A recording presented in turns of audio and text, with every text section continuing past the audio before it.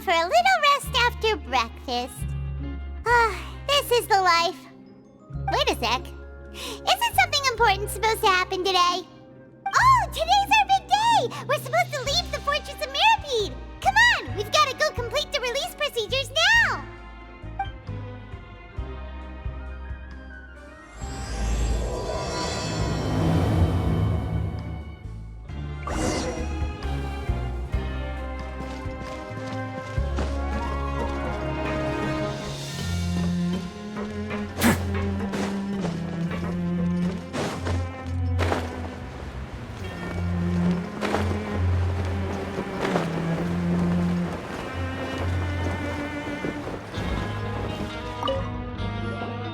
Please, sign here.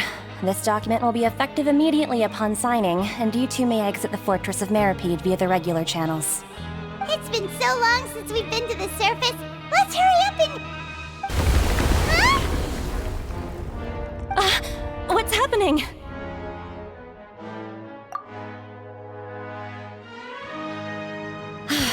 I'm fine, thanks.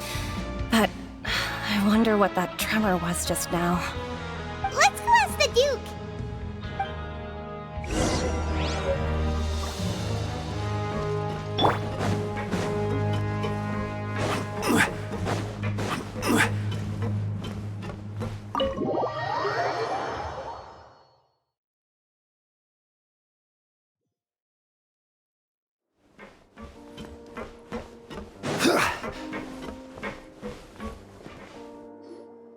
Your Grace? Ah, good to see you two. Is there something you wish to see me about? Yeah, what was with that earthquake just now? Ah, that. The tremor didn't originate from the seafloor. In fact, it seems it came from the surface. Over the years of serving as the warden here, I have developed a sense for distinguishing between what occurs on the surface and what occurs underwater. Besides, the seal that Monsieur Neuvillette set in place won't fail so easily. So the fortress is okay? If you recall our last incident, if there really were a problem, there would be crowds of inmates in a panic right now. Huh, you've got a point. Okay, seems we need to get back up to the surface and ask about what happened. By the way, do you know what day it is today? I believe today is this month's pipe cleaning day. Wait, seriously?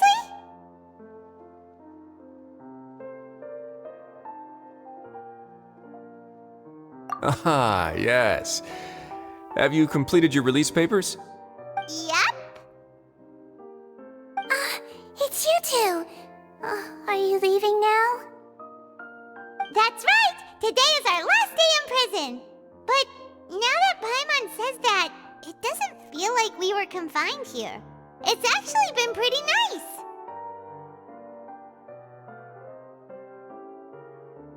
Oh yeah, Paimon feels fond of this place now! Then be sure to come back and visit. I'll miss you. If you've signed the release papers, then you're free to go. The guards will escort you out. You're not going to see us off? I knew you'd ask. All right, sure. Let's go. Well, you actually agreed. No worries, you must be busy. Paimon was just joking. Ah, so you do have a polite side, I see.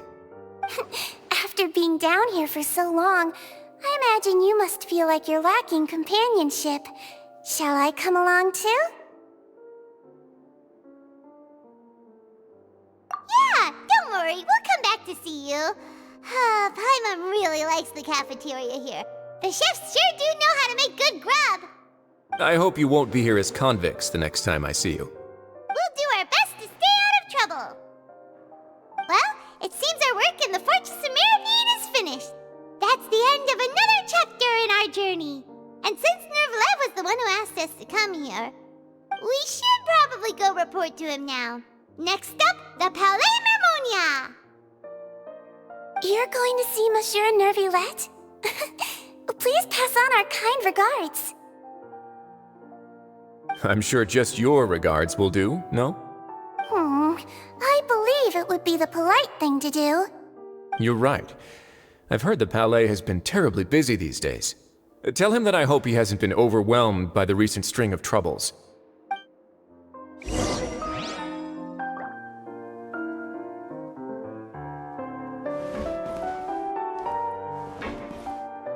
If you're concerned about things at the Palais, why don't you take some time to go up and check things out? I believe you should still have some vacation time to spend. Thank you for being so understanding. It means a lot. It's been some time since I've gone to the surface. I must say that I've started to miss it a little.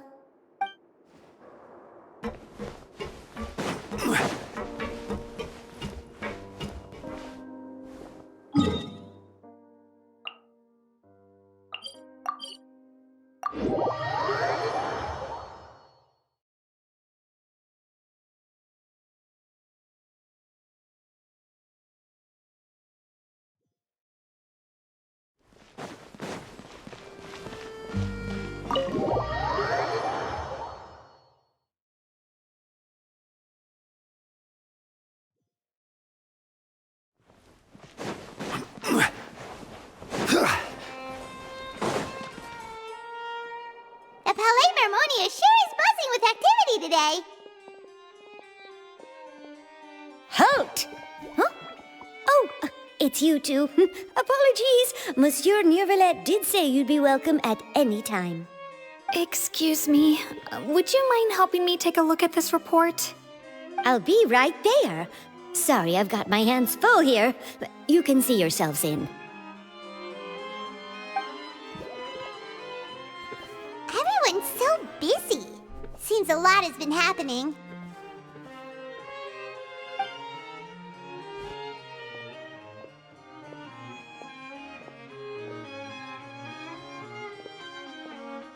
Neuvillette! Hello. You've come at the right time, but you'll have to wait for just a moment, as there are some urgent matters I must tend to first. In the meantime, please, have a seat. If you'd like to have something to drink, let the Melusine outside know. That's all right. We just ate. Very well, then. Let's take a break over there while we wait for him to finish his work.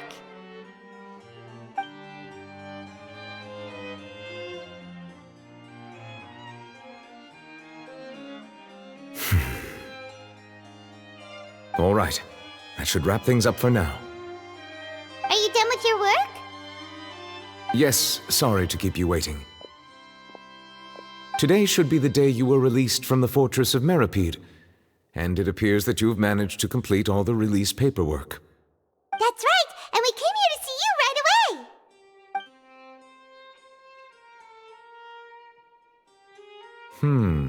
A massive whale. Do you have any idea what that might be? Judging from your description, that cannot have occurred in any ordinary waters, but rather something like the primordial sea. A whale of that size and shape cannot usually be found in the waters of Tevat. Therefore, we can only assume that Child is presently immersed in primordial seawater. Immersed in primordial seawater? But how? And is he okay?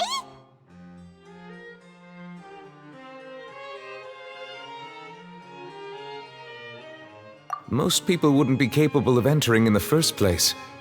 I'm not completely sure how he could have gotten there myself.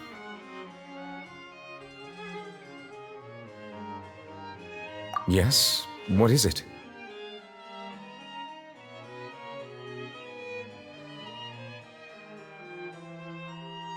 Ah, right! Paimon felt it too!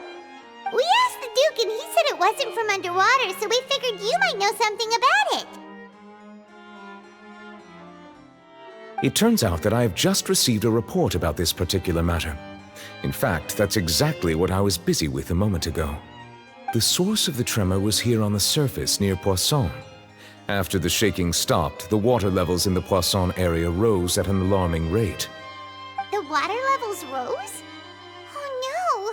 What about all the people there? Fortunately, the water levels only rose for a short period of time and have already returned to normal now.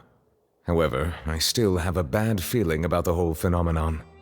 If the change in water levels is connected with the leaking primordial seawater, and the situation in Poisson may be much worse than it appears. Navia should be in Poisson, right? We need to go check on her! I would also like to go there as soon as possible, but I'm afraid I can't leave just yet. We must immediately formulate disaster prevention plans for the surrounding coastal areas to avoid potential catastrophes. I'll have to ask you two to go to Poisson first. I'll meet you there to check on the situation once I've finished things here.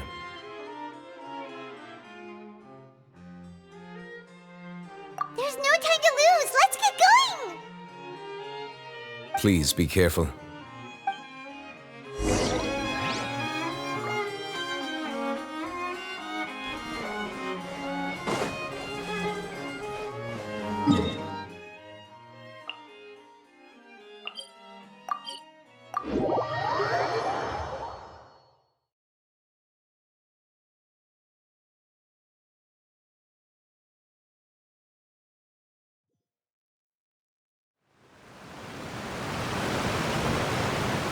Oh no! What happened here?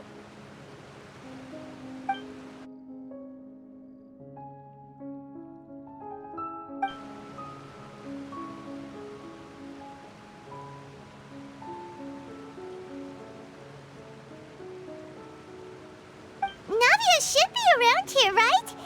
We need to make sure she's still... Paimon means we need to check on her.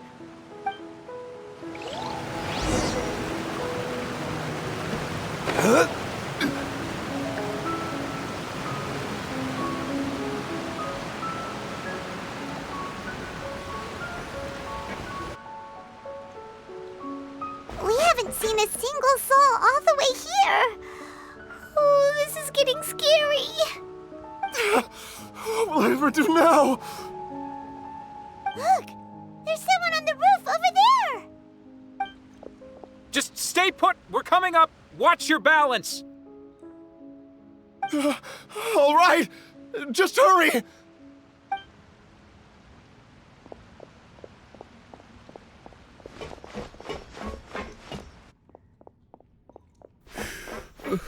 I'm not young anymore. How will I survive on my own? My Desiree! Oh, he looks pretty sad. My leg! My leg! How could this have happened? It hurts! Just hang in there. Help is on the way. You can hold my hand if it makes you feel better.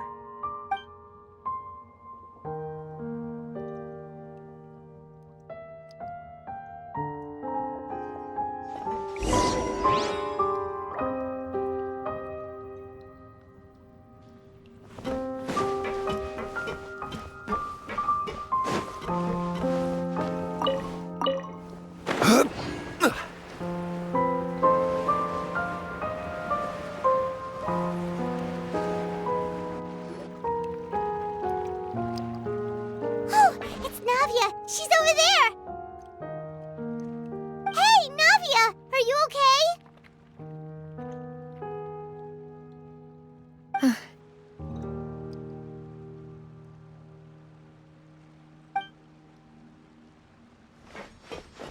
You're here. We heard there was a situation in Poisson, so we came as quickly as we could. Yes. As you can see, the water level suddenly rose. It caused quite the disturbance, in fact.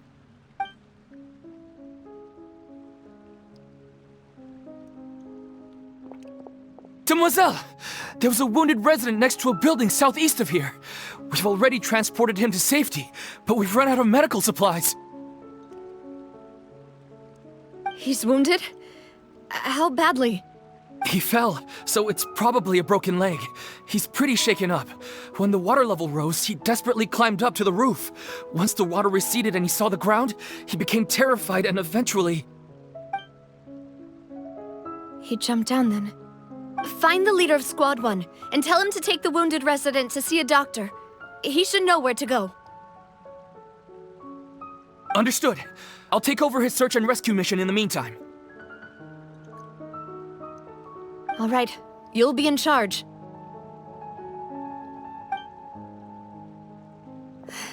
I'm sorry. Where were we? The situation in Poisson? Ah, right. Allow me to explain. A little earlier, we suddenly heard a loud noise. At first, everyone thought that something might have exploded in the waterways. But before we knew it, water started pouring out from everywhere. The rushing water seemed a little odd, almost like the unique color of primordial seawater. Some people didn't realize the danger and thought it was just ordinary water leaking from somewhere. Everyone on the street who happened to be close to the water didn't have a chance to escape. As the water levels rose, they suddenly disappeared.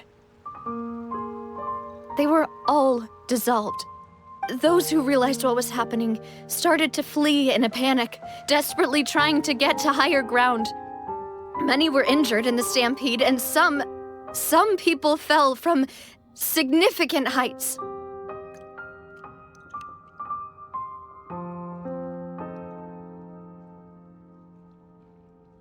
The Spina di Rosula initiated rescue operations as quickly as possible, but there have been a lot of casualties.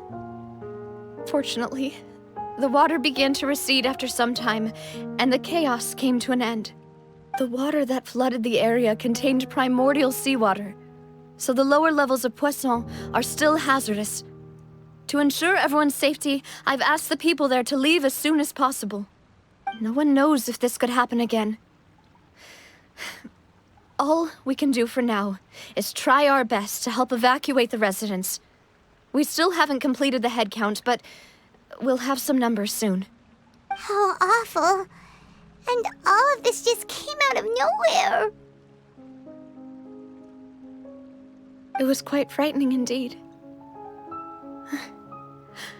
I only wish that everything that just happened was a bad dream.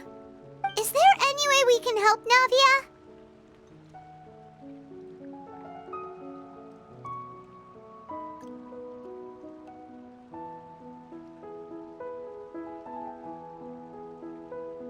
Thank you for being so willing to help in a moment of crisis like this. You don't know how much it means to me. I really can't express how grateful I am.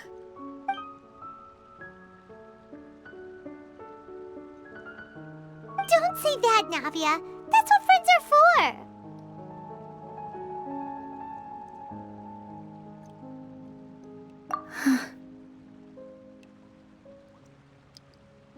Demoiselle! We've got a situation here! I'll be right there. Sorry, I need to go for now. And off she goes. Seems it might be a while before she can take a break.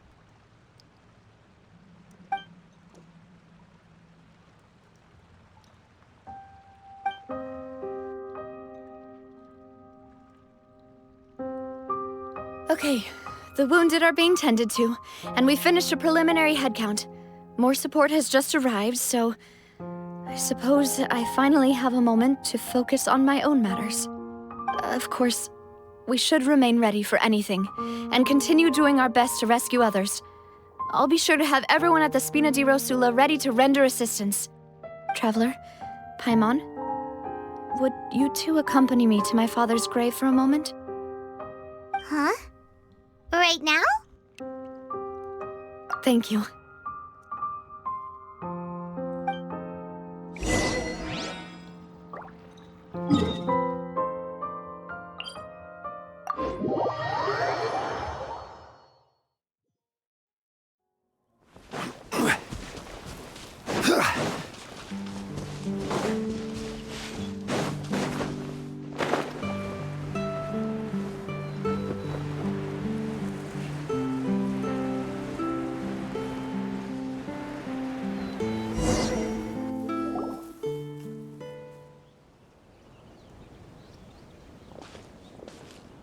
Not a of people here, huh? Well, given the time of day and the whole situation in Poisson, Paimon doesn't think there'd be a ton of people here visiting graves. Right. That's how things are now. The living are so exhausted that they've no strength to spare any words for the dead. Navia?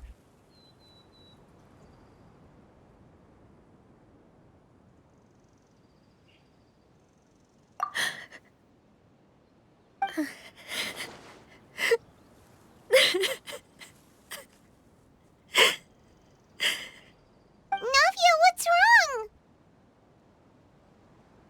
Sorry. I just... Malus and Silver. They won't ever come back here again. What should I do, Papa? Huh? What happened to them? Everyone agreed on the rescue plan, but still, I was the one who initiated it. They were helping evacuate the residents, but they couldn't leave in time.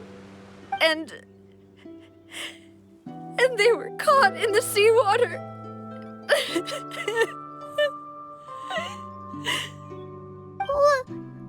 What should we do? I've known them for so long.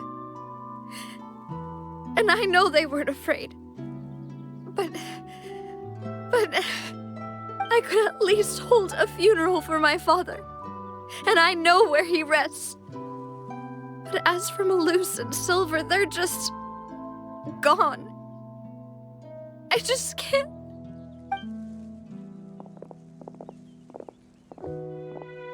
Everything looks so clean after it rains. Even the gravestones. I didn't expect that you'd enjoy a glass of red wine in front of Master Callus's grave. I can understand. Besides, the scenery here isn't half bad. See, it's not just me. I always want to bring something when I visit Papa. Perhaps we might even have a picnic. He wouldn't be angry, would he? How could Master ever be upset with you, Demoiselle? Yet the cemetery is the home of those who have passed, is it not? Everyone ends up here sooner or later, no matter who you are. Buying yourself a plot in advance, are you? No need yet. But when I do, I hope you'll let me be buried beside Master Callus, Demoiselle. Hey, stop joking around. I'm quite serious.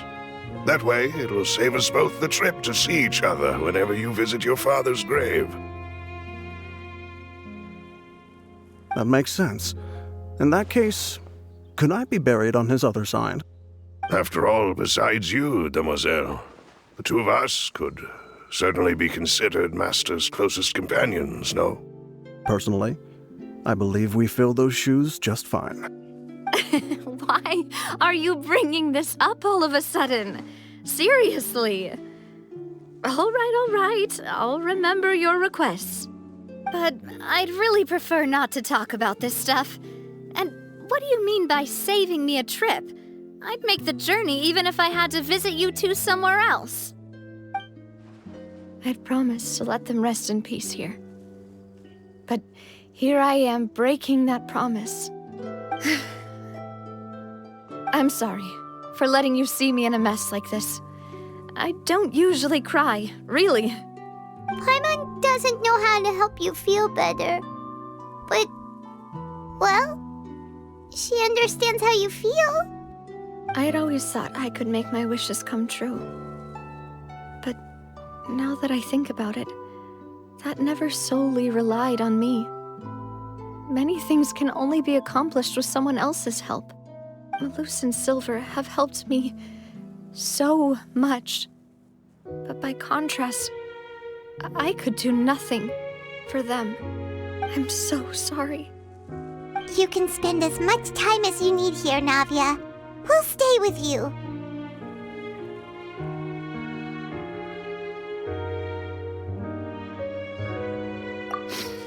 Thank you. Right now, you don't know how much that means. By the way, you can have a look at this. It's a list of victims from the incident that took place here. Obena, Khan, Burnett, Giverny, Francine, Karina, Daisy Ray, Joinville, Julianne, Esson, as well as Malus and Silver. So, everyone else is safe. But still...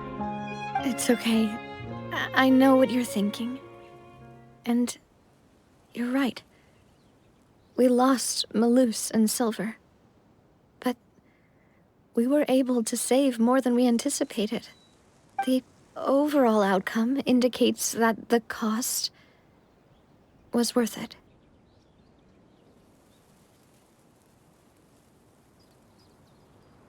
Right! Don't think that way, Navia. One person might be saved at the expense of another, sure, but that isn't something we should ever consider a trade. Malus and Silver were not the price for saving anyone. They're heroes. You're right. Thank you, Paimon. What you said just now was pretty amazing, actually. I'll remember your words.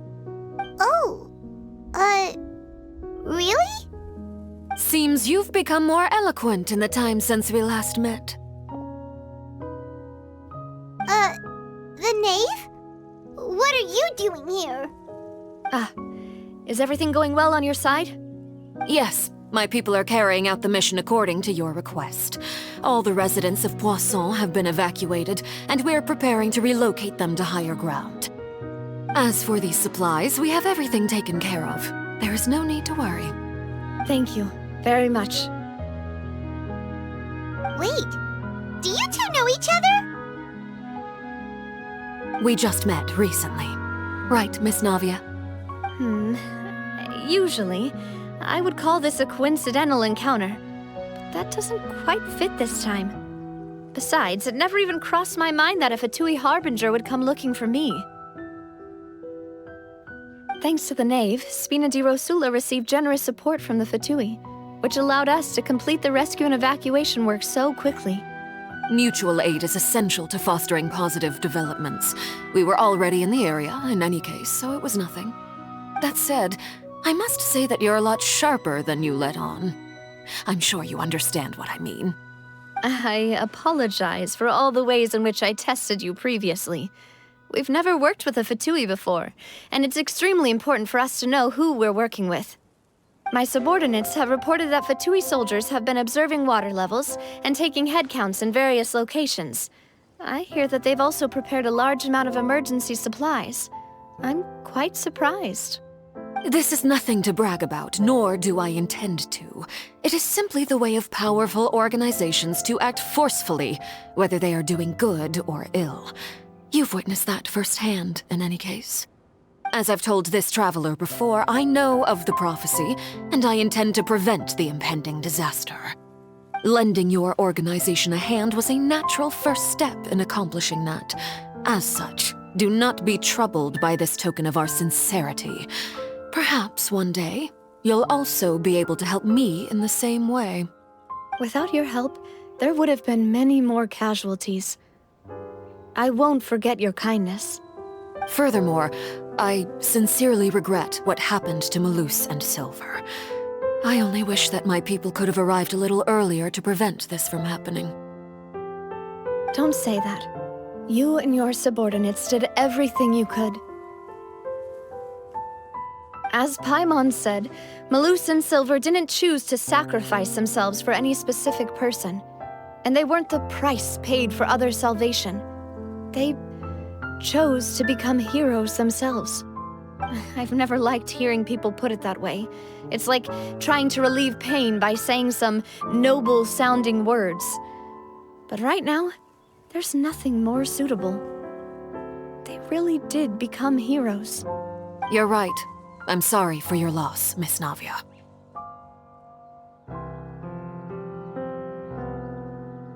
Water is life to Fontaine's people, and it also spells disaster. It's no wonder that people always say that prophecies represent fate. Fortunately, I've never been one for such opinions. So, you're one who will try to change fate then? Of course. That is why I'm going to Hotel Bouffe de Thé. I still have some things to take care of, and the children need my attention. By the way, Traveler, Paimon, one more thing. Alright, then we'll just... Huh? This isn't right. Paimon thought you would ask us to walk with you for a moment so you could tell us something in private. That is a clever and useful conversation technique, which I do like to use when necessary. But there's no need today. It would not hurt to have Miss Navia listening in. Traveler, I'm sure you remember that I said we could work together when we had the chance. You and I both know that there may be issues with the Primordial Sea. Previously, it was the Fortress of Maripede's sluice gate, and this time it was the water levels in Poisson. These are both signals. Indeed. Allow me to share the latest intel I've received from the House of the Hearth's intelligence network with you. During some recent investigations, a child claimed to have discovered some ruins near Poisson. The ruins date back to ancient times, and seem to be worth investigating in many ways. Judging by the dating of the ruins, they may be related to the prophecy and the coming crisis. The situation is becoming more urgent, so any pertinent information will prove extremely precious. My people initially came to prepare for ruin exploration. Unexpectedly, this disaster struck, and at present, we're all busy prioritizing the rescue effort. So that's why the Fatui were already in Poisson. I wanted to take the children along, but unfortunately, Linny, Lynette, and Fremine have all been dispatched to higher ground to assist affected residents. Linny told me that outside of the house, the person they trust most is you. Which is why I want to give you this task.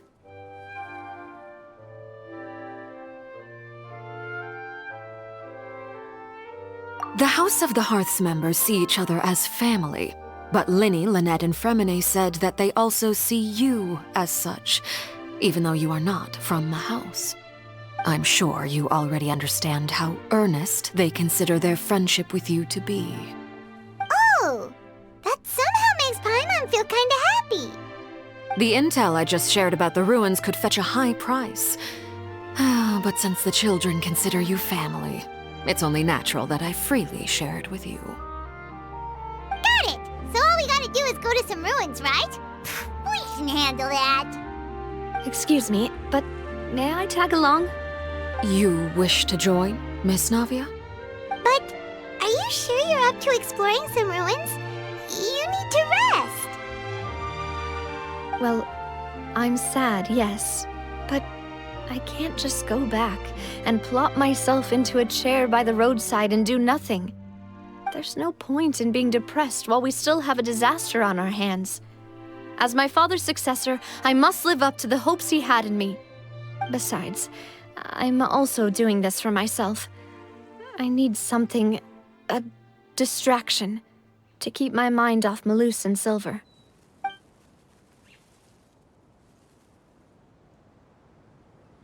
Since you put it that way, I have no objections. What do you say, Traveler? All right. The ruins are to the south of Poisson. Here's the map. Okay, the three of us will handle it. Come on, let's pack up and get going.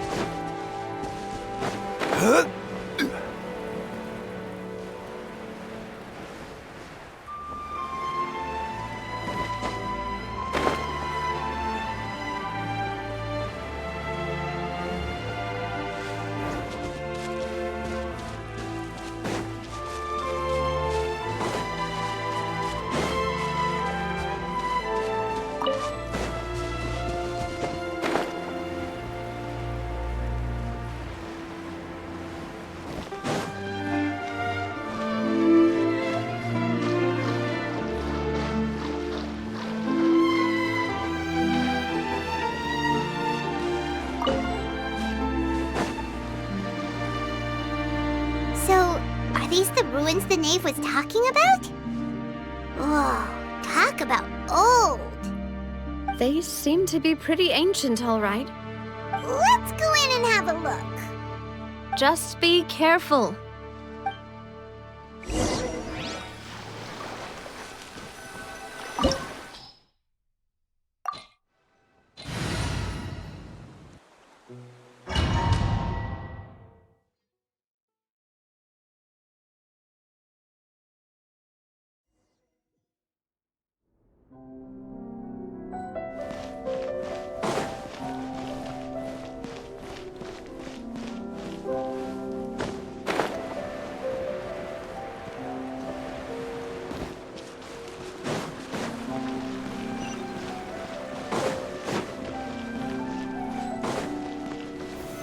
Solidify!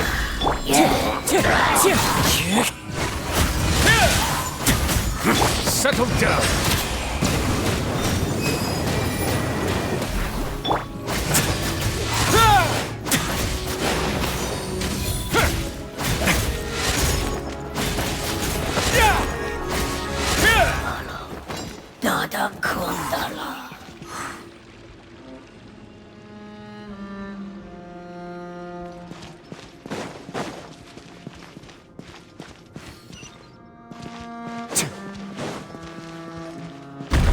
What? The floor here isn't safe.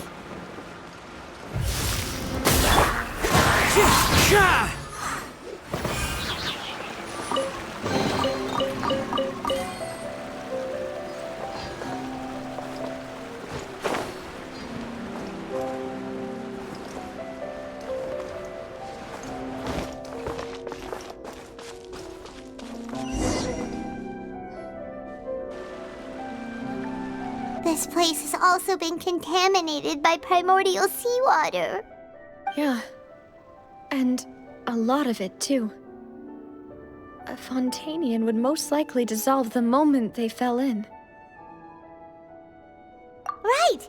You can't go down if there's primordial seawater. It's too dangerous, and it won't be any help for you to just stay here. Don't get Paimon wrong. We're not saying you're useless. It's just that... No, you're right. I can't do anything in this situation. I'll leave this to you.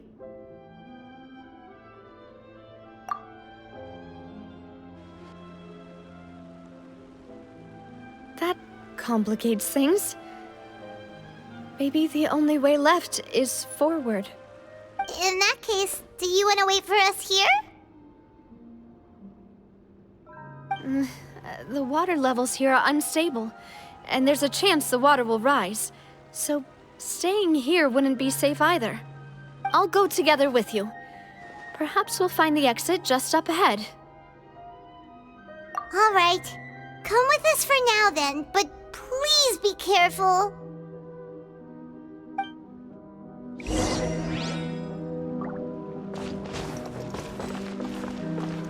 Oh no, it's a dead end! Let's try climbing over from the side.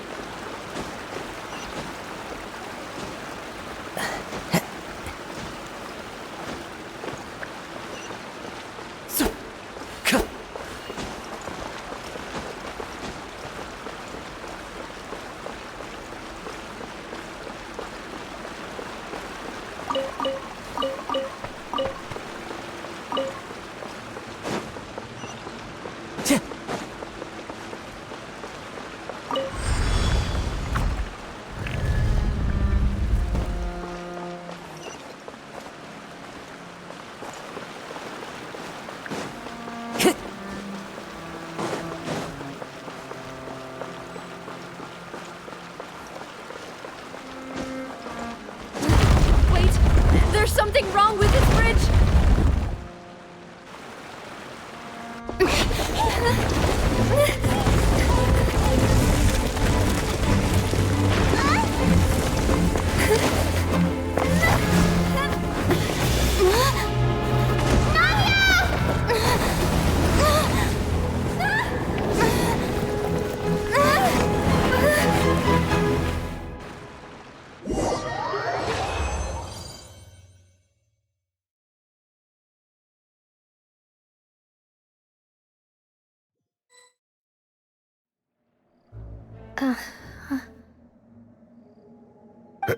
Demoiselle?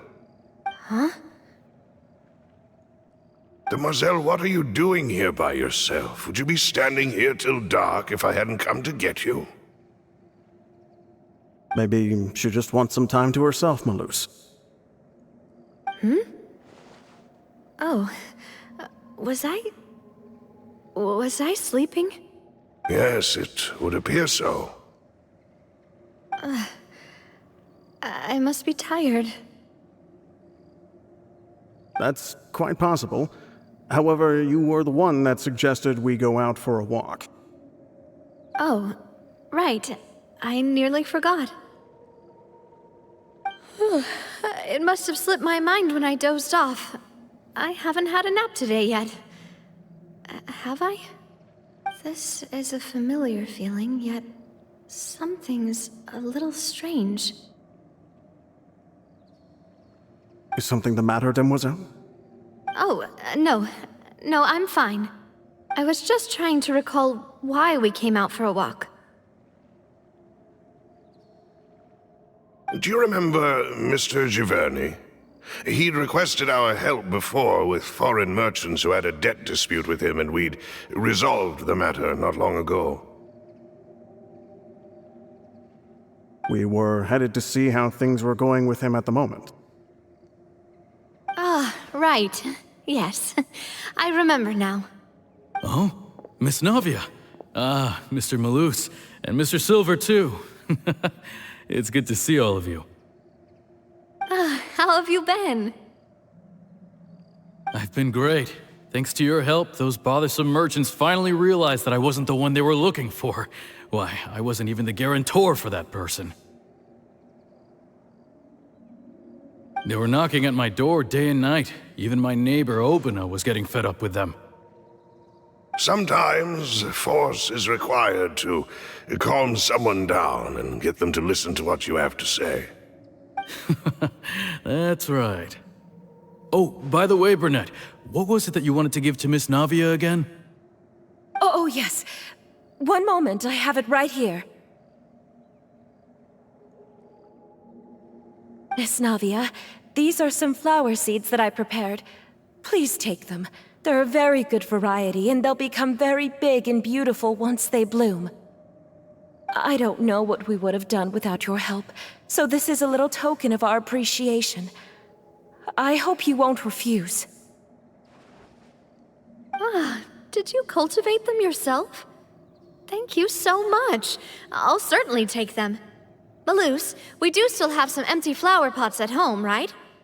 Why, we can have as many pots as you'd like, Demoiselle. Perfect. In that case, we'll swap out some of the decorative plants for some of Mrs. Burnett's flowers. Very well. Wait. Something seems to be off here. Excuse me, madam. If I'm not mistaken, your name is Burnett, correct? That's right. Is something wrong?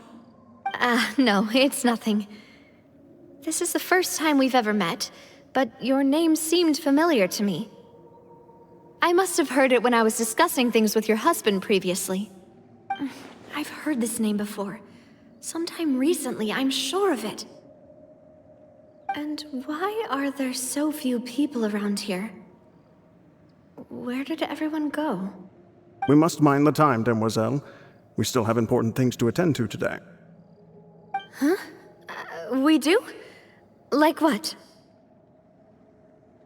Well, now, did you forget?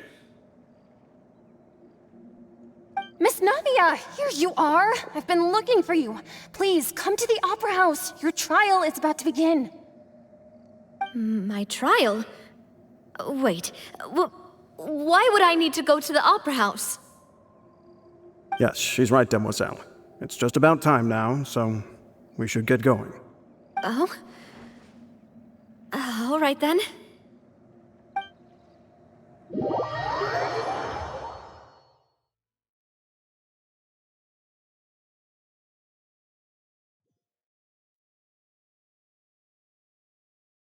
Look, it's Navia!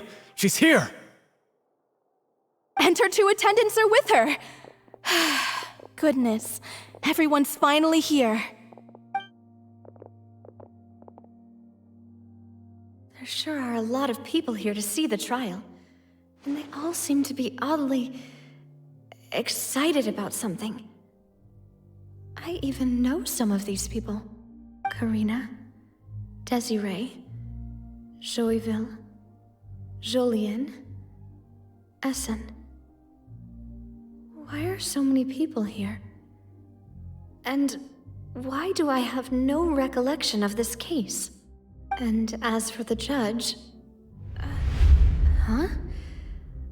Where's Monsieur Neuvillette? Please sit in the defendant's seat.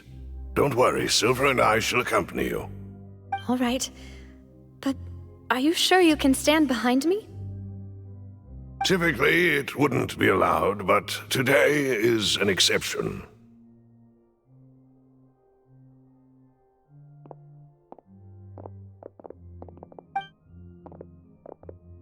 Hey, what kind of place do they think this is? Come on, do they have any idea what they're doing? Seriously. Enough with the whispering! Could someone please tell me where Monsieur Neuvillette is? And why I'm standing trial? My dear Miss Navia, have you not yet realized what you've done? In that case, allow me to explain. As all here know, you are Master Callus's successor, the head of the Spina di Rosula, someone held in high regard by every soul in Poisson. After you took over the Spina, you treated all of us just like the late Master Callus had. If anyone in need reached out to you for help, you responded. Not only you, but your butler, your subordinates, nearly everyone in the Spina di Rosula fought for the well-being of those in Poisson. Wait a moment.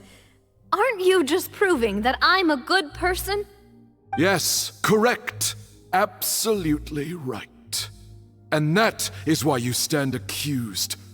You have helped so many people get through so many difficulties. You are one with us. We are inseparable. We are one big family, all of us who are from Poisson, inextricably linked.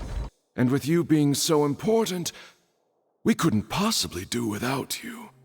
Therefore, this fair and honorable court shall declare you guilty, and you shall stay here. You will be together with us forever. Huh? What are you saying?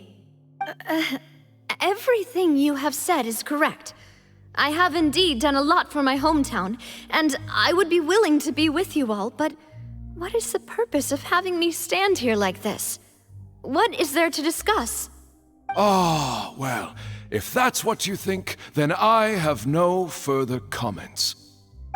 How wonderful, Miss Navia!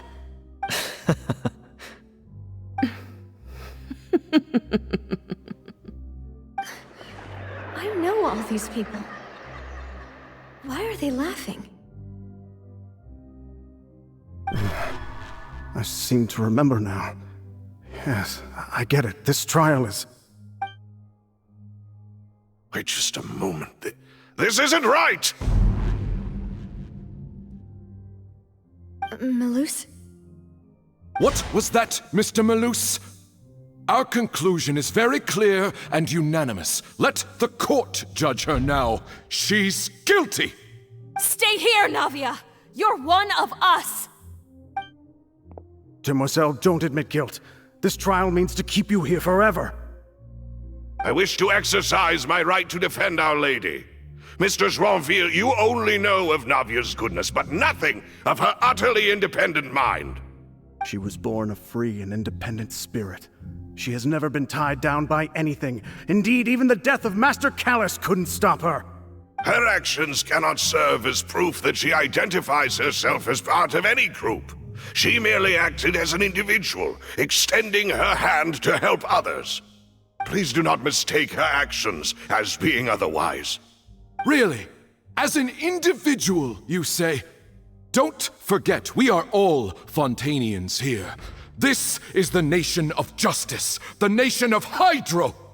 Even if Miss Navia only voluntarily rendered her assistance, that doesn't change the fact that her beautiful soul must return to everyone. Water accepts all, blends with all.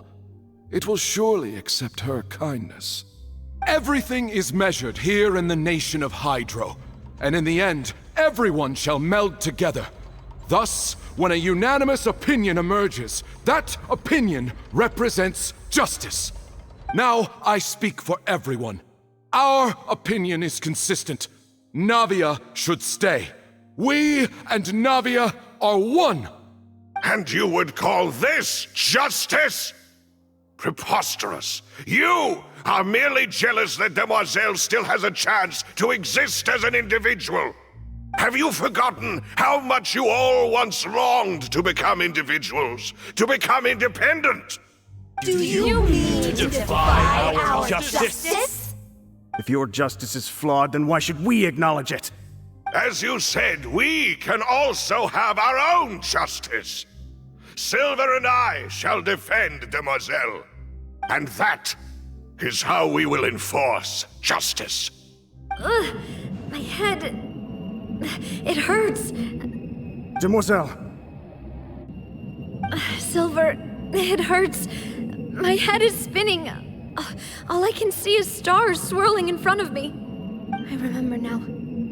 Everything that seemed odd from the very beginning.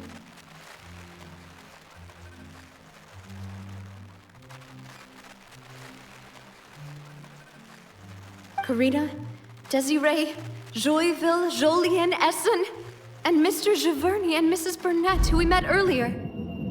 Even Malus and Silver. I don't want to admit it, but they're all dead. Don't be afraid, and don't admit guilt. We will protect you to the very end. Absurd! Who are you to say that she cannot be judged? We are the majority, and in the nation of trials, the majority is absolute justice. We are the will of all. Don't let them escape! We shall keep Navia here with us! Mr. Malus and Mr. Silver, must you be so stubborn? How could the two of you possibly hope to stand against the collective? Do not resist. This judgment is fair and just. Navia belongs to us. After all that happened, she should not be left alone in Poisson.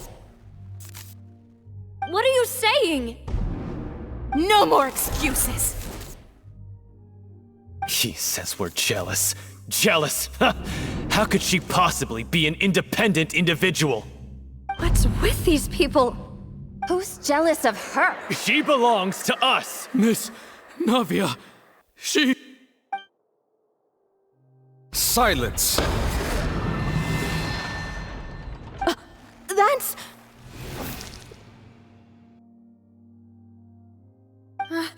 Monsieur Neuvillette! Such commotion is prohibited in the court. The accusations you just presented are nonsense and cannot constitute a proper trial.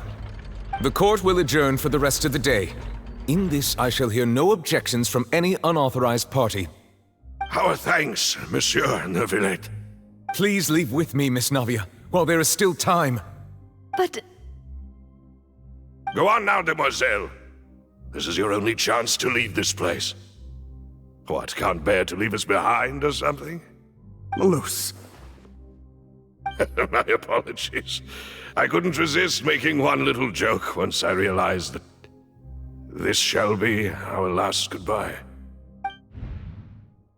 Malus... Silver... Quickly, you must come now! Goodbye, Demoiselle. Farewell.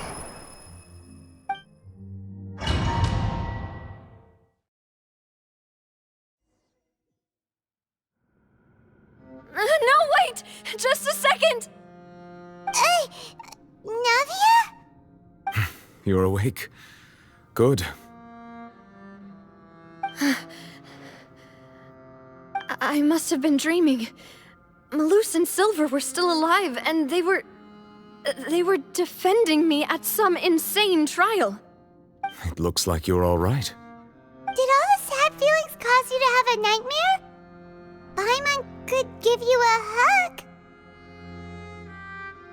The ruins you were exploring suffered a cave-in. When I arrived, I found you falling toward the water. You were just about to be dissolved within, but I...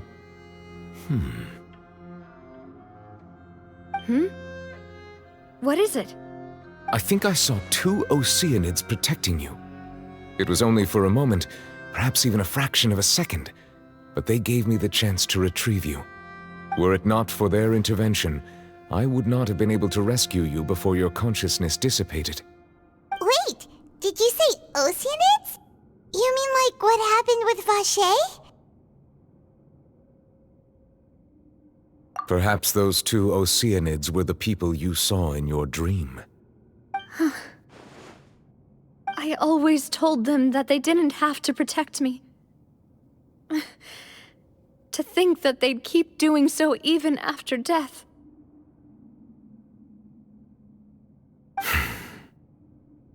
Please come with me.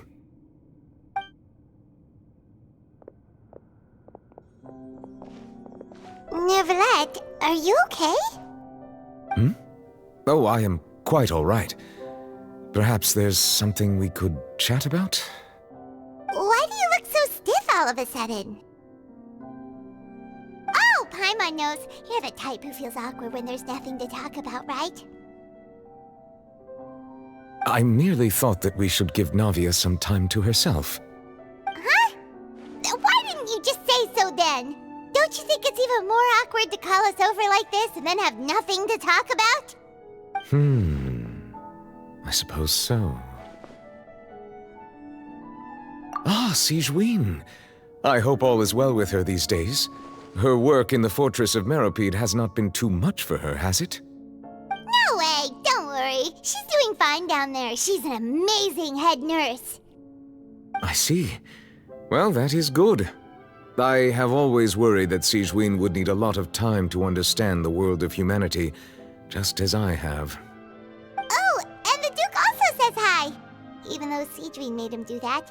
He hopes that you haven't been overwhelmed by all that's happened lately. Thank you. I have indeed been busy lately, and I also hope that everything is going well in the Fortress of Meropide. He still doesn't know what to talk about. Let's chat about something else then. So, Neuvillette, you're probably quite the swimmer, huh? Yes, of course. This isn't going anywhere. Let's try something else. How did you find these ruins? Did the knave tell you? Yes, in fact. I had arranged to meet you in Poisson, but when I arrived, I discovered that the Fatui were helping the residents evacuate. They had even transported a large quantity of supplies to the area. Amid my astonishment, I ran into the knave, and we had a chat. She informed me that she had asked you to investigate the ancient ruins here. Yeah, we originally planned to meet up with you, but we thought you might still be busy with all those official documents. We didn't think exploring the ruins would take very long, and who would have thought you'd wrap things up so quickly?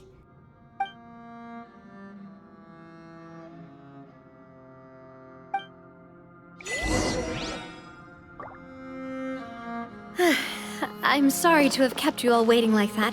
I'm feeling much better now. I guess we should get going again. Will you come with us, Monsieur Neuvillette? Yes, if you wouldn't mind my company. All right! Another one joins the party! Let's get going then! Gather!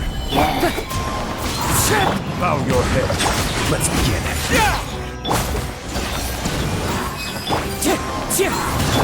Stay cool. Face your gift.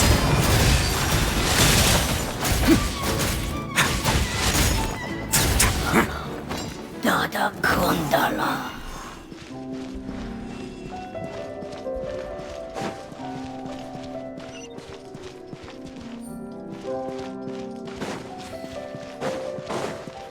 Oh no! Another unstable path! Watch your step!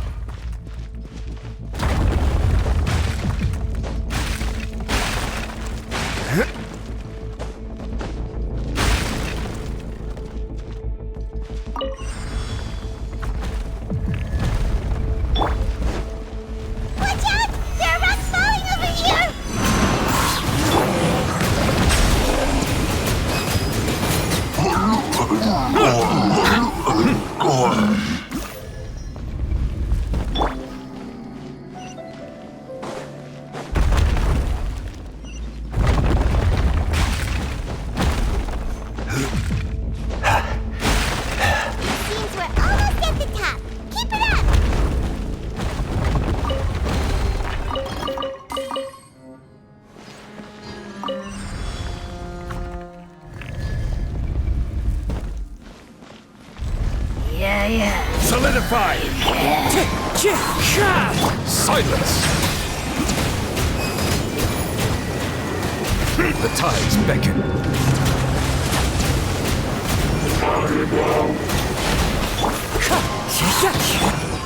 Way now.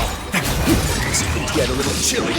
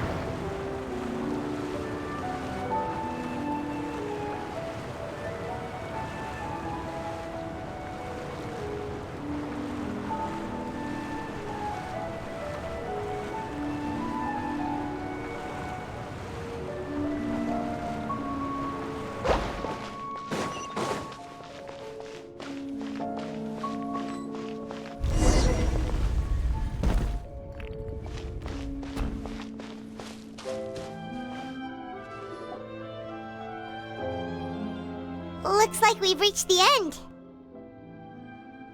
This is the place? There should not be any other hidden spaces in the vicinity. The path sure had some twists and turns, but it turns out that this place isn't actually that big.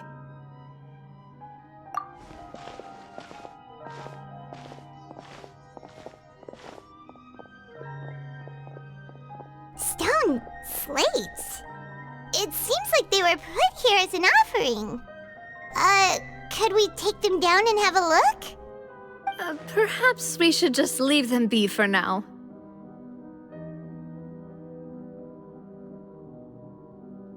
There are 4 locations in total, but only 3 stone slates. The slate that should be in the first empty spot is missing. The surrounding walls also show signs of damage. There's something written below. Let Paimon see. Reason dictates that this nation be destroyed. I shall record the history of its future here in its past. Say what? It feels like someone left these slates and these words here for a purpose. But does he mean that Fontaine should be destroyed? That would fit the circumstances dictated by the prophecy, yes. Indeed, the slate's contents correspond to it. Take the second slate, for example. There's a person kneeling here. She seems so dedicated. And there's a whole bunch of other people behind her doing the same. She's facing this... what is this? Some kind of island in the sky? And is that Lady Farina in the third image? Did the Hydro Archon fall into the water? And is that a ring of people around her? Paimon doesn't quite get it. Are they all in the water? The fourth image. I know this one. This exactly matches the content of the prophecy. The people will all be dissolved into the waters, and only the Hydro Archon will remain, weeping on her throne.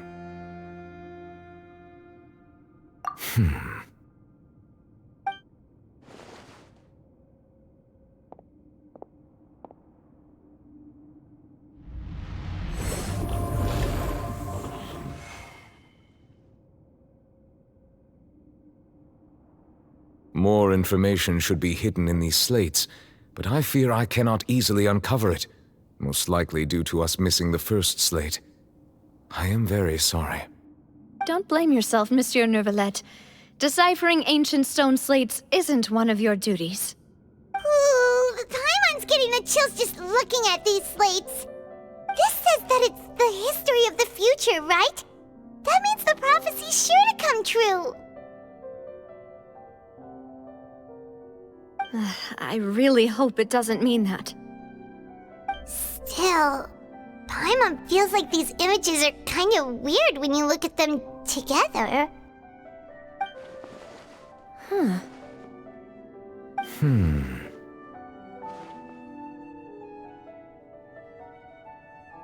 That's right! If the images are in chronological order, shouldn't the fourth, the water's drowning fontaine, come before the third, where the Hydro Archon herself falls into the water? And yet the order is reversed here.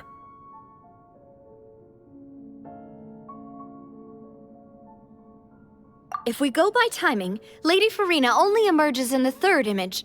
That means that the person in the second image might be the previous Hydro Archon. Egeria, then. I had never met her, but her appearance here does match the records. The previous Archon kneeling before the floating island in the skies, as if confessing a sin. Did she herself commit that sin? And if not, why would she be in such a posture? Also, I'm still wondering why these ancient stone slates are here at all. Judging from their contents, could this place be the origin of the prophecy? Does that mean that someone, or some people, once saw these slates?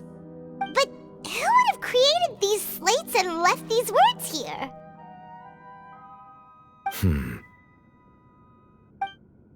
It seems that any further clues will have to come from Farina. In that case, there's no time to lose. There's nothing else to be gained here, so let's head back first. Yeah, we better get somewhere safe for now.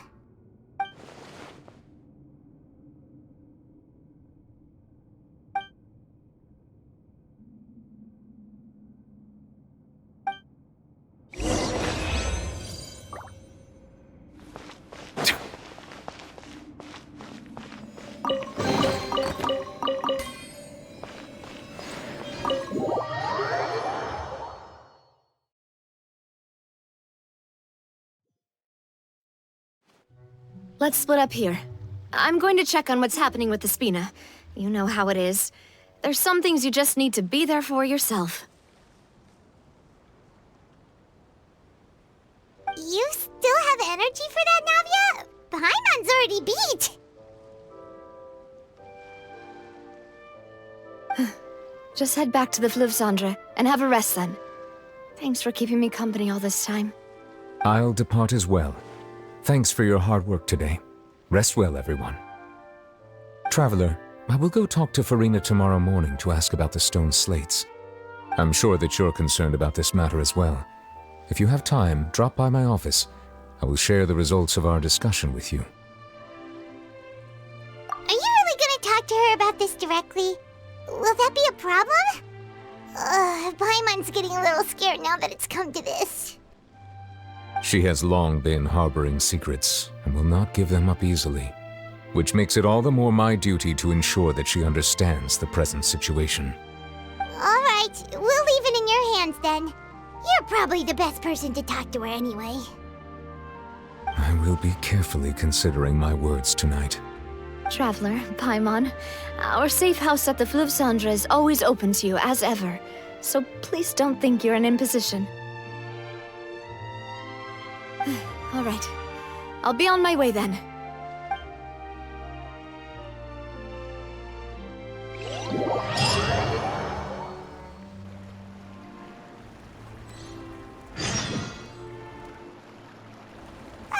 We're finally back! Welcome back. We've got a special menu prepared for you two tonight. Yay! And there's good food too! Navi, no, the boss is the best. Ooh, desserts! Nice, these are all Paimon's! Paimon's already starting to forget what happened today. Oh, that voice. Is that who I think it is? Huh? It's you two. What are you doing in Fontaine?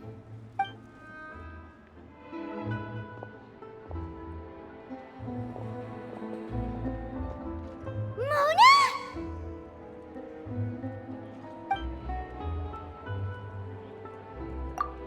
Seriously, nobody just uses a scry glass whenever they've got time to just see who they'll meet on the road.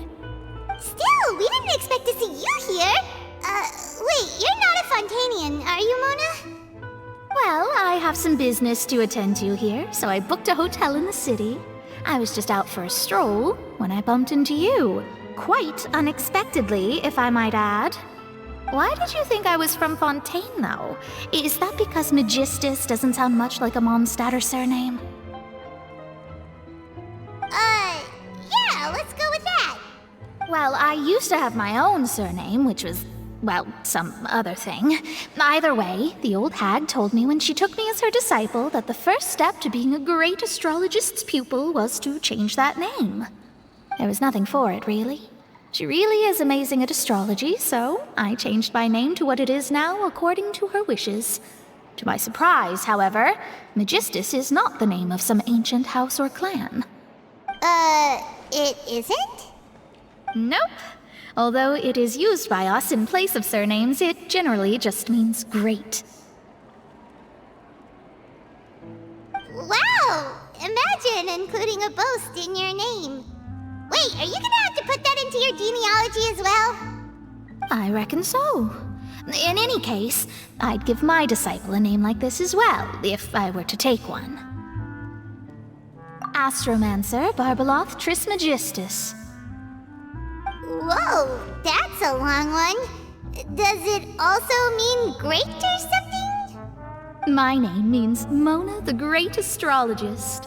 As for the old hag, hers is, in plain speech, the thrice-as-great Scholar of the Stars.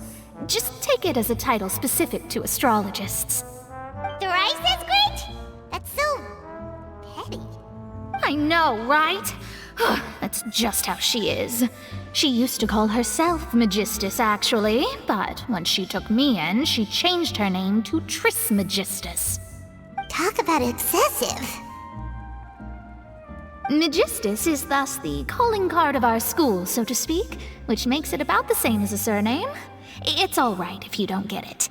You can look into it further should you need to study astrology more deeply. That sounds terrible! But anyway, you're not Fontanian, are you, Mona? You're from Mondstadt, right? Well, I was born in Mondstadt, yes. My parents migrated to Dornman Port, and I traveled with the old hag for a while, after which I settled down in Mondstadt City. Oh, that's a good thing then. At least we know you won't be dissolved by Fontaine's waters.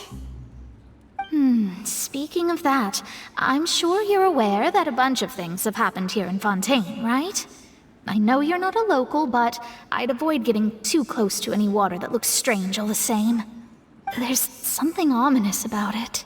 Well, the water, I mean. That was the main reason, yes. Just a while back, the Steambird invited me to take part in a panel and speak about the circulation of the prophecy as an astrologist. The invitation was sent quite early on. I don't think anyone expected Fontaine to be in this much trouble. What do you make of that prophecy, Mona? Just tell us what you think as an astrologist. Your word would go a long way to make things more certain and less scary. What I can tell you is that I'm an astrologist, and that this prophecy concerns the fate of Fontaine, even that of all Tevat. Ascertaining this is akin to reading the fortune of the whole world. I'm afraid that this is not something that just anyone can do.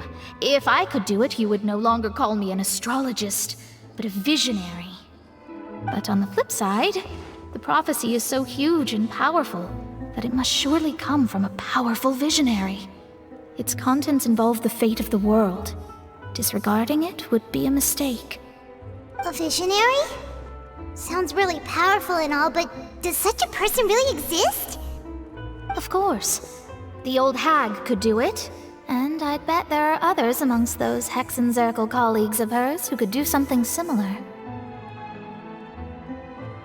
Huh? Are you sure? All right, I'll help you. It isn't often that I see you with such a serious look on your face. I'll tell you once I hear back from her. Thanks, Mona! You're amazing as always! Oh, well, this is something only I can do after all. So yes, your praises are quite welcome. That's the greatest of astrologists for you! Of all the people we know, That's the spirit. Oh, sorry.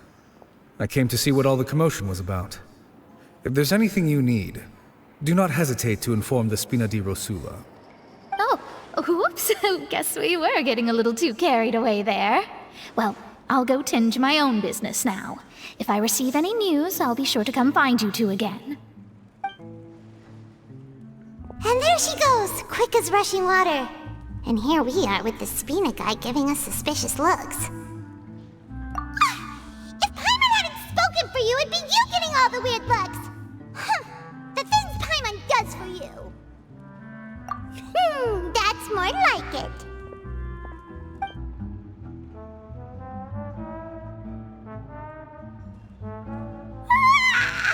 Good morning. To be honest, Paimon's still feeling kind of sleepy. But it's time to get up, Traveler. We agreed to go see Neuvillette, so let's pack it up and get going.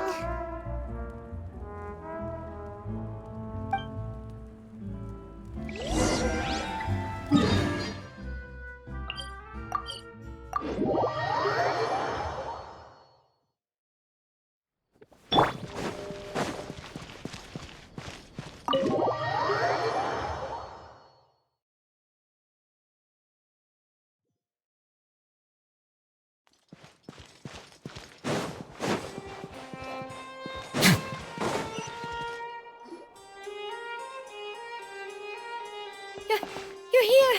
Finally! Is something wrong?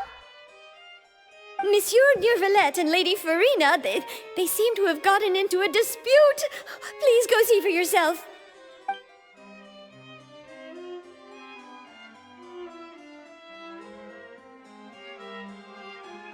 Like I said, I've already explained everything.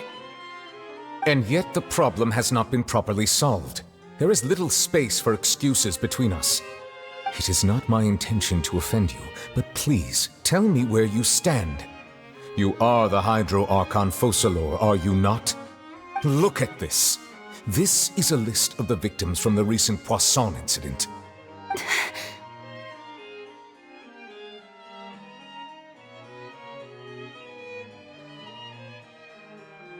You mean... they're all... We did not arrive in time to avert this disaster, and I will not have it happen again. I will say this once more. You must tell me everything you know. Yesterday, I found 3 stone slates in some ancient ruins near Poisson. Do you know anything about those? Seriously? You're questioning me like this is a court case now. I don't know anything about that.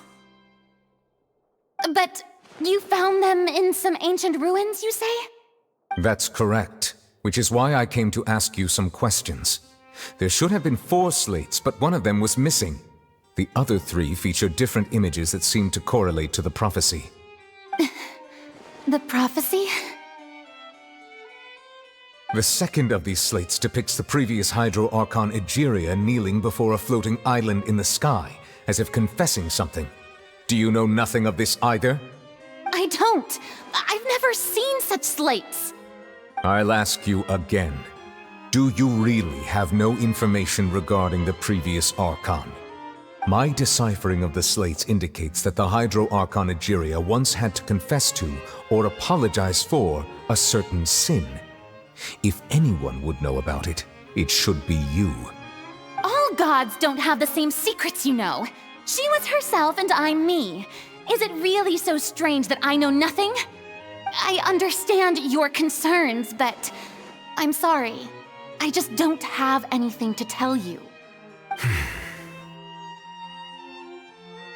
Forgive me for saying this now, Lady Farina, but I have long known of your various secret investigations into certain matters. There are several indications that you have been investigating the prophecy on the sly. This is not strange in itself, considering that you are the Hydro Archon. But it is strange that you should also claim to not know any of Egeria's secrets, as well as do nothing following your inquiries. You have never been as superficial as you have presented yourself to be, nor are you a fool. And yet, your behavior is very inconsistent.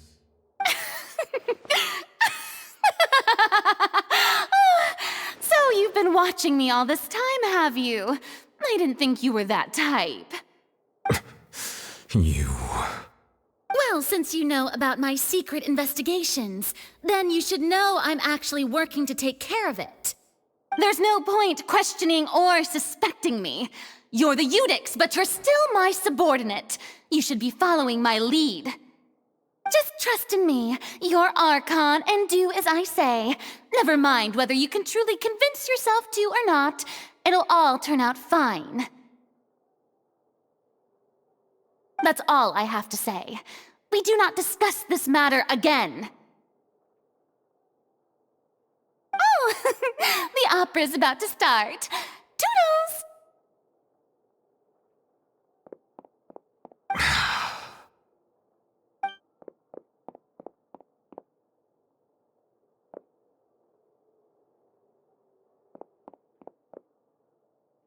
Did Farina not notice us standing by the door? Wonder what's up with her. She was smiling. Huh. She didn't seem in the mood to care if we were listening in or not. I assume you've been outside for a while now? Oh! You noticed! Seems Farina didn't even realize we were here. She was in a great panic, though I cannot discern the reason. Our discussion reached impasses time and again, a state of affairs that we cannot allow to continue. Still, I do not understand. Dialogue is the basis for understanding, so why did she keep refusing to engage?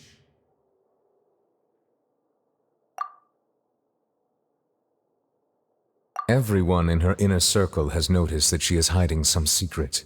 The issue is her attitude. I fear that she will not reveal anything unless absolutely forced to. We may have to create a situation in which she will have no choice but to speak. Oh? Like what? Normally, people will only reveal the truth when standing trial. Perhaps we must have the Hydro Archon experience just such a scenario. But Farina's seen so many trials, and she's really good at dodging questions. How do we make sure that she won't just slip away at the first chance she gets? We will need to consider this thoroughly, join forces with various parties, and then do what we can. If at all possible, I would prefer to recuse myself from this affair, but we must prevent the prophecy from coming to pass. This may be cruel to her, but all Fontaine is in crisis. The information a god possesses is too precious, and so we must take a chance on this. But who will lend us their aid to do such a thing?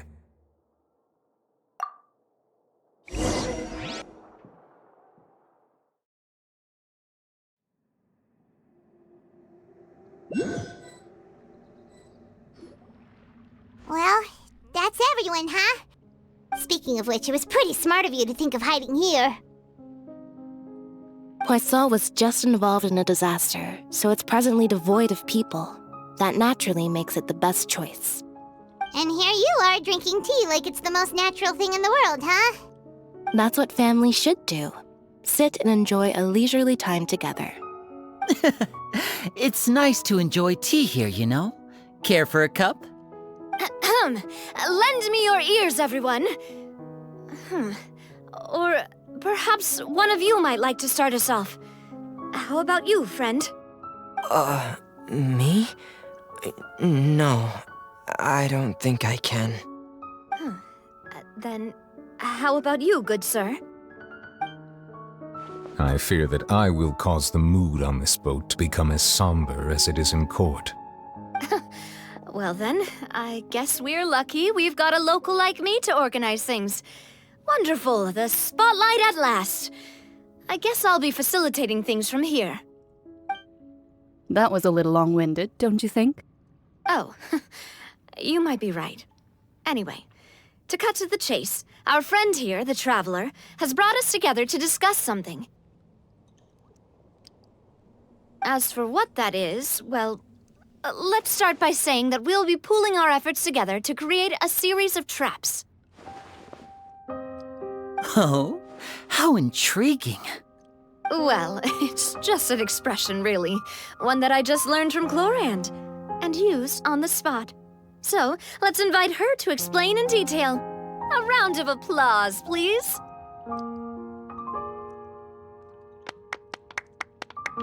Huh? Didn't you say that you would be facilitating this? Oh, come now. Your work doesn't involve much public speaking, right? This is a good chance to practice. You might even pick up some fancy oratory tricks to impress your boss with in the future. I see. And what does my boss say?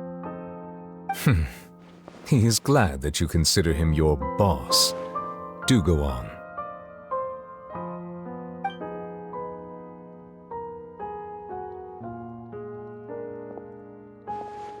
In that case, do any of you have experience hunting? Not that I recall. Fremine and I once used a wooden stick in a basket to catch wild rabbits when we were younger. As for Lynette, oh, right. You were sick that day, weren't you? I've also gone diving to catch some fish before. Does that count? I'm afraid not. You may or may not have heard, but Fontaine once played host to a group known as the Marechaussee Hunters. Though that was their name, they did not hunt animals, but rather various monsters left behind by the ancient dynasty of King Remus.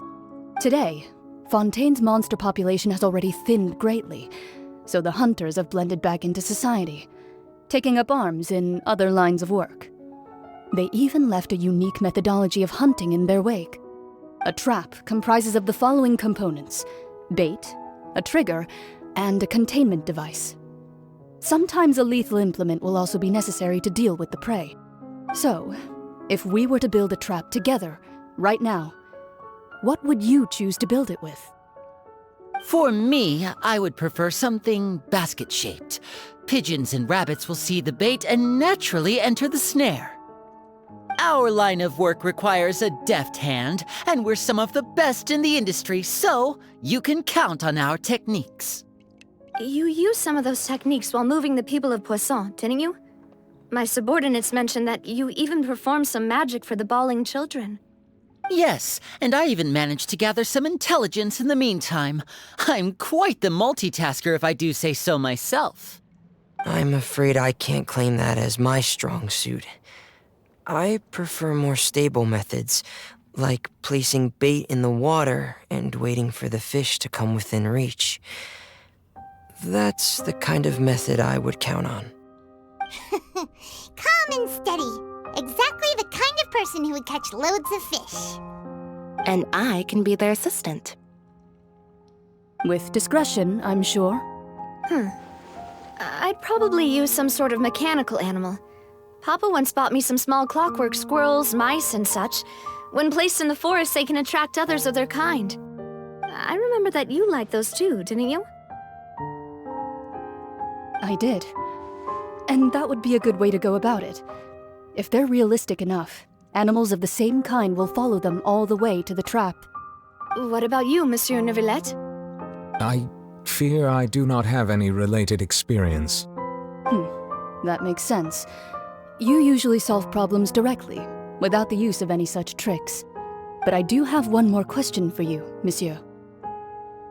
If we were to create a trap now, how would you design it? I would like for it to be effective, but bring no harm to the prey. A more gentle trap would be ideal. Kind as always. However, our intention doesn't necessarily change the containment device and the type of implement we need. If we wanted to kill the prey in one strike, we would need a powerful implement. However, that also goes for prey that must be captured and safely contained. Wait, why's that? Only a hunter who's a true expert at subduing their prey can snare it without harming it. The line that divides life and death is often exceedingly thin. So are we going hunting together? We hadn't thought of seeing ourselves as hunters. It kinda works, but maybe it's still not the best metaphor. If our means of capturing and dealing with our prey is to put them on trial, then the hunting metaphor is actually quite accurate. But we shall require much more courage than any hunter to judge a god, a being whose seat is an exalted throne. Oh, so that's what's going on. Sounds very interesting.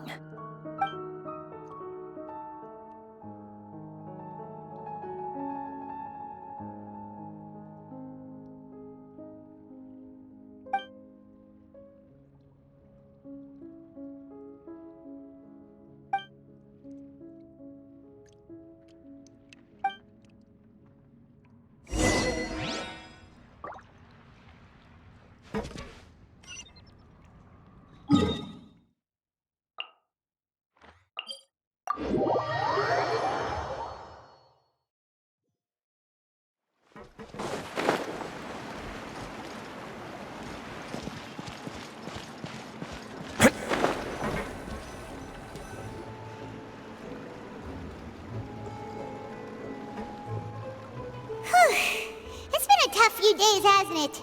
So much has been happening. Paimon didn't think the meetings would go on for so long, but everyone seemed pretty fired up, huh? Paimon thought they'd be at least a little frightened. Well, Fremine was, now that Paimon thinks about it, but everyone else just looked a little surprised. Well... It's hard to say. Paimon doesn't have any experience with this sort of thing. But with you around, Paimon sure will do great. After all, you're the most reliable person in the world, aren't you?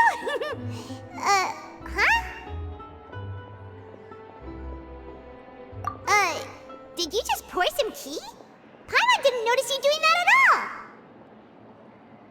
Then what's that? Paimon's never seen that cup before. Don't be frightened. I'm just joining you two for tea. I merely refrained from saying anything till now. Who's that voice? But there's no one here. Ah, have you forgotten me already? Wait, you are familiar. You're the voice we heard from the sky in Sumeru. The voice from the sky, I fear that description is wrong. Though, not completely wrong. You're feeling lost now, just as you were feeling previously. I sensed that confusion and thus came to you. Guiding people is an irresistible hobby of mine, after all.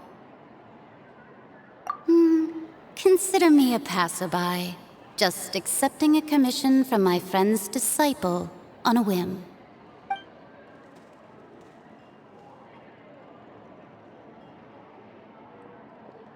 The prophecy. Yes, what has been prophesied will be fulfilled. You may view such things as the history of the future. What? Then is there any way we can stop it? I believe you have witnessed a failed attempt with your own eyes. Can everything in Tevat so easily be changed? So you've caught on. Just as prophecies are usually only the future as seen from the perspectives of the gods, could things be happening in hidden corners where the gods' gaze does not fall?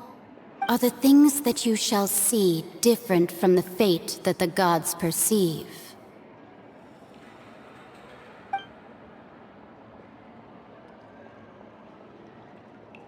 What is she talking about? It all sounds really impressive and important and stuff, but it also sounds kinda scary.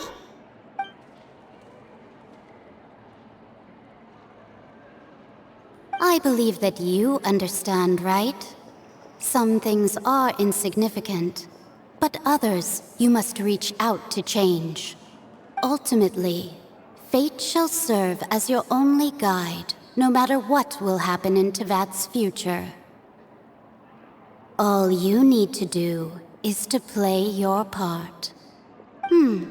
This was good tea, by the way. Thank you for your hospitality. Well, that'll be all for today. The voice. It's gone.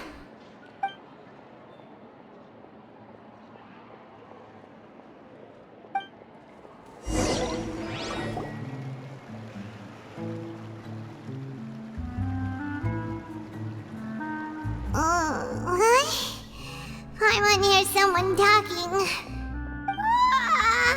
Alright, coming! Hey, it's you who's getting lazy, okay? Well, I see I've walked in on some lively banter. Mona! Fine, just fine. I went to take part in that Steambird panel. It turned out to be more interesting than I expected. Not all Fontainians are pessimistic about this. One journalist mentioned that sitting around and waiting for the end to come would be wrong, and that they should make their own rescue preparations. I agreed, so we had a brief chat with her. Did she have pink hair by any chance? Why, yes! It was Charlotte. You remember her, right? That daredevil journalist? I'm in full support of her view. Prophecies are very important, but how can people allow their lives to be commandeered by just a few words? That's right! Paimon's glad to hear something sensible for once. Ah, yes. About what we had discussed before. I did try, but I'm afraid I couldn't reach the old hag. I'll try again tonight, but I wouldn't get your hopes up. Huh?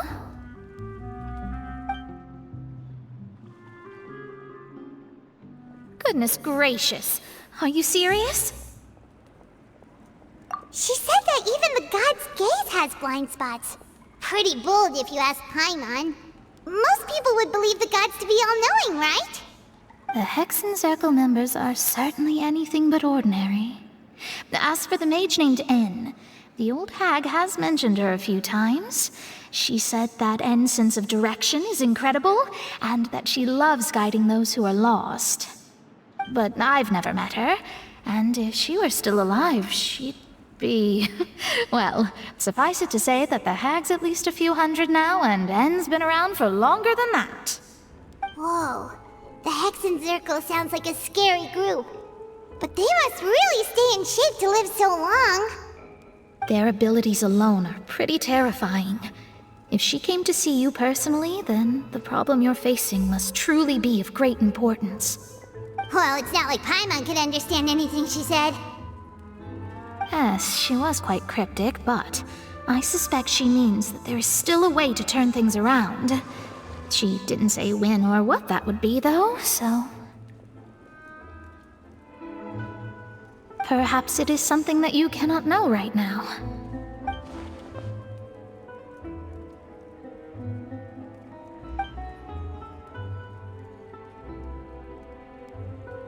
Traveler, Paimon, are you two all right?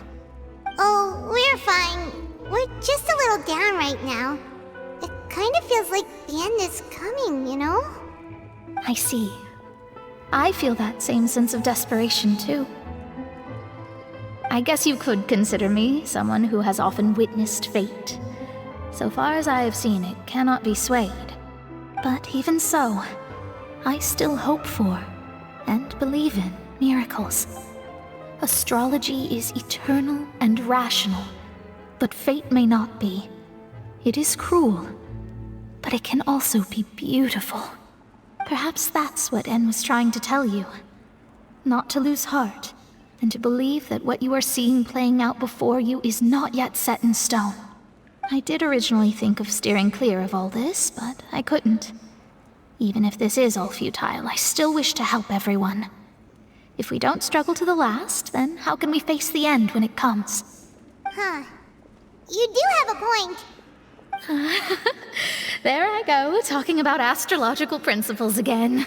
Sorry about that. The moment I start talking about work-related stuff... I need to get going. It was worth trying to comfort you, even if only a little. I believe that you'll help those who are struggling in the same way I did. I suppose that might be why we always seem to meet by coincidence. Paimon feels kind of moved by what Mona said. but also kinda sad too. Hey, Traveler, Paimon suddenly feels like going outside for a walk. Let's go. Let's walk around the city, shall we? There's a few spots we always like to walk by.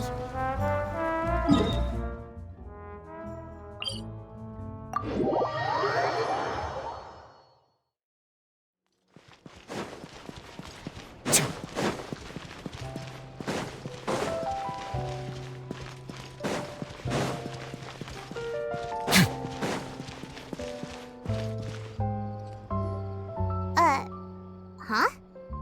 Our names are written in this newspaper. What's going on? Let Paimon see!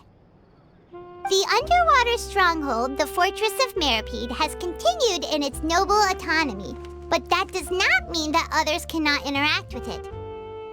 My recent attempts to enter the fortress bore little fruit. Huh.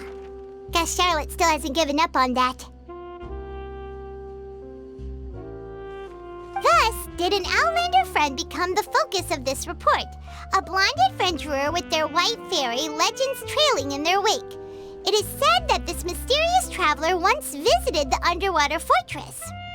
So while the fortress's interior remains a mystery behind closed doors, do not fear, for the tales of the traveler contain surprises in spades.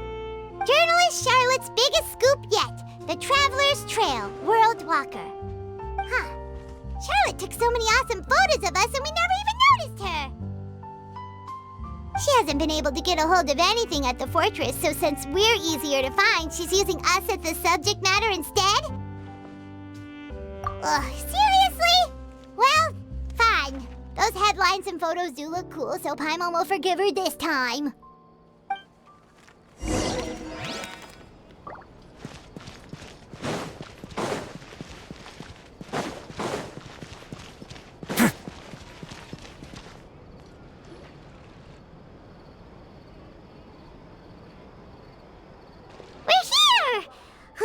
Paimon's hungry. Should we go in and get something to eat?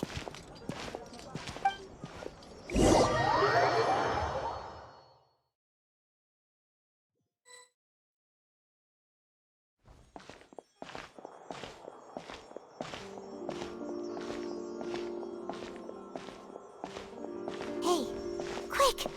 Look! That's the limited edition, only 16 slices a day cake! It was so delicious the last time we tried it! Despite the tense situation we were in, let's give it another go! Paimon's sure it'll be great! One slice of cake, please. Someone showed up after all! Oh, wait, you're the one from the Palais Mermonia. Oh, are you here to buy cake too? It seems Monsieur Nervalette was right. You really can eat. Wait, did he really say something like that? That's right. Even he has his own preferences when it comes to food. As for me, I love the cake and coffee here. Do you come here often? Usually every day. Every day? It's part of my daily schedule, apart from work. I shall have my cake and coffee. Then what if someone told you one day that this place would be closing soon, and you wouldn't get to eat cake here anymore? What would you think? But why would it close? Well, Paimon doesn't know either, but maybe the waters will rise tomorrow. You know, like in the prophecy. Oh, the prophecy. To be honest, I haven't paid much attention to that. No, still, even if there'd be no more cake tomorrow, that wouldn't keep me from having some today. No, it's the same for eating in general. You might not be able to eat tomorrow, but if you can do so today, then you should carry on. That's what people call living, you know. Huh. Don't be sad. Excuse me, could I have 2 more slices of cake to go? These 2 slices are for you. Sijuin said that this kind of expression you're making is what humans call being sad. Oh, you know Sijuin? I sure do. She was born before me, and she sometimes comes to the surface to teach us things about humans. She said that humans are creatures that are saddened easily, yes, and you can only lift their spirits by feeding them delicious food. So please try the cakes here. I've got something else to do, so I'll be going now. You two try to stay in a good mood after eating, all right? Bye.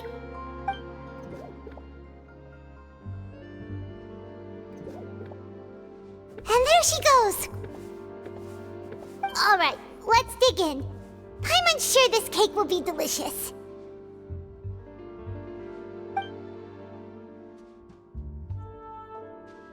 It's more delicious than last time, and the flavor gets even better with a sip of tea.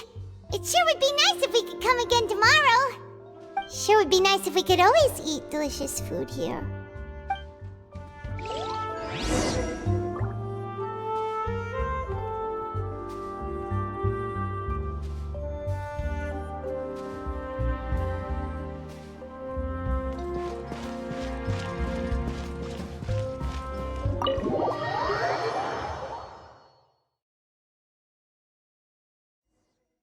Oh, we're near the Steambird office.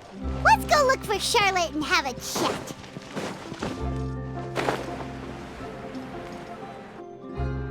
Wow! If it isn't the Traveler and Paimon! Oh, have you seen the article I wrote about you? Ha! You've got some nerve! You just used us to make some quick mora!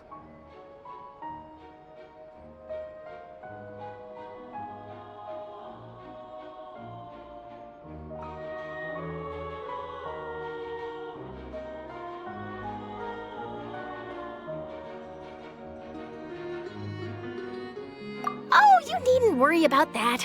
I heard that you were in Poisson some time back, so I sent you a letter to discuss just that. It appears you didn't receive it, though. It's all right, though. I've set aside the amount intended for you. I've even set the table with some food. Really? Oh, you're the best! You're almost a little too easy to win over, Paimon. If I were a journalist with ulterior motives, you'd be in trouble now, you know. Oh, Paimon knows you're not like that. Still, what brings you here all of a sudden? Were you looking for me? When Mona mentioned you, we thought of coming to see you at work. I see. It seems you've already bumped into Mona here in Fontaine. So she mentioned me? What did she say? She said that you're a real daredevil of a journalist. Nice. In which case, can this daredevil journalist dare to request an exclusive interview with the legendary Traveler and Paimon? Huh? So your article in the paper today doesn't count? Oh, of course it doesn't. That was more like live photography. What I'd like to do is dive deeper and ask you to talk about the things you've seen and experienced.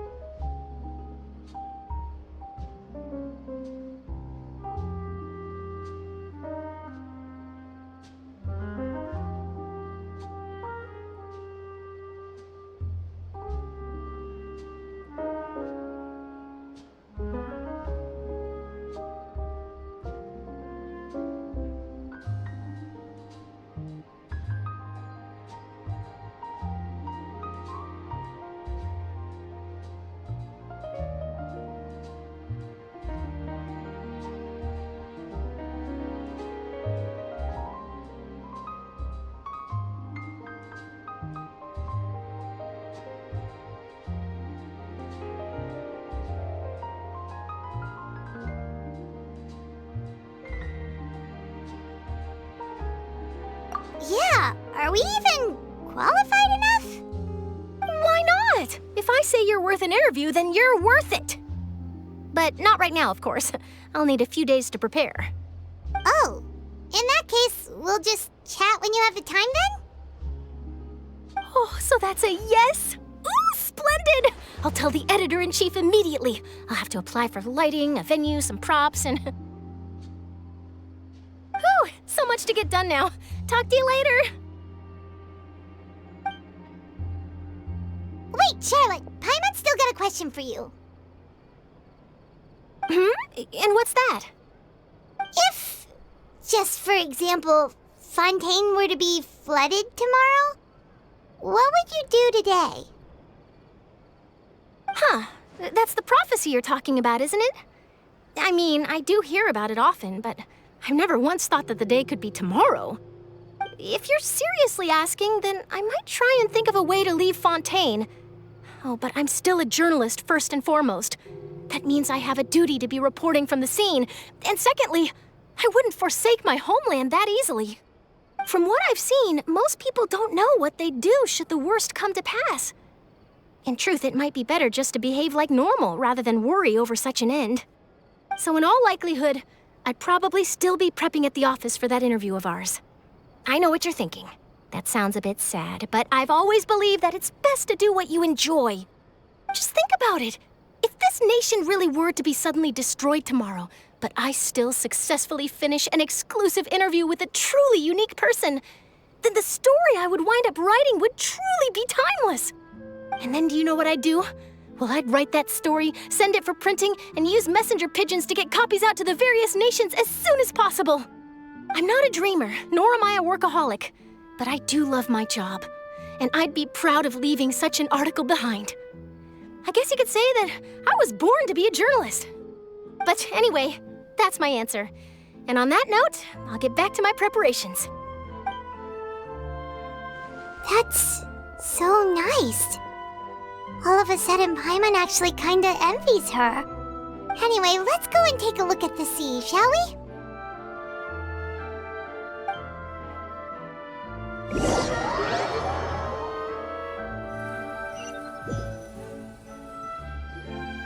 The sea breeze and scenery can be a pretty soothing combo, huh? Paimon's been thinking.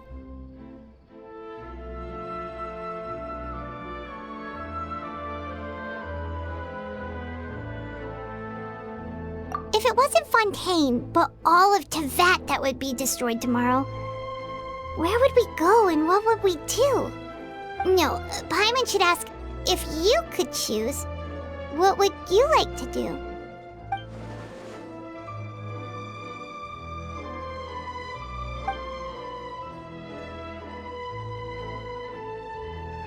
We've always been moving to the next destination, so we haven't spent much time thinking about these kinds of things.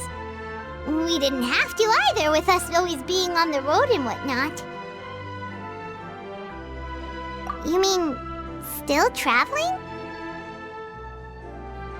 Huh. Wait, isn't that what we've always been doing?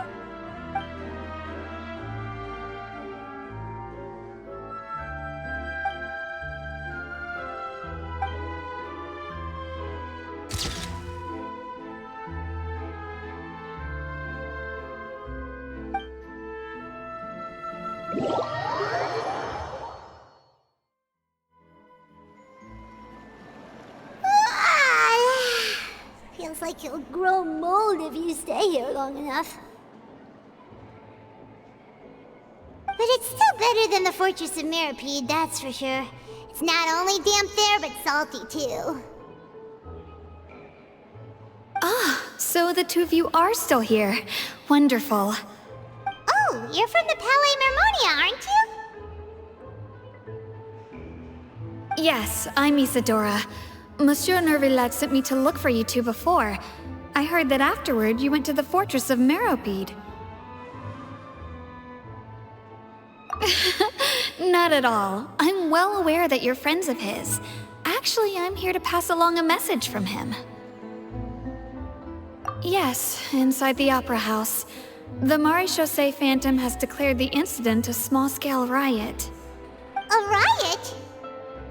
Well, that said, I don't personally think it was that serious. Lady Farina was watching a performance at the Opera House, and while she was resting during an intermission, some other audience members suddenly started harassing her. loudly accusing her of doing nothing about the prophecy crisis. And before she could respond, others started to join in. The crowd continued to grow, and protests against the Hydro Archon started to break out. So people have started to put the blame on Farina. Guess they finally found an outlet for the pressure they've been under due to the prophecy. I agree. People will naturally rely on gods, as is customary. But the moment people feel threatened, gods are also the first to be blamed. So what happened after that? Is Farina okay? Seeing that the situation was spiraling out of control and that further argument was pointless, she claimed that she'd gotten tired of this and left in a hurry. The Marechaussee Phantom had their hands full maintaining order and did not catch where Lady Farina had gone. Only when things had stabilized did we realize that she had gone missing. So, you mean she's still missing? That's right. The Marechaussee has dispatched many people to search for her, but we don't have any leads yet. That said, I don't think there's much to worry about. She is a god after all. Even if she were to fall into the hands of rioters, what could ordinary people do to her?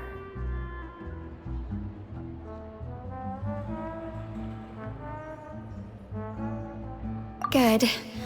Monsieur Nervillet sent me to tell you about the situation, but he didn't say anything else. Don't worry, this is more than enough to go on. Thanks for keeping us informed. Ah, is that so? Well, alright then. In that case, you two take care. I'll be heading back to the Palais now.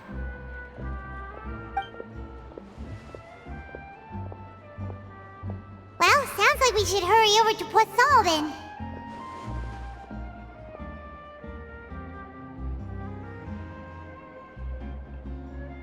If we know Farina, she won't try to fix things in this situation. Instead, she'll look for a place to wait out the heat. And as we also know, she may be loud and dramatic, but she doesn't have a heart of stone. When Nervillet was talking to her in the Palais Mermonia, and she heard about Poisson, she couldn't hide her sadness and remorse. It would be hard for her to ignore being accused by the public today. Paimon thinks Farina's probably taken the opportunity to slip away to Poisson and try to relieve the sense of guilt that she's feeling. Huh! Well, what do you think? Paimon knows the answer, of course, but Paimon can do the analysis to back it up too. Cool, huh?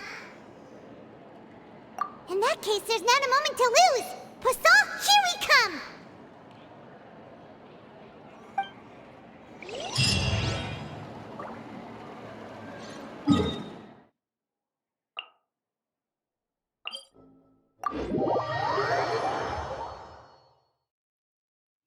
This place looks deserted. Guess all the survivors must have evacuated already. All that's left here are signs of devastation. Could Farina really be here? Let's try to find her as soon as possible.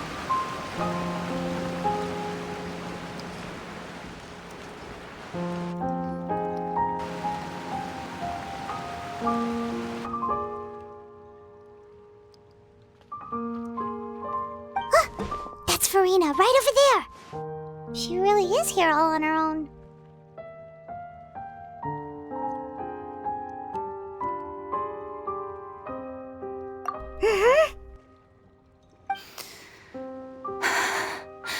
Should I just give up? This is all meaningless. What was meant to happen did happen after all.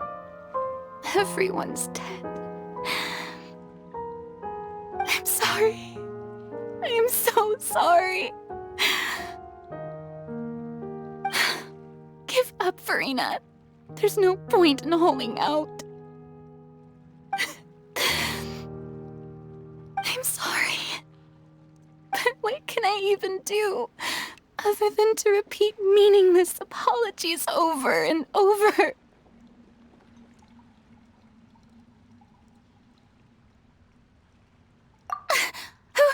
Who's that? Don't worry, Farina, it's just us.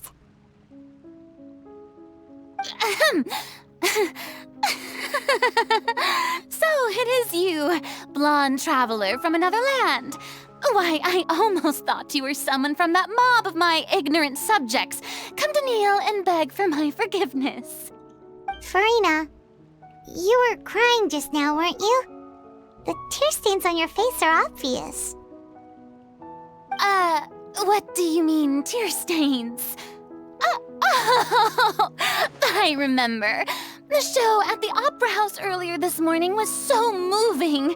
I'm still trying to process it.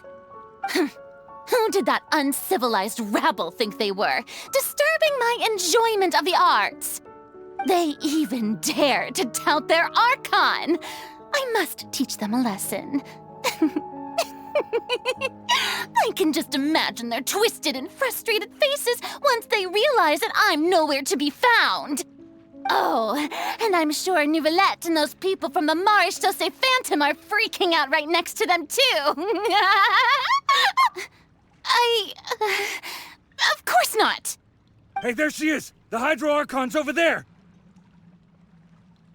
Quick, after her! Farina, those people seem to be after you. They are? They're just some rabid fans who want to cut the line because they haven't been able to meet me in person, aren't they? That's against the rules. I can't let them get their way. Farina just ran off! Quick, we have to catch up with her!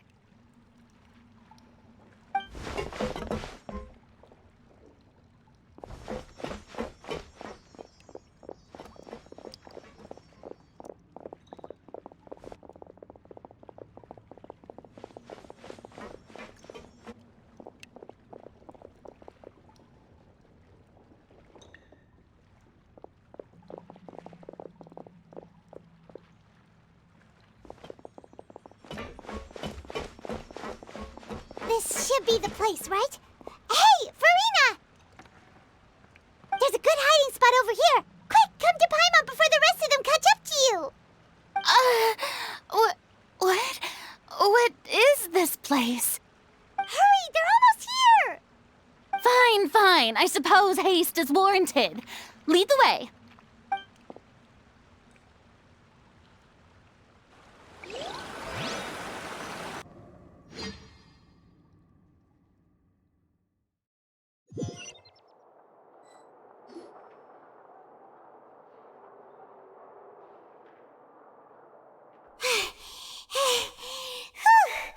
Paimon's exhausted.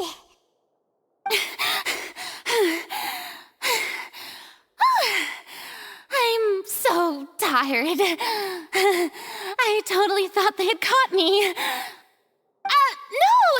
I merely gave in to the sheer enthusiasm they displayed. You're right. Yep, that's a good girl.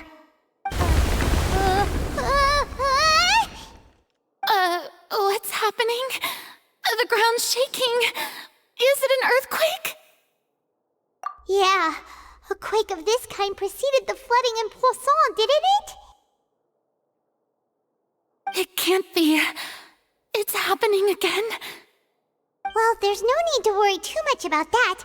Nouvellette's made some emergency plans, so the evacuation should go a lot smoother this time. Yeah, I hope you're right. But the people of Poisson, they've already...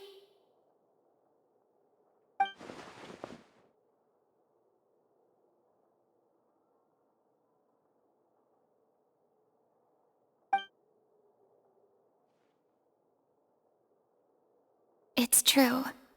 I've been investigating the prophecy for hundreds of years. I once had informants all over Tevat, searching for clues and feeding information back to me. I've tried all kinds of ways, too, to hold back the sea. Anything to keep the coastline from advancing. But all my efforts proved to be futile in the end. Really, the truth has been clear to me for a very long time. We cannot make an enemy of the divine. No matter what we do, the will of the heavenly principles will have its way. and the prophecy shall be fulfilled. Give up. I do love the sound of that phrase. It would mean finally coming to terms with fate, but also for me to finally be free. Indeed, I've thought about giving up so many times, especially after we almost lost Poisson. Fate is really unreasonable, isn't it? It has no heart and obeys no rules. The prophecy has only just started to come true, and so many people have already lost their lives. But just now, it all became clear to me. I still don't have the right to come to terms with fate on behalf of everyone else. As long as the final moment hasn't come, it's still not too late. Don't worry. I will keep hope alive for everyone until the very end. Well, that's enough for now.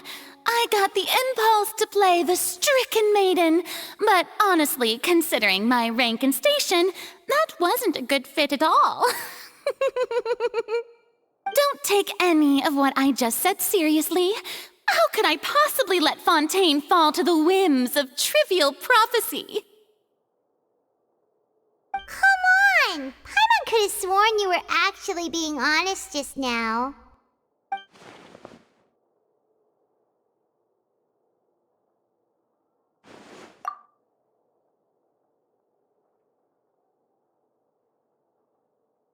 Share my burden. That's impossible. It was fated right from the start that this would be my duty alone.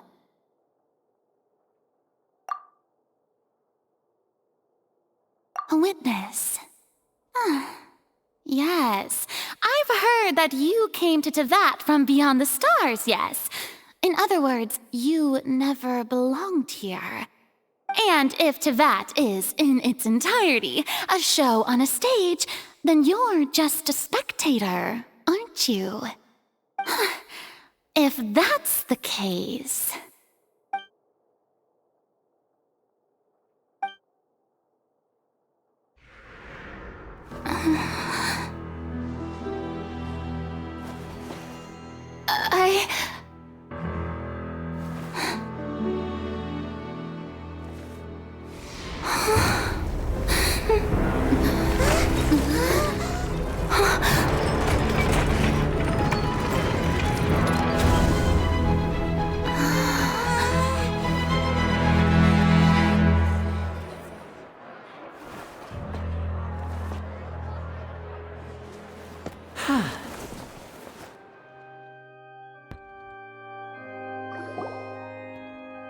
Ladies and gentlemen, this concludes my opening performance.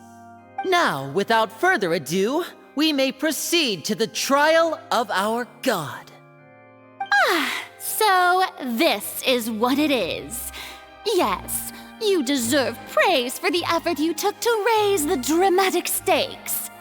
Do not forget, however, that I am Focalor, the god of justice, the embodiment of justice itself. Does it not strike you as even the least bit absurd to bring the very concept of justice to trial? May I interpret these words as your refusal to stand trial? In that case, you will have the opportunity to defend your honor through a duel. You would draw your blade against a god? I see. It seems like you have made up your mind.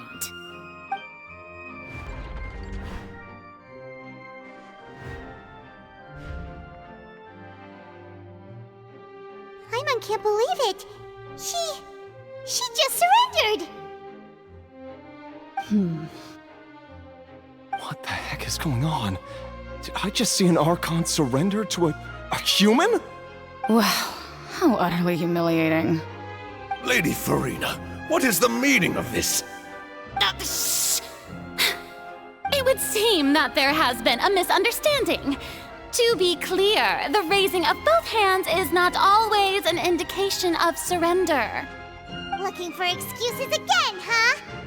I raised my hands just now to indicate my acceptance of the trial.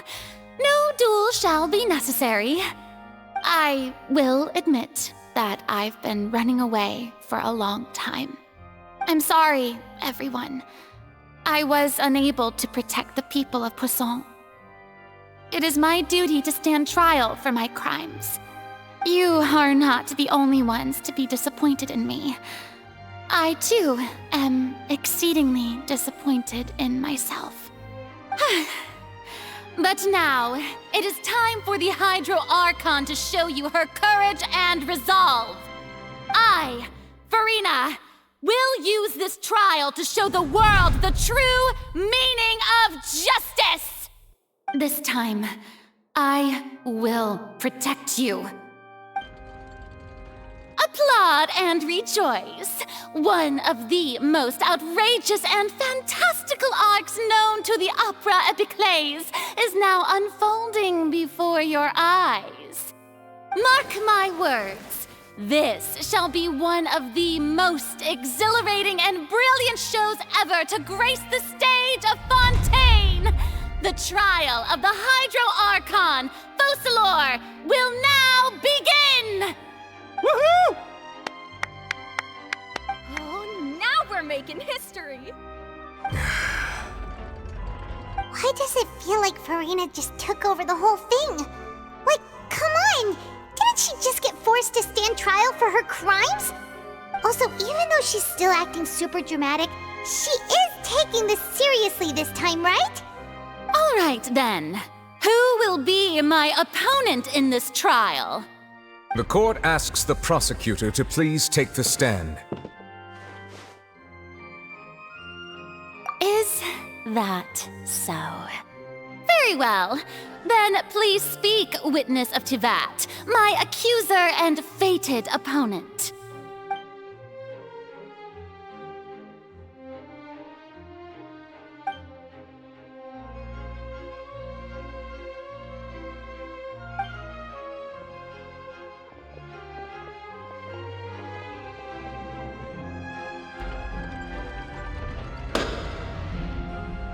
Also, please allow me to ask, as a final question before the trial begins. Just how much work did you do to force me onto this stage? Well, we did do a lot of prep after the meeting that day.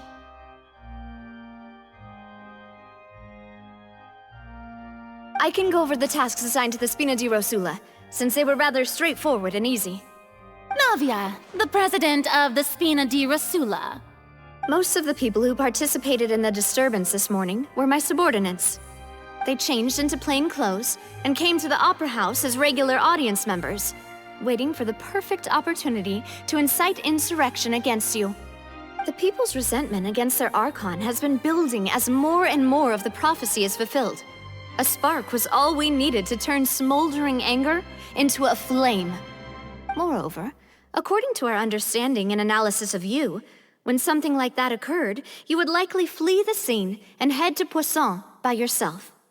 So, we arranged for a second group to lie in wait there. So, you mean, the ones who scoured the settlement for me were also from the Spina?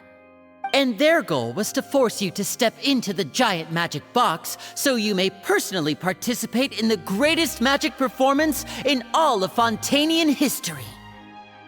That's right. That house was a magic box, rather than someone's residence. As the super ultimate version of the setup that I used when I first performed at the Opera Epiclese, the volume of the box was increased by a whole order of magnitude, and the distance it traversed was the entire gap between Poisson and Aranias. Its cargo, of course, was an Archon instead of a human. My thanks, Farina. Without your help, we could never have pulled off such an extraordinary performance. You're welcome? Of course, this performance was only made possible with Father's support. The House of the Hearth spent a massive amount of labor in Mora to pull this off. We had to select a location, construct the giant magic box, dig a tunnel, and open up a path through the water. It was a lot of work for all of us. So, in other words, the earthquake that we felt within the giant magic box was just a normal tremor from the transportation of the whole house? That's right. It wasn't a sign of another disaster to come. Then, I can guess Nervilette and Cloran's parts. You gathered a crowd, prepared a stage, and made sure that the champion duelist would be immediately ready for a fight. Also that as soon as I appeared on the stage, the trial may commence without a hitch. Am I right? Yes, that is correct. Well, Clorand, I must commend you for your courage. Only the most outstanding champion duelist in all of Fontaine would accept a duel with an Archon without flinching. Thank you. As for you, Traveler, I suppose your role was to keep me distracted with conversation once you found me in Poisson. You'd make sure that I didn't notice anything amiss before revealing yourself as my prosecutor once we'd arrived onto the stage. Oh?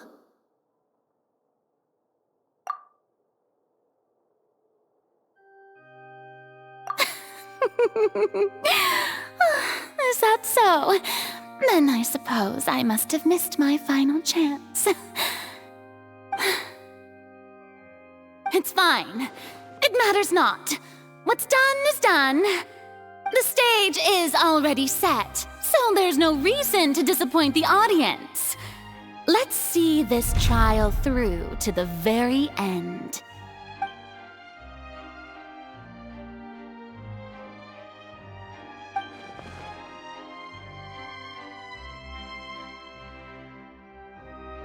Madam Prosecutor, please allow me to pass this along. This is a document that Miss Charlotte applied for and received permission to share with you during the trial. According to her, it should speed up the proceedings. Huh? Charlotte wanted to give us something? Oh, so she's here too! Hey, Charlotte! Oh, let Paimon see. Isn't this the exclusive interview that she did with us before? So she's already finished it, huh? Wait, then that means this document is a perfect timeline of everything that's happened ever since we stepped foot in Fontaine! So in other words, we can refer to this anthology of evidence every time we want to use something from our journey as evidence for an argument! Let's quickly confirm the information in it. Just think of it as a refresher, alright? You defeated the Hydro Archon in the very first duels you took part in at the Opera House. That's one for the history books, all right. I didn't think that you'd wind up getting to the bottom of the case I'd been following all this time. I guess you could also see this as a happy coincidence. This is the first time Monsieur Nervilette had a difference of opinion with the Oratrice. Even the Hydro Archon can't figure it out. A Fatui Harbinger. She's an extraordinary person. Her instinct must mean something. The fortress of Meripede was almost destroyed in a single day. That I didn't witness that scene personally will always be a source of professional regret, I think. According to Monsieur Nervilette, both Child and that whale should have been in the primordial sea at that time. I nearly lost my awesome friend Navia. To be honest, that still gives me shivers. The words of someone as extraordinary as a witch can probably only be truly understood when something surreal happens to you.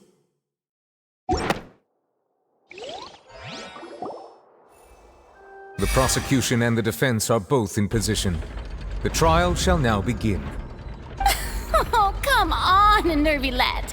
There's no need to repeat all the unimportant legalese. Just fast forward to the part where the prosecution lays out my offenses.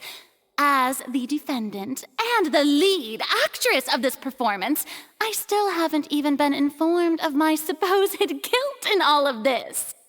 Of course, it is only natural for humans to struggle to understand the actions of a god. However, you will need more than that to convict me of a crime. That's true, but my charge here is unrelated to your conduct as an Archon. Instead, I would like to charge you as a fraud who's never been the Archon in the first place. Wait, what was that? Lady Farina's a fraud? Hey, I came here thinking that we were going to try the Hydro Archon for forsaking her duty, but did I hear that right?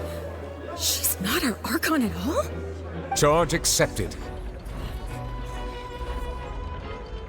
Lady Farina, do you plead guilty to the charge?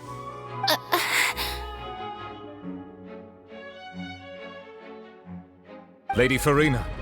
I plead not guilty. How can I be guilty? There is no way that I, Focalor, otherwise known as Farina de Fontaine, a member of the Seven and the Regina of all waters, kindreds, peoples, and laws of Fontaine, could be anything other than your true Archon. Yeah, even though Lady Farina can be rather eccentric, isn't it going too far to doubt her very identity? Yeah, I've never questioned her identity either. Sure, Lady Farina can be super irresponsible, but what grounds does that prosecutor have to make such a huge claim? I have cause to believe that common sense will prevail in this case. Many of the members of the audience have known me as the Hydro Archon ever since they were born. There would be no fooling their memory. See? Even the Oratrice has decided to show me its favor. Are you sure you want to commit to a charge that will never be upheld? If you wish to drop the case, I can promise you as the God of Justice that you will not have to face trial for making a false accusation. We will treat everything that's happened as a dramatic spectacle and move on with our lives. What do you say to that? Huh. An argument with near impossible odds, huh?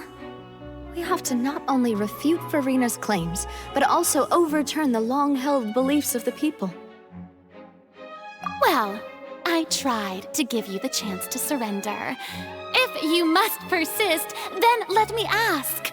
If you believe I'm not the Archon, then what manner of being do you think I am? And if I was not the Archon, then how did I manage to live for over 500 years?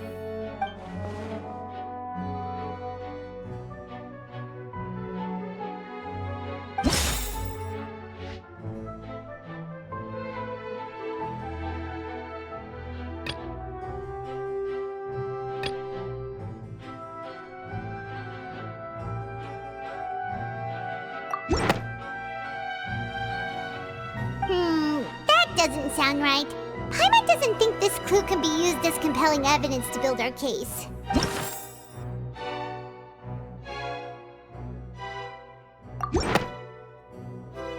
First of all, you may be a member of another long-lived race, which would allow you to naturally possess an extended lifespan.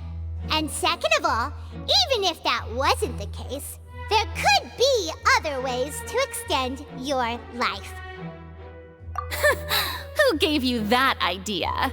Was it the knave? You'd sink so low as to use a harbinger's words against me.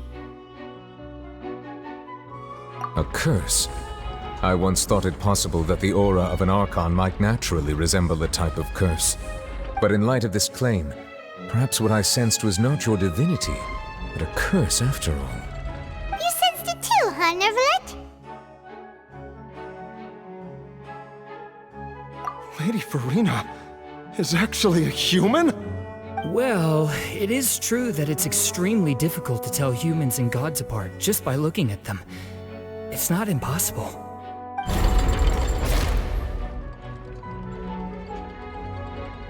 Well, don't start celebrating too early now. Even if I have been carrying a curse like you said, how does that prove that I am merely a human being? Besides, everyone knows that the main difference between a human and a god is the possession of authority. Gods can do what humans cannot. That's why they're worshipped as gods. For centuries, manifestations of my authority have served the nation of Fontaine. One need only to turn their eyes towards the Oratrice Mécanique d'Analyse Cardinal in this very opera house, or consider the indemnitium that is used in every aspect of life.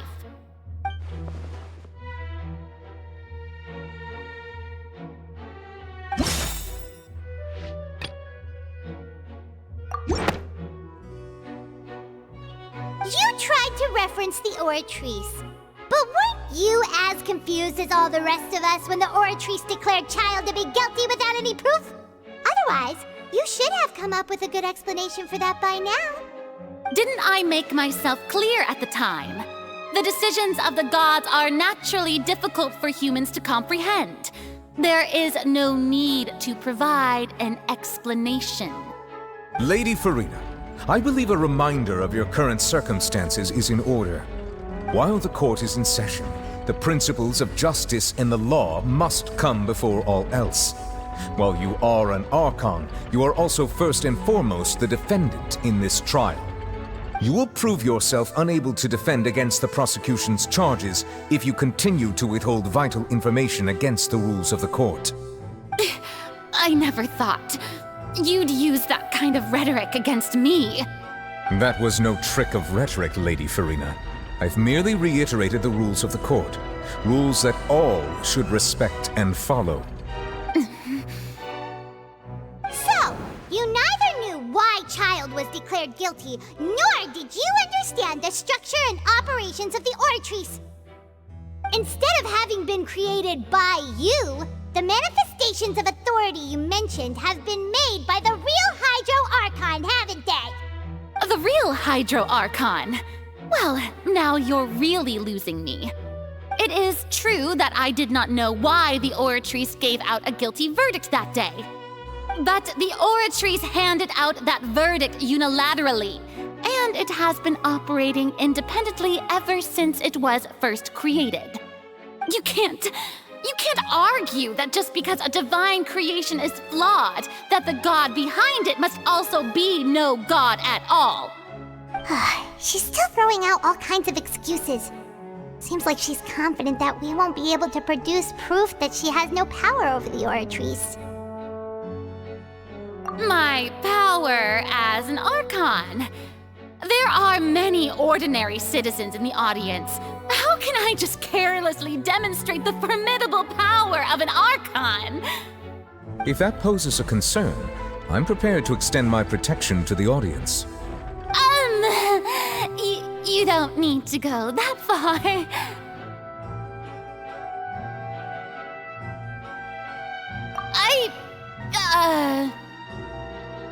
Aren't you the Hydro Archon?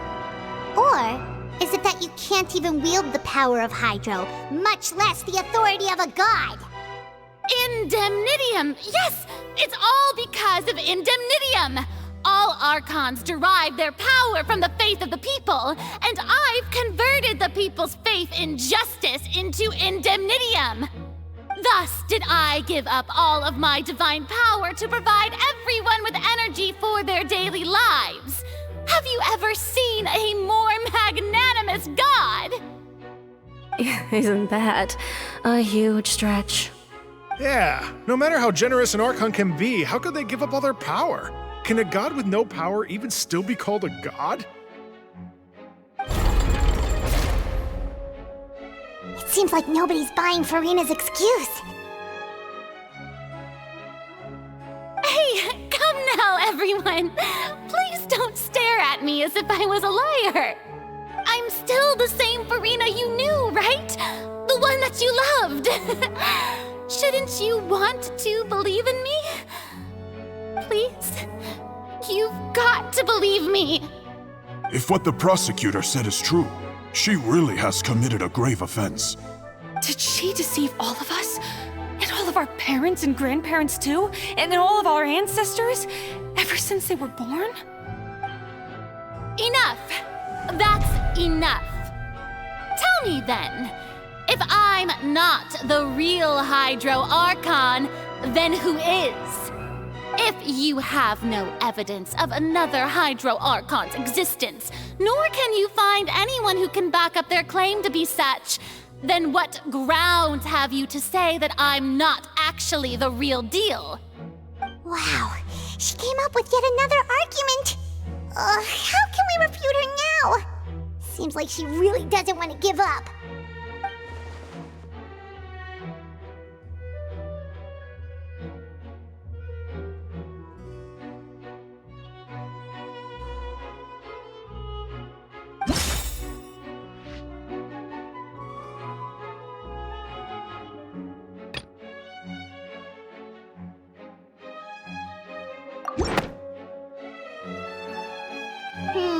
That doesn't sound right.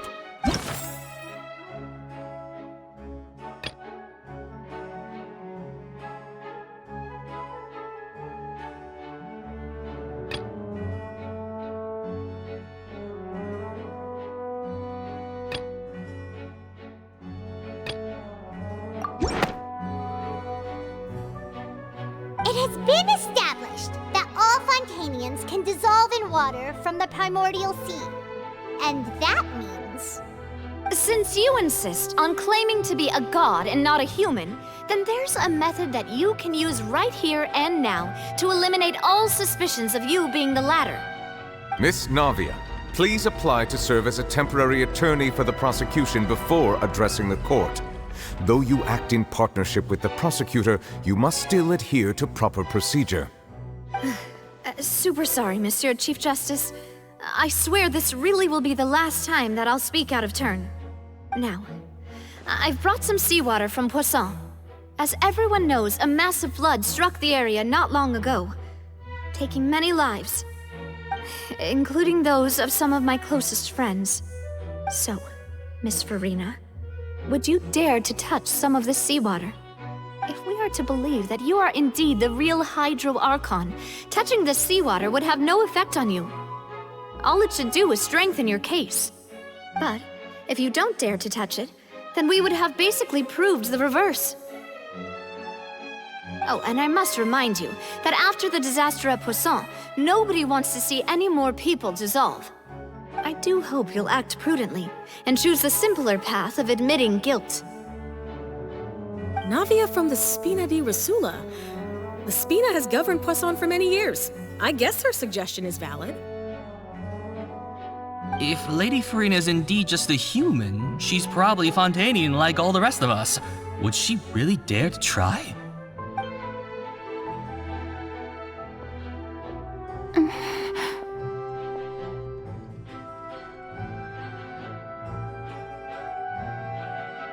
Lady Farina, this test has been unilaterally proposed by the prosecution. As it falls outside the realm of standard court proceedings, you possess the right to decline participation. Well, of course he had to tell her that. But refusing to participate is basically the same as a confession of guilt. She's just staring at the water without saying a single word. It really does seem like she's quite terrified of it. That could only mean... What's going on? Is she really planning to... that's not what we thought she would... Due to the inherent risk of the test, Lady Farina, you may...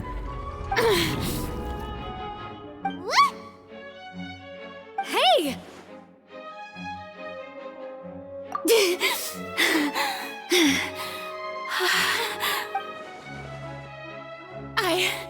I'm fine! Look at me, everyone! My hand is still here! I haven't been dissolved! Will you believe me now? I really am your Archon! I'm nothing like a normal human who would fall apart as soon as they touch this water! Really, was this not the most obvious thing in the world? Miss Siegewin? If you're present, Miss Siegewin, please come forward and attend to the defendant. Siegewin? Don't be nervous. It'll just take a few seconds. Let me see. That should be enough. Please announce the results of your evaluation to the court, Miss Siegewin. everyone doubtlessly saw, Miss Farina was displaying symptoms of hyperventilation and flushed skin. These indicate that she was experiencing the adverse effects of exposure to primordial seawater. The extent to which she was affected is the same as other humans when exposed to primordial seawater of a similar concentration. Thank you, Miss Siegeween. Lady Farina, you may return to the defendant's stand. Oh, wait. What did she just say? I didn't get dissolved. Shouldn't that be enough to prove my innocence? Well, considering your tendency to run from your problems, we did originally prepare a direct sample of the seawater around Poisson. However, after extensive discussion, we exchanged it for a sample that is not concentrated enough to dissolve an actual human. After all, on the off chance that something entirely unexpected might occur, we don't want anyone else to lose their life to the sea. Yeah, so out of regard for Farina's life, you secured a low-concentration sample and asked the head nurse to serve as an expert witness. It's a great thing that the direct sample wasn't actually used. Farina could have... I can't believe... you...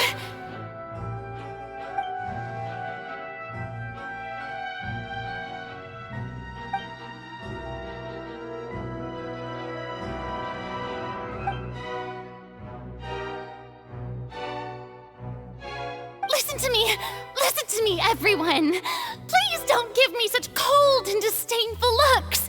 What happened just now didn't prove a single thing! Think about it!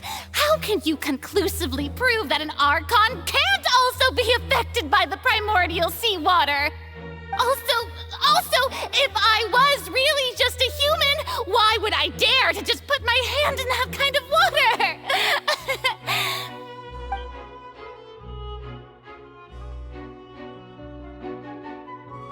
Please, everyone, anyone, just listen to me! I swear, I really am your Archon!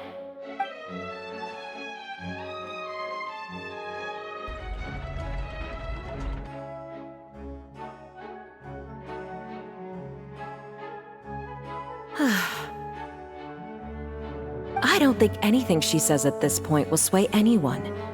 The odds are just too stacked against her now. With all the things that have been said, Paimon doesn't think there's any way left for Farina to win. I believe the time for arguments and presentation of evidence has come to an end. If there are no objections, we will move on to the final judgment.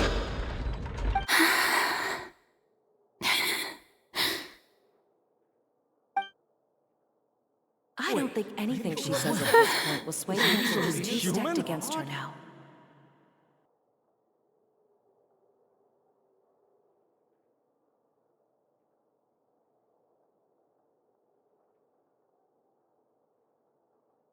In my capacity as Chief Justice, I shall now render judgment on Farina's misrepresentation of herself as the Archon of Fontaine. As a human who knowingly deceived her fellow citizens, Farina is... guilty.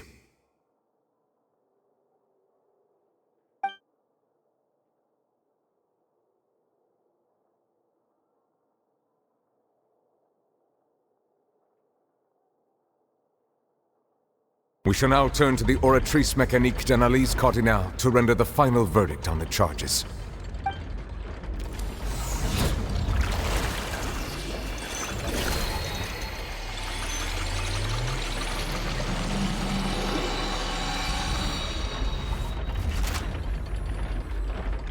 According to the judgment of the Oratrice Mécanique d'Analyse Cardinale, Farina is... Well, what's wrong? What's the Oratrice's verdict? No, the Oratrice also displays a guilty verdict. Isn't that correct then? However, the exact wording of the verdict is thus: the Hydro Archon, guilty, to be punished via the death sentence. The death sentence? That's actually one of the available sentences? I've always thought that it was just a myth. The one and only time the death sentence has been handed out at the court, and it's been given to the very person we've worshipped as the god of justice? What an unexpected twist. Farina's been sentenced to death by the Oratrice? We just wanted to use the trial to show her the seriousness of things so she'd tell us the truth. How did things escalate this quickly? This outcome is indeed quite strange. According to Fontaine's current definitions of justice, as well as its recommendations for criminal sentences, is this sentence really appropriate for the crimes that have been committed? Yeah! Even Fauché wasn't sentenced to death by the Oratrice. You know, the real evil mastermind behind the serial disappearances case.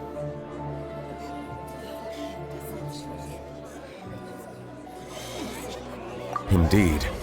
Not only is Farina's sentence overly excessive, the very point of our trial today was also to prove that Farina has never been the Hydro Archon in the first place. But now, the Oratrice seems to have deliberately invoked the title of the Hydro Archon. What does this mean?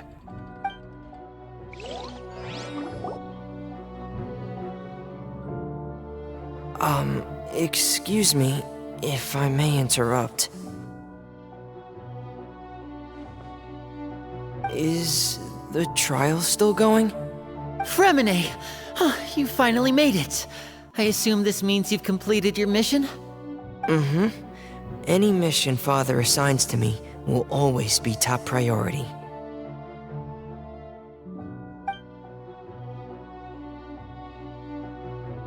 Is that the first prophecy slate? Huh. So the knave privately arranged for Fremine to try and find the missing slate. I looked everywhere and finally found it at the bottom of the sea. It took me a long time to get around some dangerous stretches of water. But has the trial already concluded? Then doesn't that mean I've come too late? Oh no. Father will be disappointed in me. Thank you for your hard work, Mr. Fremine. Please allow me to review the record left on the slate. Traveler, I believe that you have already seen the other existing slates, and would like you to come here and confirm their contents.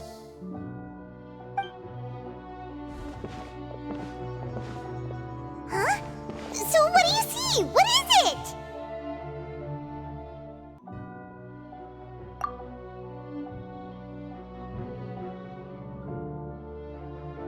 I believe I've now made sense of the Hydro Archon's crime. It has to do with Fontaine's lost history. Huh? Isn't the Hydro Archon just guilty of deceiving her people? Oh, wait, no, that's Farina, and we've already proven that she's not the Hydro Archon. So when you say Hydro Archon, do you mean the real Hydro Archon we've been kinda talking about? In truth, everything that you've encountered in Fontaine up until this point can be traced back to the contents of these stone slates. However, I'm uncertain as to how much sense they currently make to you. Okay, let's try to recall the contents of the other 3 stone slates. Paimon will do her best to help you remember.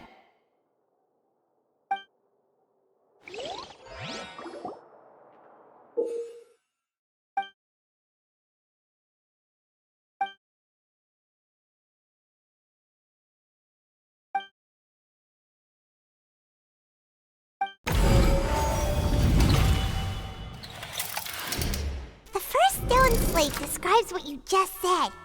It seems to show the previous Hydro Archon using her divine power, and then the Oceanids turn into humans. Does that mean that Fontainians are transformed Oceanids? Oh, Paimon wasn't expecting that. But if Oceanids can turn into humans, then perhaps this process can be reversed as well. The second stone slate shows Celestia floating in the sky and the Hydro Archon and her people worshipping it together. But the heavens still brought judgment down upon them. This must be the point when the Hydro Archon and the Fontanians were branded with their original sin. Does this mean that the original sin and the Hydro Archon sin are the same thing? The third slate shows the Hydro Archon sinking into the sea surrounded by many people. Huh. That reminds Paimon, didn't we also watch that happen to someone else? Well, the fourth slate is the prophecy the Fontanians have been talking about. People dissolving into the sea, the Hydro Archon crying on her throne, and so on. We didn't believe that such a crazy disaster could happen at first, did we? But after that incident, it was just a question of when and not if.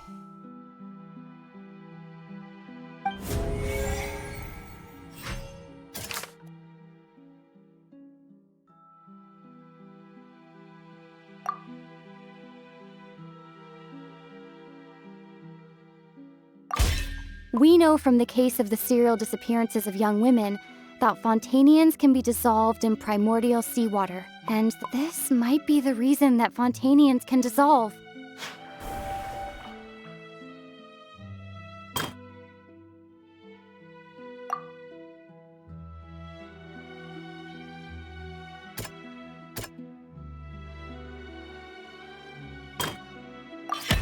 Perhaps what is about to take place has all happened before. The true sin of the Hydro Archon that Nervilette mentioned, and the original sin cast down on the people of Fontaine by Celestia, as recorded on the stone slates.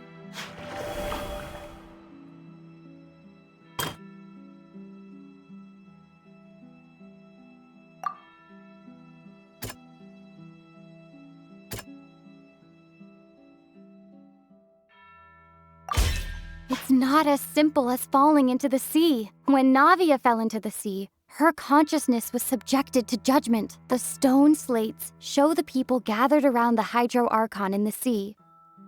Could that be alluding to the same thing?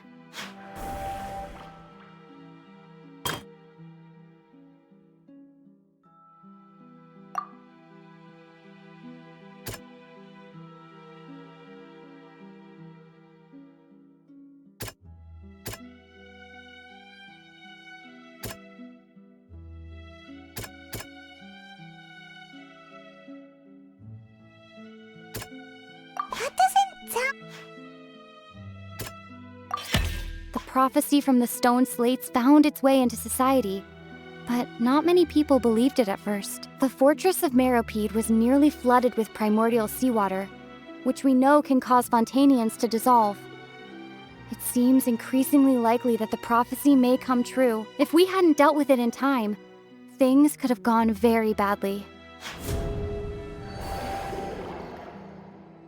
They'll dissolve into the primordial sea but won't cease to exist. Their essence will flow in the seawater, converge, and take the form of an oceanid.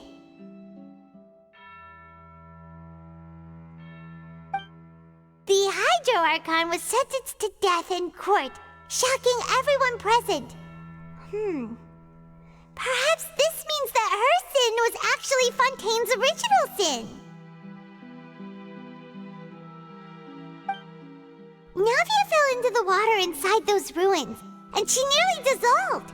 She was surrounded by the people of Poisson in a court within her consciousness, and was forced to take part in a trial meant to make her stay.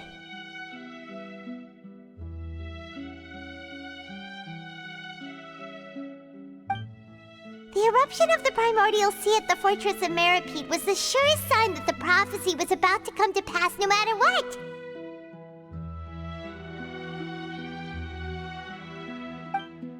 The prophecy's contents can all be verified by recent events. If we combine what we know together, loads of truths should come to light.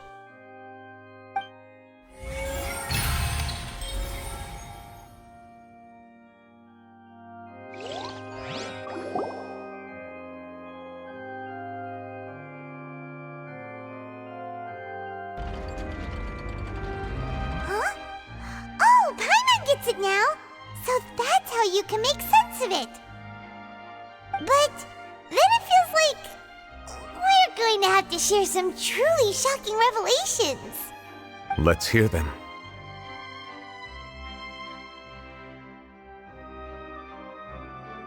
Incredible. Linny, did you hear that? We're not real humans. All Fontanians were originally created by the late previous Hydro Archon, with Oceanids as their basis. The evidence for that can be found in how only Fontanians could dissolve in primordial seawater, and how all the girls Vacher dissolved were also turned into Oceanids. Oh, and according to Navia, when she was about to get dissolved, she also saw everyone gathered around for a trial, all of them in the shape of Oceanids. Indeed. Yeah, and it follows from the content of the first slate that she probably angered Celestia by creating humans without prior permission. That could also explain why the Oratries judged the Hydro Archon to be guilty. It's to account for that ancient sin. The Hydro Archon's true sin was creating us? And yet, after many hundreds of years, the Hydro Archon's creations have turned around to try to judge the Archon within the Opera Epiclese. The twists of history are often the most unexpected of all. Yeah, isn't the image here just like when Navia fell into the sea? So wouldn't it be trying to show the image of the Hydro Archon also falling into the sea once the prophecy has been fulfilled in the fourth slate?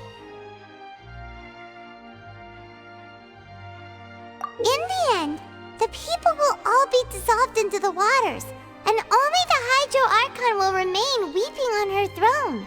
Only then will the sins of the people of Fontaine be washed away. Did Paimon get all that right? You've made some keen deductions.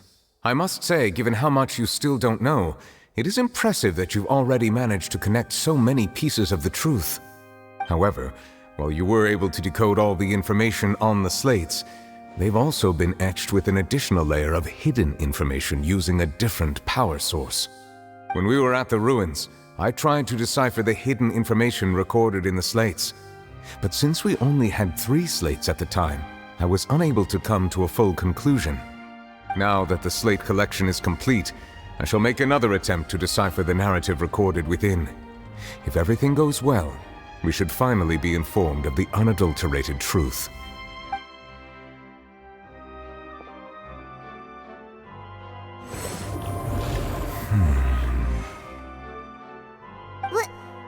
Well? Did you get it? I believe I should share this truth not only with you, but with all the people of Fontaine as well. I will try to briefly summarize it for you.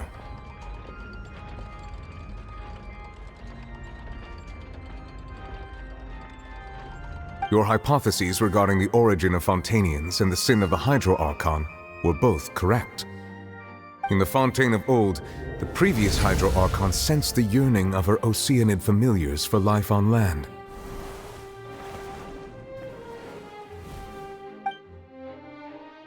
The Oceanids were enamored with the beauty and romanticism of human beings, and wishing to have those experiences for themselves, expressed to the Hydro Archon their desire to become of a similar kind.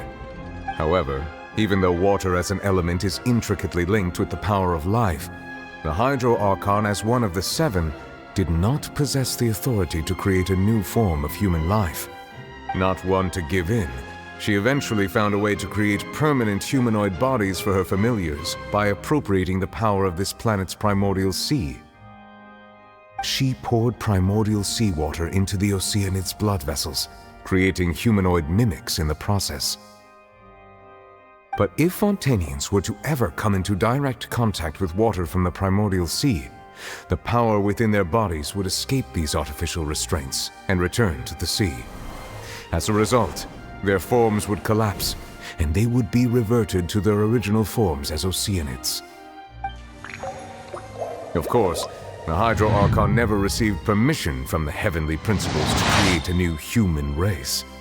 And thus, the Hydro Archon and all of her creations came to shoulder the original sin of appropriating the power of the primordial sea. That is the true history of how the people of Fontaine first came into being. So we were all Oceanids before we turned into human beings? That's way too much information for me. I think I'm just going to pretend that I never heard a single thing. Wait, but if that's the truth, we can't let the Hydro Archon be sentenced to death. After all, her only sin was creating us. This really might be too much information for your regular Fontainian, but it does answer a lot of our questions. Alas, your hypothesis regarding the third and fourth stone slates was inaccurate. The slates' respective positions are, in fact, correct. A key point of the visual on the third slate is how all the individuals depicted in the water are humans rather than Oceanids. They have not been dissolved, which implies that the water depicted in this slate is not water from the primordial sea. The nation of Fontaine is the nation of Hydro, as well as the nation of trials and justice. Instead of being the literal element, the water in the scene symbolizes judgment and justice. You may also recall Navia's experience. When she fell into the sea, her consciousness was surrounded by that of many others who intended to hold a trial to determine her fate. Therefore, the meaning of the third slate is that the people of Fontaine shall try the Hydro Archon at the court of justice.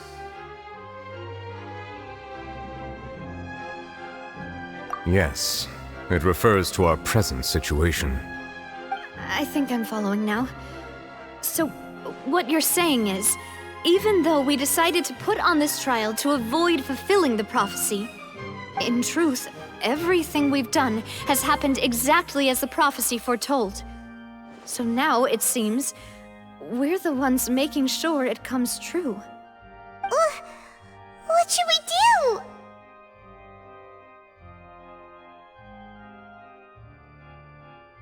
Huh. No matter what, the prophecy will be fulfilled.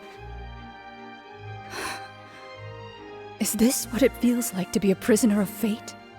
If that's the case, does that mean the scene in the fourth slate will also be fulfilled soon? Traveler, I would like to point out another small fallacy in your deductions.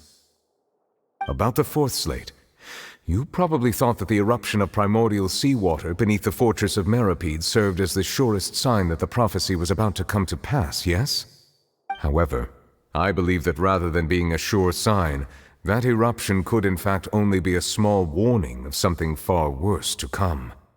As for the root cause of the catastrophe, I believe you've already encountered it once before.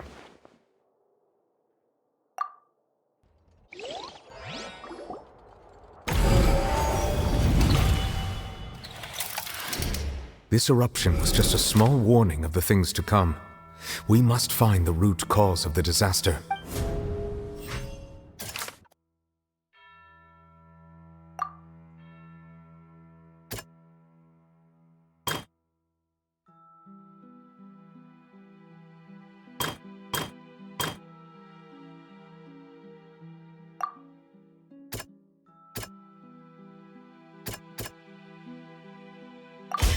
It was both dream and reality.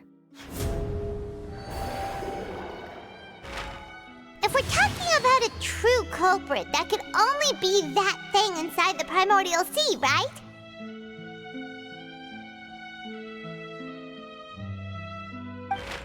The truth, the original sin, the trial, and the root cause of the disaster.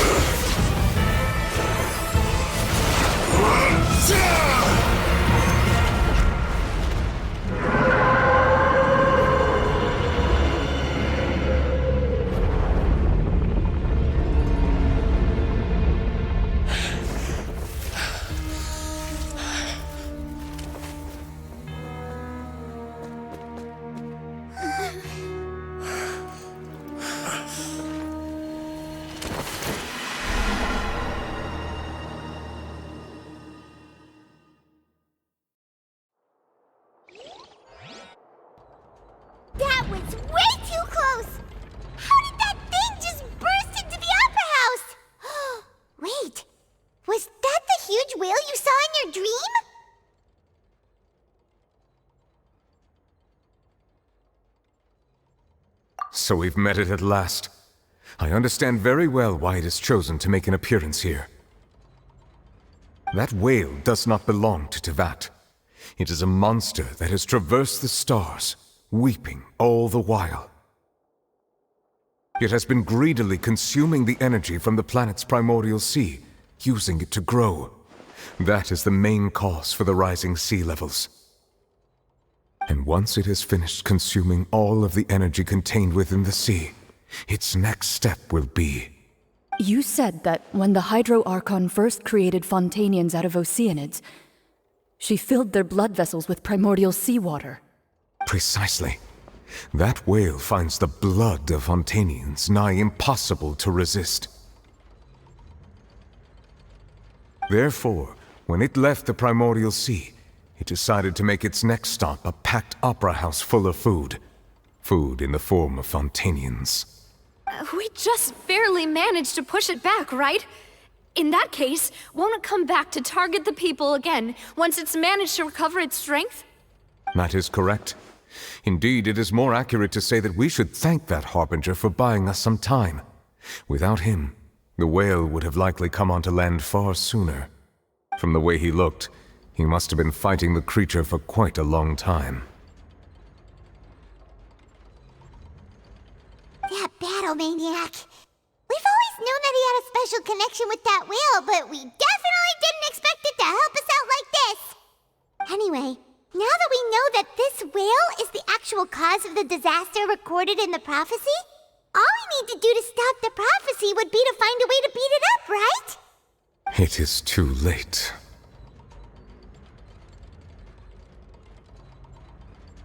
It had already absorbed too much of the primordial sea's energy before we could notice it. At this point, it has become practically integrated with the sea itself. Even if the entirety of Tevat were to be destroyed, it could still survive and swim off towards some other world. That's not something I will accept. We've already done everything we can, and we even found the true culprit. We've come so far. You can't just tell me that the last hurdle is some impossible foe. That's just not fair. Indeed, that's not how a grand performance should end. I'll fight it to the end, no matter what. So the prophecy will be fulfilled no matter what, huh?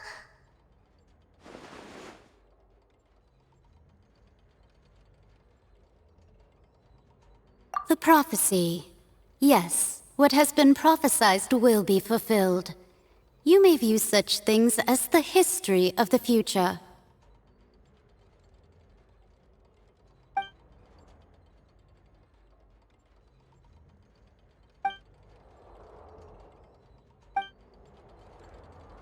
Just as prophecies are usually only the future as seen from the perspectives of the gods, could things be happening in hidden corners where the gods' gaze does not fall?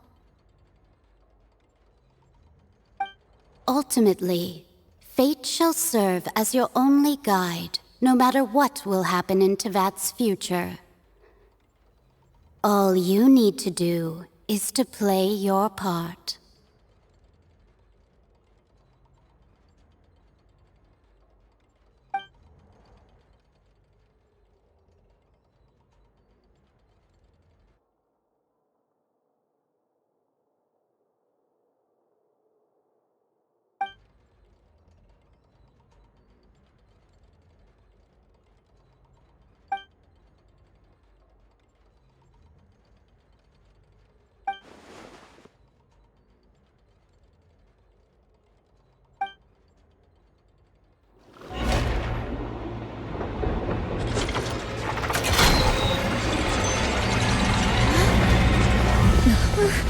What's happening with the oratories?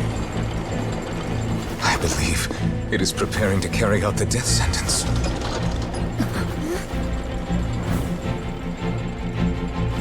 Farina!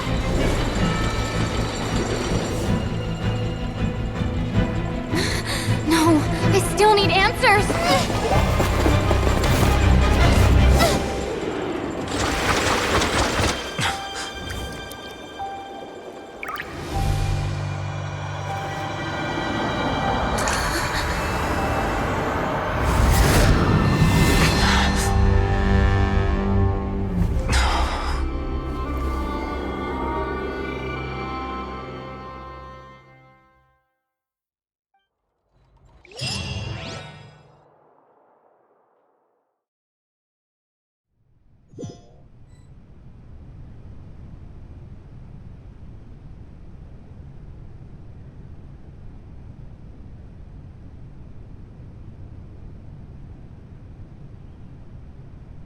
You.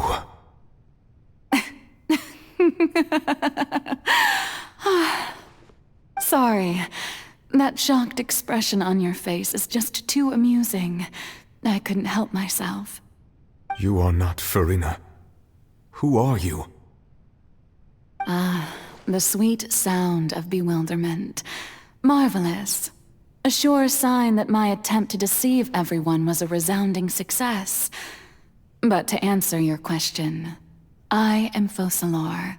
You know, the god. Focalor.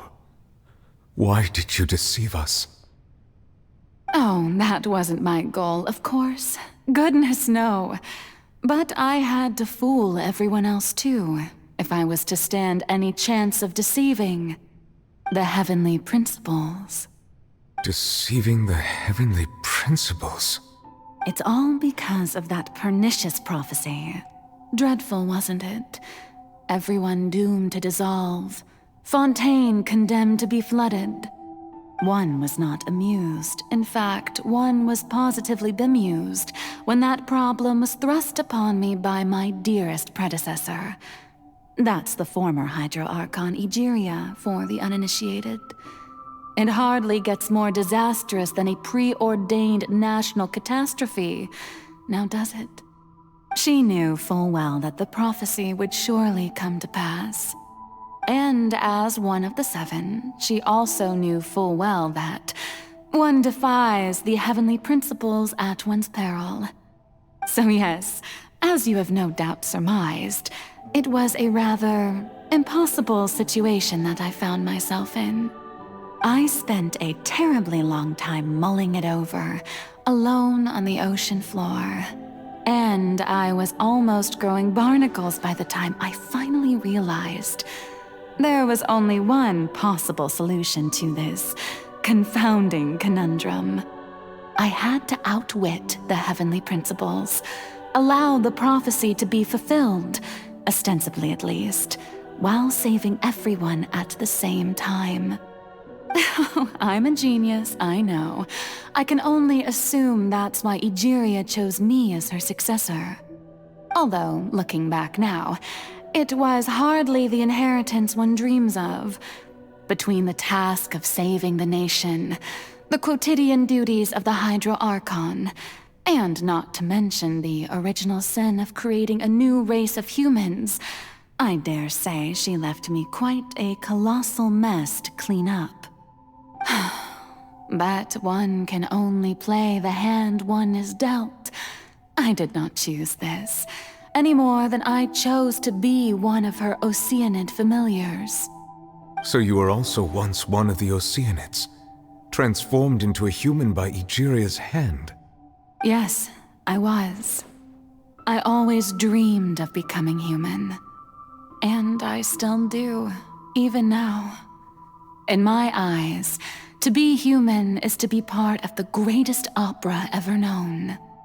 After becoming a god, I separated my divinity from my body and spirit, leaving behind only a self that was as naive and bewildered as my past self on her first day as a human being. The me you see before you now is that divinity, and the human counterpart I left behind, I named Farina. She could feel joy, sorrow, and everything in between. She could be as vain and conceited, or as meek and vulnerable as she wished.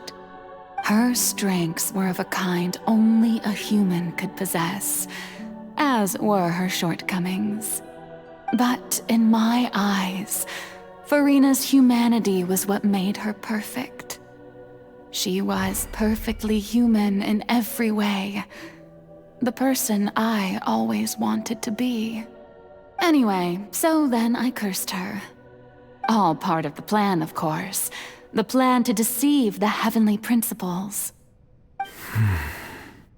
Do you still remember the final scene of the prophecy? The Hydra Archon alone, weeping on her throne. In order that the prophecy might appear fulfilled, I invited Farina to be an actress, to play the part of the Hydro Archon in the prophecy. Under the curse I placed on her, so long as I, Focalor's divinity, continued to exist, she could not die. But nor was she free to live her life in the pursuit of happiness. Instead, she was forced to take the stage in the opera house, to embrace the role of leading lady, to forever play the part of the god from the prophecy, all to create a deceitful appearance of that prophecy coming to pass. I suppose now you probably understand why your court is called the Opera Epiclese. But Farina is only human, isn't she? Even though she has had a long life, her mind is no stronger than that of any other ordinary human being. I cannot begin to fathom what she has had to endure. It must have been torture for her. It has indeed. And although she is, in a sense, me in human form, I most definitely owe her an apology for it. It's been 500 years, and all along, she's been playing her part in the most unimaginably long, unbearably lonely, and agonizingly painful opera of all time.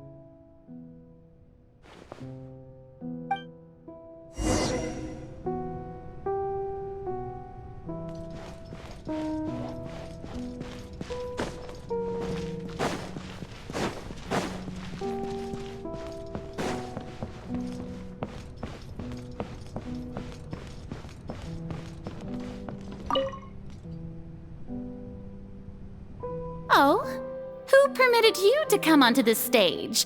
Now, I understand your admiration for my august self, but I must ask you to keep to the rules. All right. It is not my intent to reprimand you. There is no need to state your name. Just be off with you. Do not distract me from my performance. Oh, do not jest. Can you not feel it? I am Focalor. The eyes of countless Fontanians are upon me. I must, at all times, display the utmost elegance and nobility.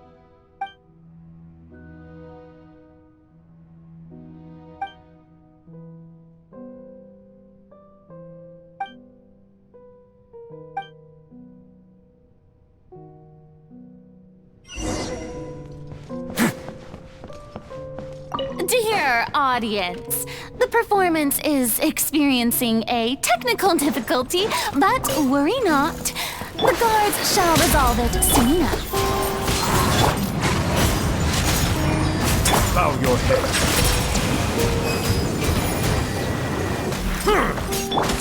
Wind strike!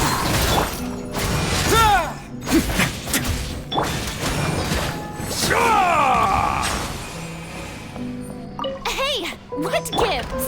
The audience is still watching me, you know. Guards?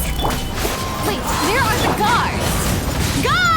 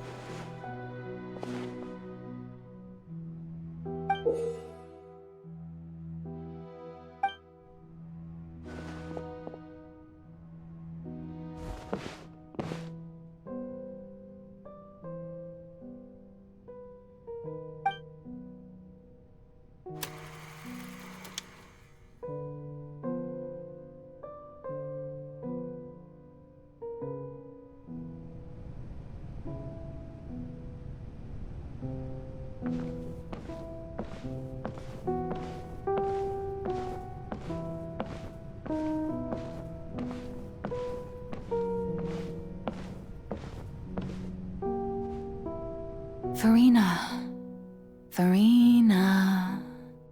Huh? Who's that? Who's calling me? Where are you? Be not nervous. Be not afraid. I am before you. Wait a moment. You're mirror me? How can this be?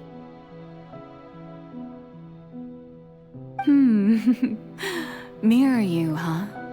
You know what? That's not bad. Let's go with that. Mirror me? What do you wish to say? The prophecy. Have you heard of it? What prophecy? Wait. I know. I think. I don't know why, but it's in my head somehow. The people will all be dissolved into the waters, and only the Hydro Archon will remain, weeping on her throne. Only then will the sins of the people of Fontaine be washed away. Oh, very good. You know it well. What's going on? I can't seem to remember anything clearly. The only thing I know for sure is this prophecy. Will it really come to pass? Yes, it will. And that is why I've come to you. Disaster will come to Fontaine sooner or later. Things will develop just as the prophecy declared. There is no escaping it. But doesn't that mean everyone will die? I'm a Fontainian just like them. Will I dissolve too? Oh, don't worry. Magical meetings exist in this world precisely to give people a chance to turn things around. It is the reason why you met me today. I will tell you how to save everyone, but you may have to suffer somewhat. Oh, so there's still hope after all. Goodness, you frightened me. You spoke so much and with so much certainty. As for the suffering, well, I will admit that the first thing that came to mind was, why do I have to be the one to suffer? But if the prophecy will come true, I'll also die anyway, right? So if I've already met you as my magical meeting in this world, if there were scales, with all the people of Fontaine on one side, and my pain on the other, is it not obvious where the scales should tilt? You truly are the perfect human, my ideal. I suppose this would also be the justice that belongs to you. Huh? Don't worry, it's nothing. Listen well. Fontaine has just lost its Hydro Archon. I need you to play a role, that of the new Archon. Play as a god? That's right. You must begin a never-ending masquerade. You must never let anyone suspect your identity. If you can keep it up, then I shall have my way of defying this prophecy. But should your identity be revealed, then all hope will be lost. But how will I do this? A human assuming the role of a god without being exposed. Don't worry. What you must do is not to turn yourself into a real god. You simply need to play the role of a god as humans imagine them to be. Being a human yourself, I'm sure you already know what such an entity would be like. Remember, your true challenge will not be pursuing divinity, but contending against humanity. I'm still not sure I understand, but I'll try. I'll try to do this. So, how long am I going to have to play this role? To accomplish this mission, you will have to stay on the stage for many, many years. You will endure and not grow old until your task ends. But I promise you, all will eventually end in a magnificent and dramatic trial, and everyone will be saved. A trial, huh? How exciting. I'll be looking forward to it.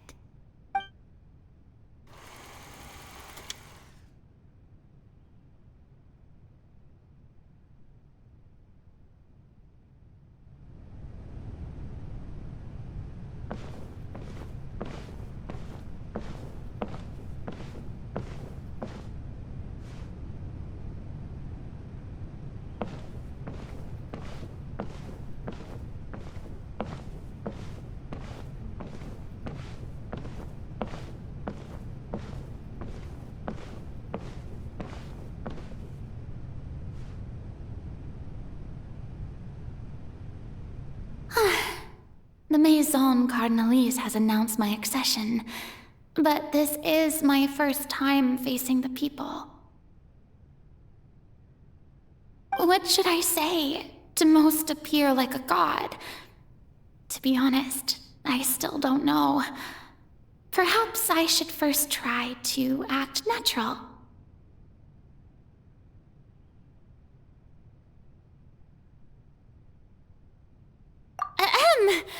Ladies and gentlemen, good evening, and welcome to the Opera Epiclese. I'm sure you've all heard about how I have taken on the role of Hydro Archon. Indeed, I am Verena de Fontaine, your new Archon. In truth, I know little about becoming a nation's new god, but it will be my honor to guide you all. As the god Focalor, the god of justice, I shall do all within my power to lead you into an age of fairness and justice. Once again, thank you all for coming. If you should have any questions or suggestions, please send them to the Maison Cardinalise. The future of Fontaine will require us to work together, after all. This should do it. I thought I might stammer, but thankfully, I was able to convey my thoughts just fine. Okay, and next. That's the new Hydro Archon. Is this some kind of joke by the Maison? I would have thought that a being that surpasses humanity would be a bit more assertive. Hey, did you hear that? She even told us to send her suggestions there at the end. Shouldn't gods be all-powerful? She's being so modest. What's the difference between her and an ordinary person, then? If you ask me, perhaps the succession didn't actually happen. She might just be a Maison-backed puppet. Wait, what's going on? Why is everyone suspecting me of being a fake? Oh, this is bad. If I get exposed here, there'll be no saving the people from the prophecy. Right. Mirmi said that I just need to play the role of a god as humans imagine them to be. Calm down, Verena. Think. What do the people want? How would they imagine a god to speak and act? Assertive, with a strong sense of presence. One who can dispel all doubt. That is the character I'm fated to play.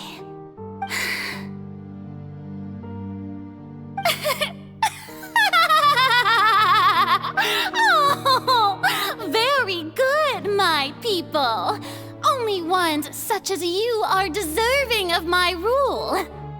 Now, I was wondering if some weak puppet were to one day come onto the stage and claim ownership of this opera house, would the children of Fontaine follow them? Well, it seems that you would all see right through them. Having passed my test, you are qualified to witness wondrous trials alongside my august self, here in this opera house. You may consider my previous act a door gift of sorts. I thought it was a debut that suited the atmosphere. Now then, let us be reintroduced. Ah, so that was just a performance.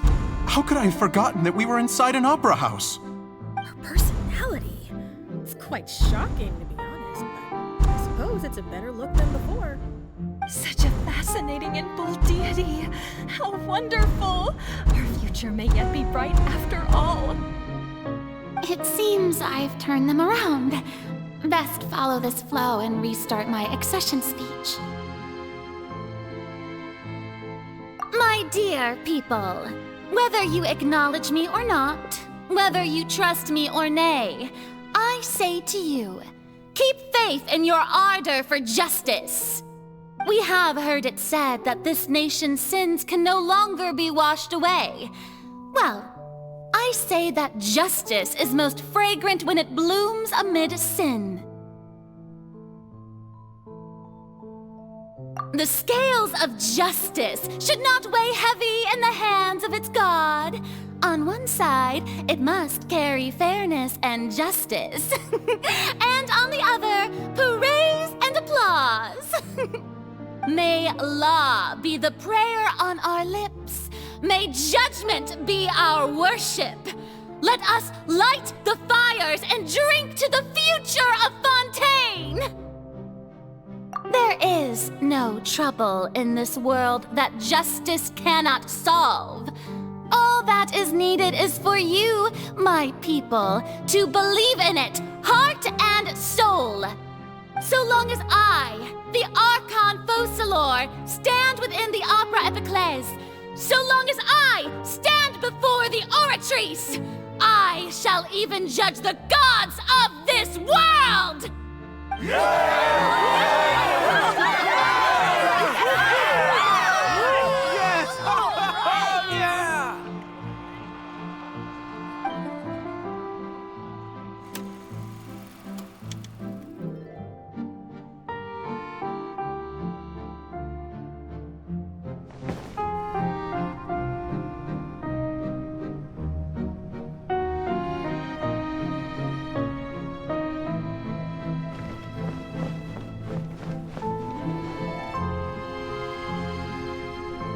Lady Farina, here are today's case reports, as well as a summary of the follow-up for your perusal. Come now, was I not just at the Opera House in person? Leave these kinds of things to Neuvillette. Besides, none of these trials were the one that I'm looking forward to the most. If I may be so impertinent, what kind of trial are you truly looking forward to? A magnificent, dramatic, and wondrous trial. A trial to end all things. How could you hope to understand? That's true. I fear I lack the ability to grasp your divine thought, Lady Archon. No need for fright, and do not take what I said before too seriously. Go now, do your duties. The trial I await. It will come one day.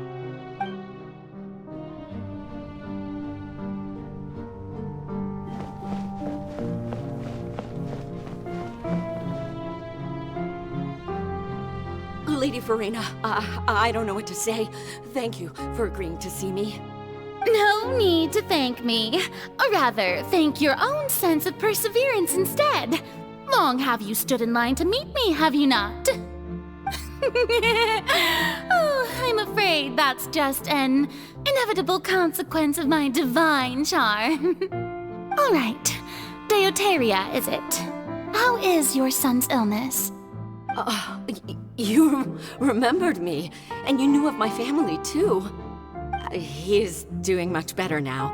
In fact, he is far more of an ardent believer than I. He was the one who forced me to seek an audience with you, and to bring your words back to him. Oh, good. Very good. If this should happen again in the future, please do not hesitate to come and tell me. Going down to citizens' homes every so often, while not usual practice, should serve as a fine change of pace. You're such a gentle and wise god.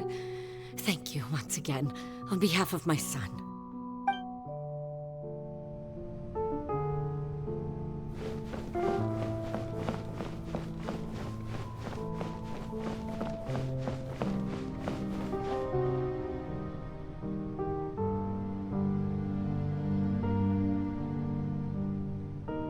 Lady Farina, here are the latest hydrological reports. As for the specific parameters you asked to take note of, I'm afraid things still don't look good. I see. It's as I thought then. As your god, I did already expect this, but I wanted to see how far your human wisdom would allow you to analyze it. All manner of signs indicate that the prophecy will still come to pass. Forget it. That's not something you need to worry about right now. Well, as I understand it, the Fontaine Research Institute is also trying to find a way to counter the rising water levels. Really? Have they found anything? I'm afraid that they haven't found any effective solution thus far. Oh, is that so? Well, no wonder. This issue has reached the realm of the gods, after all. Still, their spirit is praiseworthy.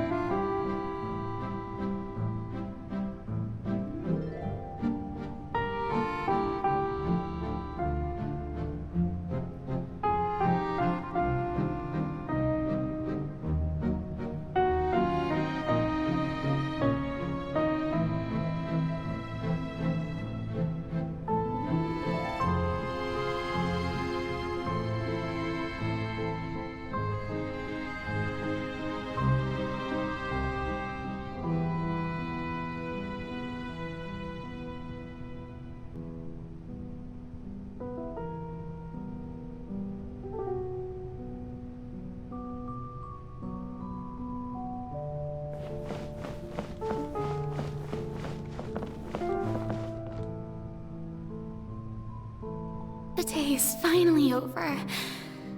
I haven't had a moment to breathe this whole time. But it's good to see that everything's getting on track. There are no longer any voices of suspicion. Maybe this is fine. I just need to keep going, and everyone will be saved. Alright, Farina, don't think too hard about this. You need rest. Tomorrow's a new day.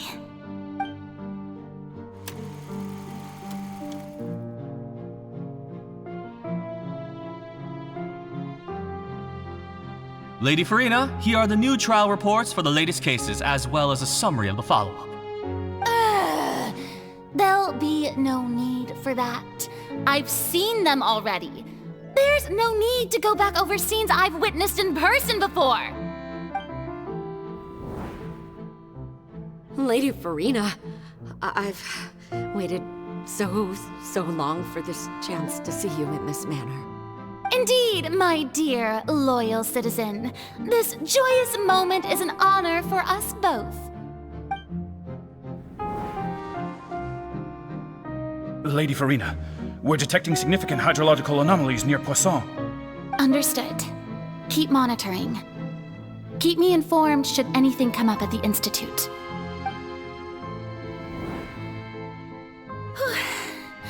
I don't think I let anything slip today. I must show the people that there is nothing to worry about. I just don't know when these days will end. I feel utterly exhausted. Best to rest early today, too.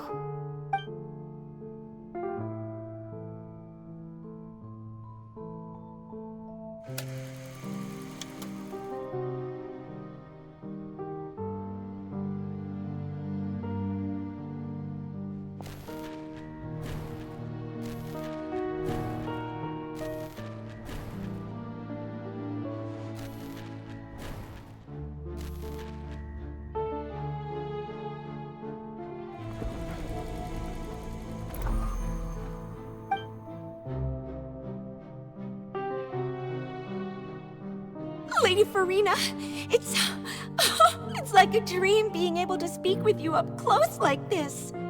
I've heard that the first member of our family who was honored to receive an audience with you was Madame Dioteria, almost 20 generations ago.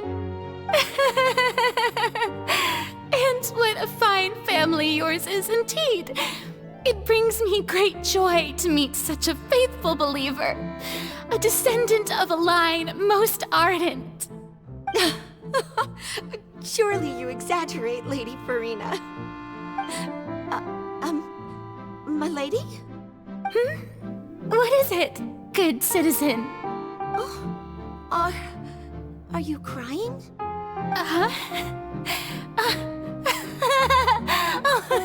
Really now? I didn't even notice. This must be the overflow of hydro from my person. Well, can't quite help being the god whose dominion is the waters, can I? No wonder. No wonder. A manifestation of your power, then. Oh, Archon, I am honored to have witnessed it. Honored indeed.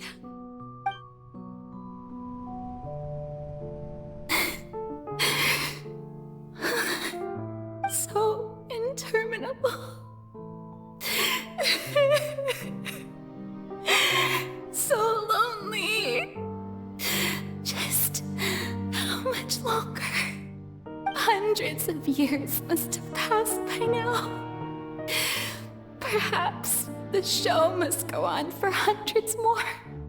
I never imagined that it would hurt so much. Have I reached my limit? No. Perhaps I reached it long ago. Today I didn't even notice my own tears. I want to tell someone, anyone, about this. But would that not destroy all I've done so far? I've conducted so many investigations across the centuries, but there's not even a sliver of hope that we might break the prophecy. All I can do is keep heart. I must maintain this act. It is the only way to save Fontaine. Please, mirror me. You have to succeed.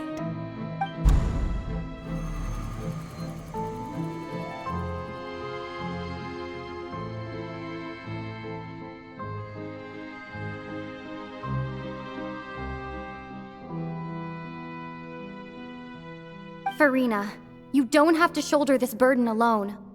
Although I don't know what you might be keeping from everyone, your people are more than willing to share your burden with you.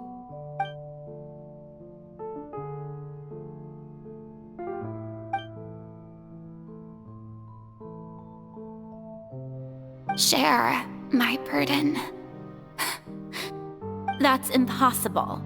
It was fated right from the start that this would be my duty alone. But even if your burden doesn't need to be shared, you can still choose to confide in someone. Just share it with me. I'm what you'd call a witness. A witness?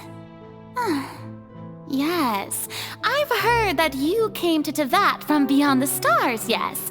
In other words, you never belonged here. And if Tevat is, in its entirety, a show on a stage, then you're just a spectator, aren't you? If that's the case... She's right. I could confide in her, couldn't I?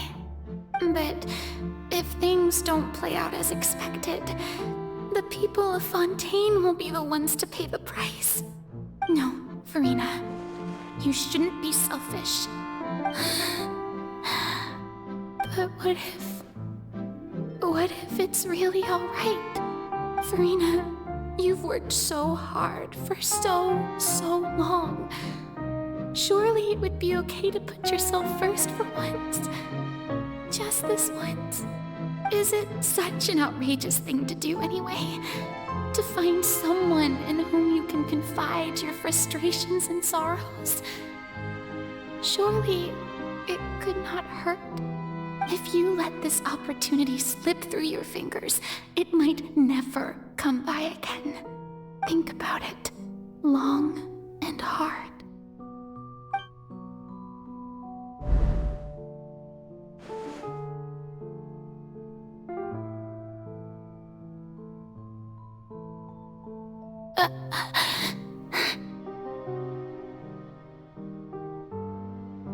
No, I have nothing to say. I am Farina, the Archon of Fontaine. Everything will surely get better. All you need to do, dear spectator, is to witness my performance until the curtains fall.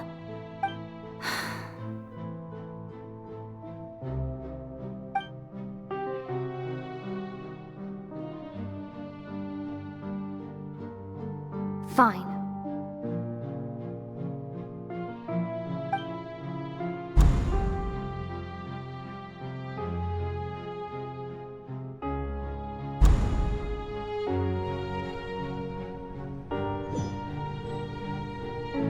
So even Farina doesn't know the truth? You've never once let her in on the full plan? Yes, it had to be done. To deceive the heavenly principles, you must first deceive yourself. She did very well. If she had let her resolve falter even once in these 5 centuries, Fontaine would have been doomed to the most tragic fate. It seems that trusting humanity was the right decision after all. I believe that I understand how your deception works, but that is only half the truth, is it not? How would you build on this foundation to save the people of Fontaine? That is the most important thing. Ah, good. Of course, the Iudex of Fontaine has pinpointed the crux of the issue. I'm sure you've long sensed that the Oratrice is no simple machine, yes? I've always suspected that it had its own consciousness. And Lenny did mention that he heard a human voice within the core chamber. It now seems that that person was you, hidden within the machine all along. Am I right? And then I became one with the Oratrice, taking Fontaine's gnosis with me. Yes, it would seem so, wouldn't it? Alas, your understanding of this device still lacks sufficient depth. In truth, it is no enactor of justice. It is, in fact, a device created to kill the god of justice. I beg your pardon? Oh, you have it.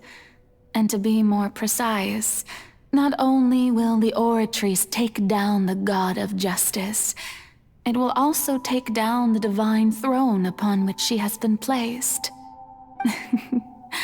I mean, did you think I would be the sort to enjoy peaceful repose while Farina suffered?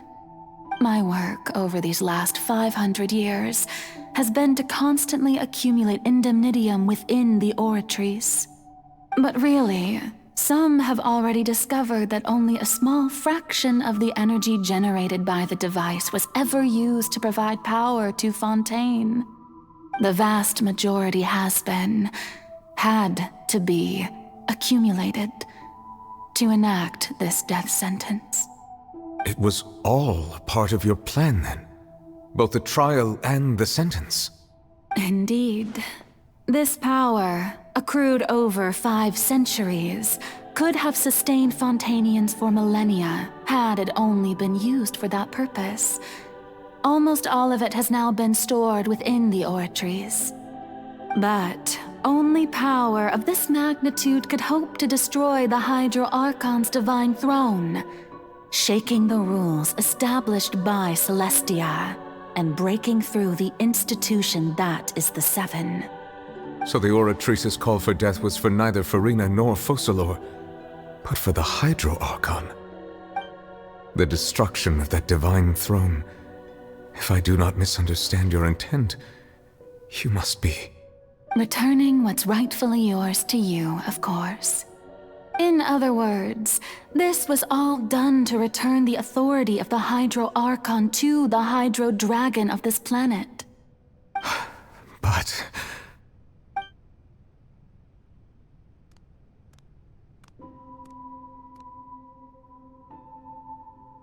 Oh, what? Getting sad again, are we? The authority of the ancient dragons shall soon be yours once more, O Hydro Dragon Sovereign.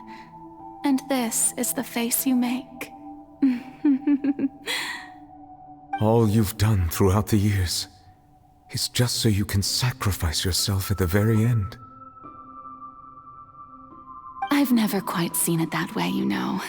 Even now, I'm quite pleased at how well my deception worked.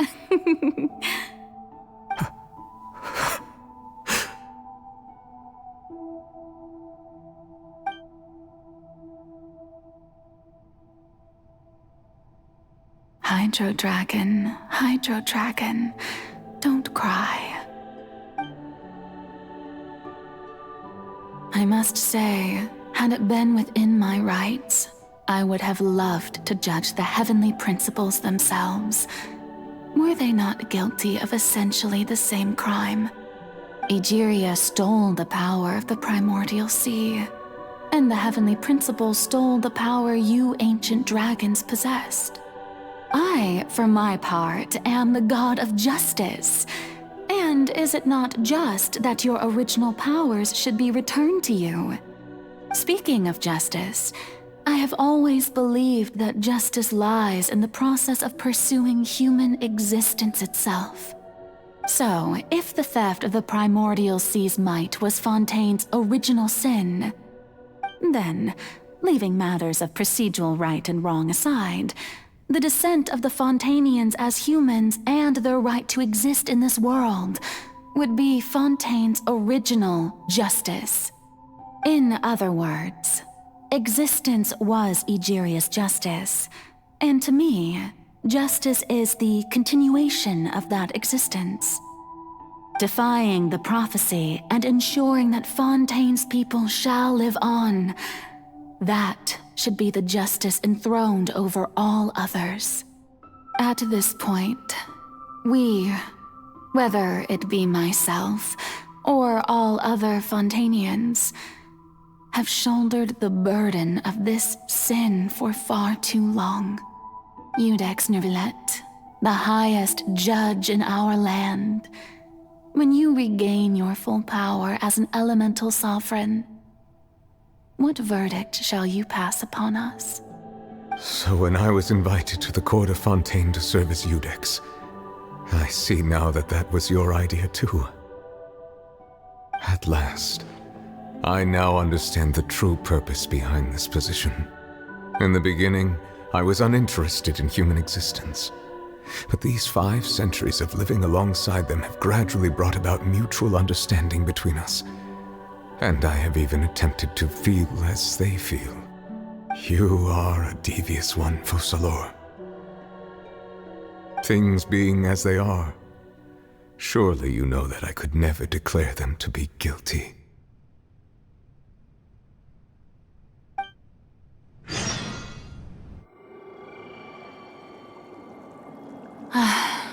The hour of my execution is almost here.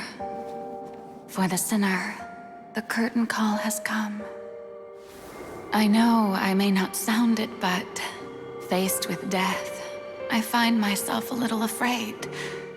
Perhaps this is one thing both gods and humans have in common.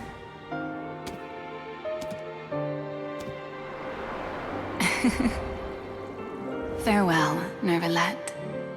I hope you've enjoyed the part you played these 500 years.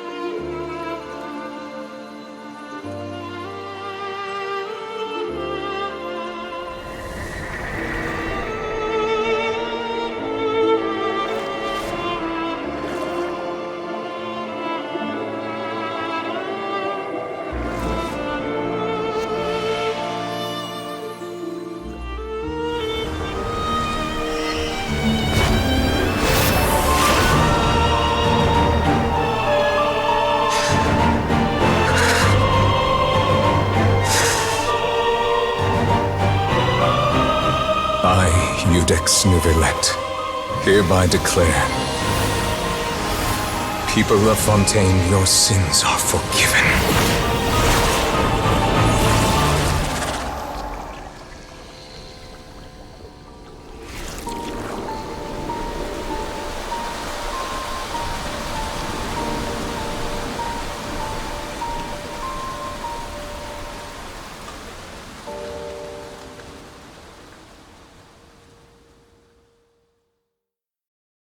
Where do you want to go?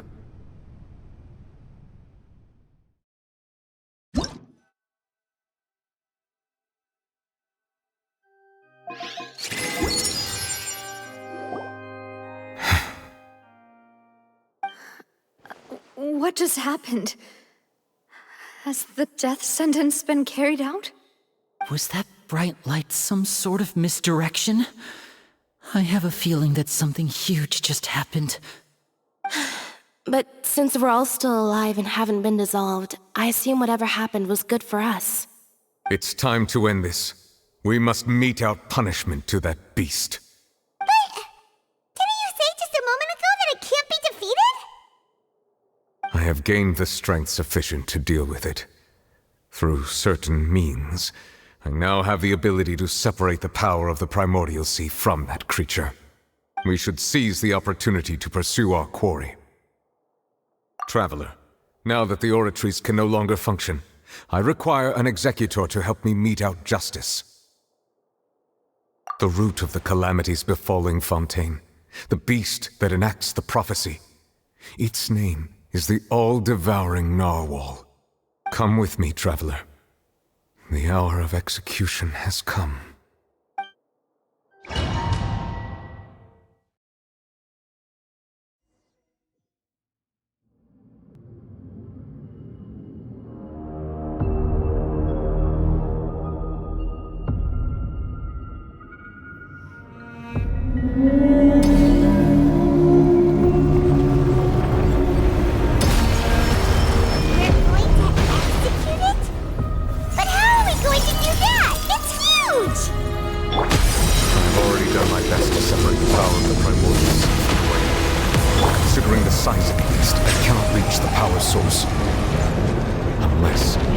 Find a way to attack it from within. I shall share a part of the ancient realm.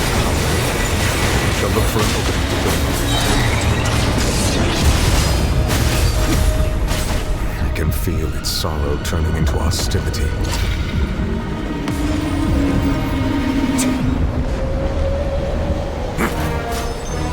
Let's begin. Settle down! Stabilize! Be sanctified.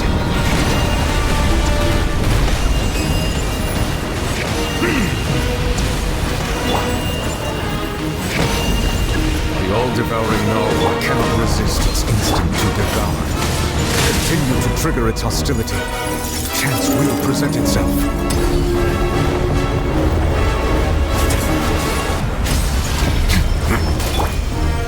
Solidify!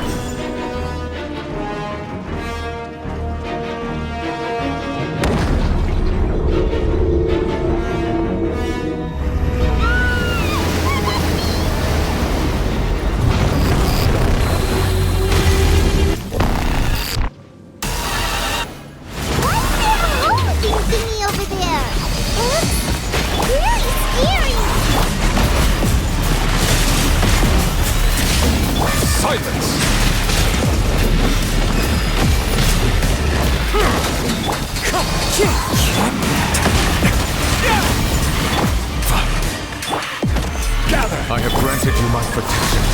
Do not fear. Seize the moment and use my power to suppress its roots from within.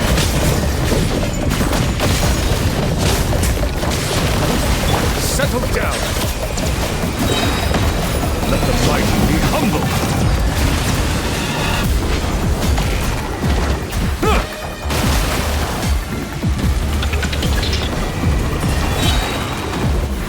Bow your head.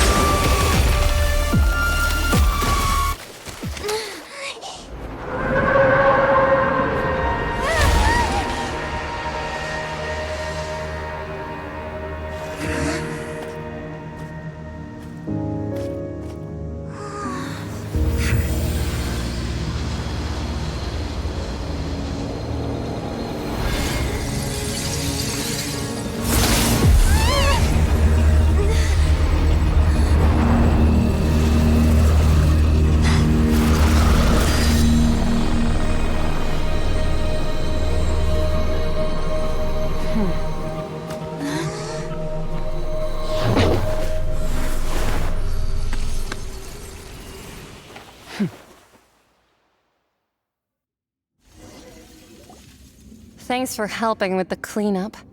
It should have been my job, but... oh well. It was just supposed to be a short private training session for me. I didn't think that my disciple and my master's pet would start brawling in the meantime. Well, actually, I had a feeling that it would happen at some point, but they bumped into one another earlier than I thought. What a blunder. I suppose I'll have to swing my sword 3 million times as penance. That power. Who are you exactly? Paimon has an idea. From what she said earlier, she must be Child's master. Skirk, right? It's just that he gave us the impression that she was the less talkative person. I simply did not have anything to say to the weak. But you, on the other hand, managed to defeat the all-devouring narwhal without using power from beyond this world. So you may speak to me as equals. I have to agree. It's a strange use of a planet's primordial waters just to raise an all-devouring narwhal. That kind of power is wasted on it. It's not cooperative. It eats too much. And I have more important things to do with my time than pet sitting. The only thing that creature has going for it is its looks. All in all, it fails as a pet. Miss Skirk? I think you might have missed the point. The point being? Well, being that this pet almost destroyed an entire nation. So what sort of person is your master? Well, Child's master's master. Wait, is that right? Oh, right. So you don't know him. Sorry, I assumed you did. His name is Sertologi. Huh? I am unfamiliar with that name. Huh. So Master isn't sufficiently famous. How should I describe him then? Have you heard of the name The Fowl? The Fowl? Still nothing? Well, how about the Visionary? Vetterfalnir then? Or Gold Rhindaughter? Ooh, that one we've heard! Rhindaughter's part of the Hexen Circle. She's Albedo's mom, right? Oh, so you do know that name. To be honest, I also heard all of those names and titles from my master. I don't actually know them either. But I suppose you understand now, yes? My master is likely a similar sort to Rhindaughter. They are both pursuing some form of perfection. Wait! Didn't you also mention a visionary person? Paimon didn't quite catch their name. Actually, never mind that.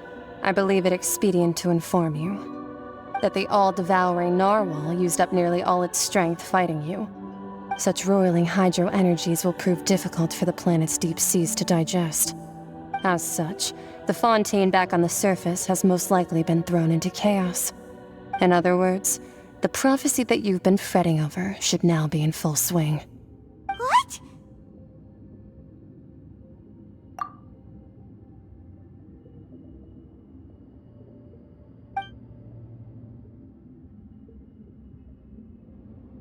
Not to worry. Focalor has already managed to deceive the heavenly principles.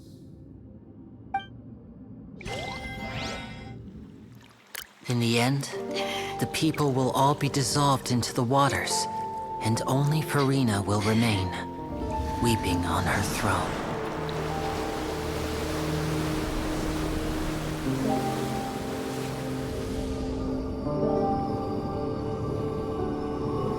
Only then will the sins of the people of Fontaine be washed away.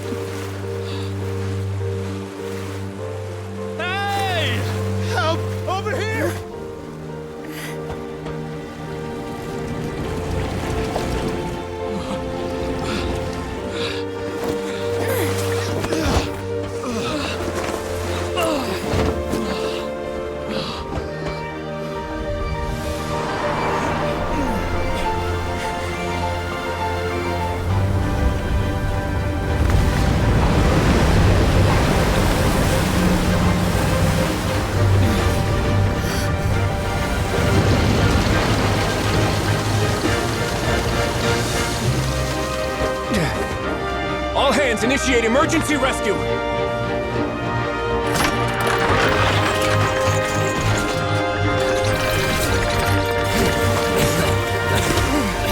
Hurry!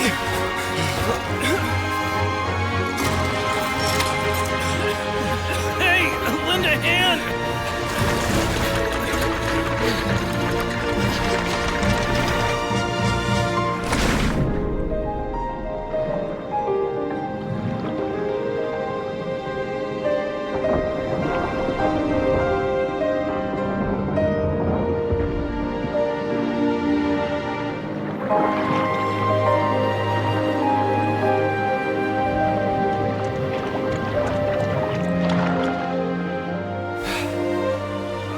Look!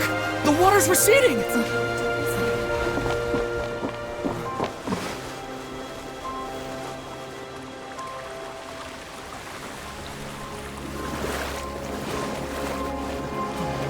It's a miracle! Water's receding. We didn't dissolve. The prophecy was wrong. The prophecy was wrong.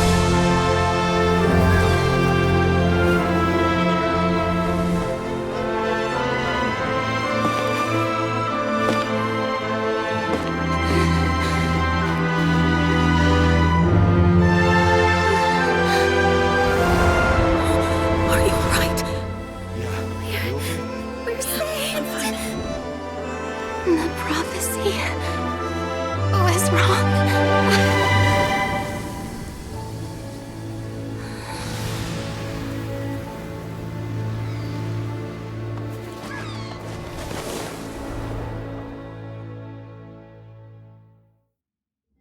I see the value.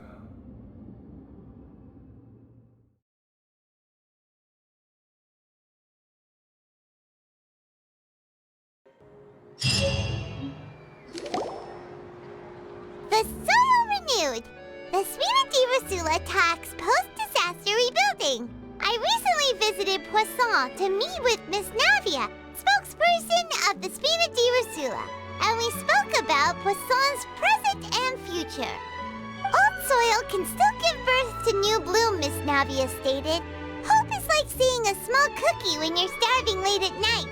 You just need a little of it. Skyship Winglet, boon or bane of the Fontaine Research Institute. The various disputes that have arisen on account of Mr. Edwin have suddenly become a shield over the Institute, with Jurier turning out to be a once overlooked hidden gem. People always call the first researcher mad, but few know what to call the second. And should that latter person achieve a miracle, they would find it all the harder to find a word with which to classify him and his team. Wow! Paimon barely recognizes the people in the reports. Are those really Jurier and Navia? They sound like real big shots. What do you think? Pretty enthralling, huh? The Steambird's idea was pretty simple. With the disaster just having passed, we would print a free edition packed to the margins with good news to calm people down. The value for these big scoops lies in their inevitable follow-ups. We'll publish further reports and go into the stories behind those people. Edwin's assistant, Jurier, created a true flying ship, while Navia is leading people in the reconstruction of their home. I'm sure that these stories could draw even your well-traveled eye. Paimon's curious too! Wait a minute. Didn't we watch everything happen from start to finish? What's there to be curious about? And that's exactly why I'd like you to come conduct interviews with me. You're the best incubators of news, if you haven't noticed. And also, with you around, I'm sure I'll get to see that Duke. Are you sure? Hasn't he turned you down several times already? Oh, this time will be different. Come on, let's head to Poisson first, and then make a trip to the fortress. There are some things you'll only know when you get there.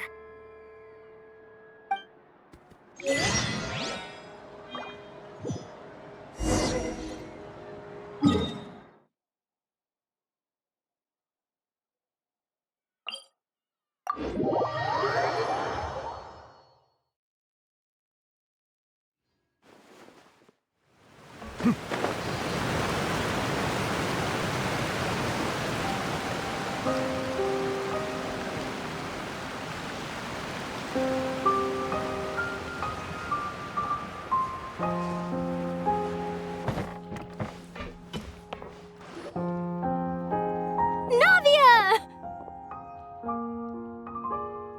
Oh, it's you. What brings you all here? Hey, we're just having a look around. I'm here to update myself on how things are going here. Oh, the Fatui are here too! Let me introduce you. This is Mr. Garunt Snežević. He represented the Knave in sending us a large amount of supplies, and is helping with our work. Our residents are hard at work as well. Thanks to everyone, work is progressing nicely. We've lost a lot of people, but we're moving forward. That will have to be enough. Hello, Miss Charlotte. I'm a big fan of yours. I especially like that article you wrote last year about Fontaine's stray cats. But if you don't mind, could you not emphasize our role too much in your report? It's not charity we're doing here. We just happen to share the same interests as the Spina. I get where you're coming from. I'll keep it as simple as possible. Or would you be willing to feature as friendly neighbors? That would be fine. Thanks. Oh, you're back too. How are things? We finished laying down the construction materials. It'll be another hour before the workers are able to go over there. Huh? You're here too, Clorinde? Well, her reputation's greatly risen after that whole duel business with Miss Farina, so she's here in Poisson to wait out the heat. All right. She really came here to help me out.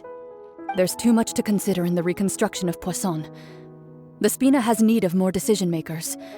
And, well, I do already happen to be connected to Mr. Callis. Oh, wait just a moment. Do you mind me asking a few questions? You know, about how you felt before the duel, about what it was like facing down a god. There's lots of exciting material there, I bet. Forget it.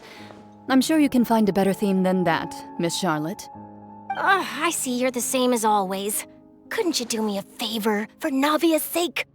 Well, if we're talking about doing things for my sake, you might as well just take a few more photos of me. Or of the Traveler. It's better than wasting time persuading Clorinde, at any rate. Of course I will. I'm not gonna let her off that easy. All right, then everyone who wants to be in the photo, gather up. And smile.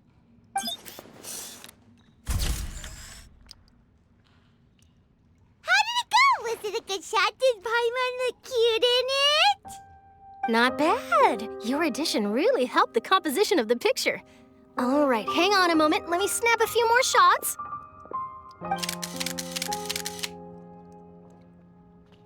All right, that should do it.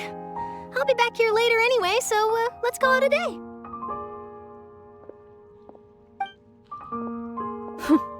You're very quick.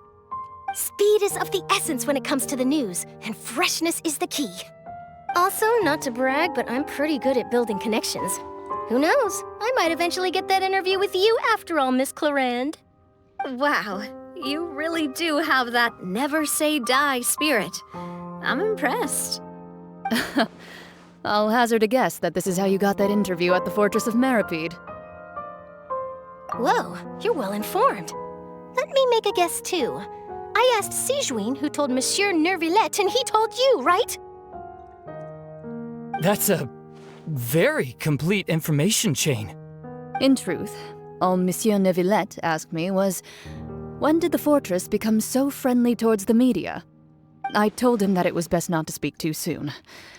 There's no guarantee that Ridsley will make a personal appearance. You're right. I've got to treasure every moment I have with them. In which case, I'll be making a move first. Stay safe now. And tell me if you hear anything interesting. I'll treat you to afternoon tea in exchange.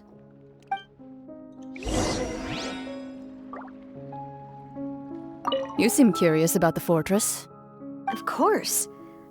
That Wriothesley. I still remember going down to the fortress to grill him for information on my father's case. Boy, did he take me for a ride. Without telling me anything, of course. But he did invite you to tea, didn't he? 2 large pots of it, in fact. It was good tea, though. I have to agree. The tea there is very good.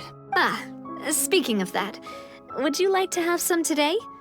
I mean, you've got time, right? Well, I'd be partial to some shortbread. Wow, it's like we've got a menu or something. Sure. Good. What flavor of biscuits would you like, Mr. Snezhevich? Me? I'm fine with anything. But I would prefer chocolate, should you have it. All right. Leave it to me. I'll go over the newly arrived supplies with you later, Mr. Snezhevich. We should be able to finish the preparatory work today. That works great for me. Huh. Is it just me, or did you get a new lipstick? I did. It was a gift from Sijwin. Want to give it a try? I think the color would suit you, too.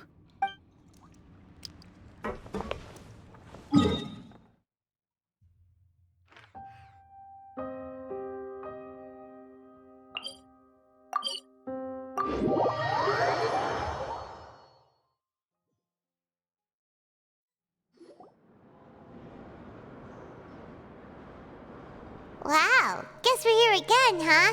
There's a real nostalgic feeling to this place. Looks like you've been missing us. Duke! Did you come all the way to the entrance to greet us? Of course. I'm here to welcome you and our dear Miss Charlotte, whom our good head nurse recommended to me. It's an honor to finally meet the much-rumored Duke. Thank you for consenting to my visit to the fortress, sir. No need to thank me. But that said, I shouldn't be the focus of your interview. I trust you recall our agreement? Of course. All right then, this way.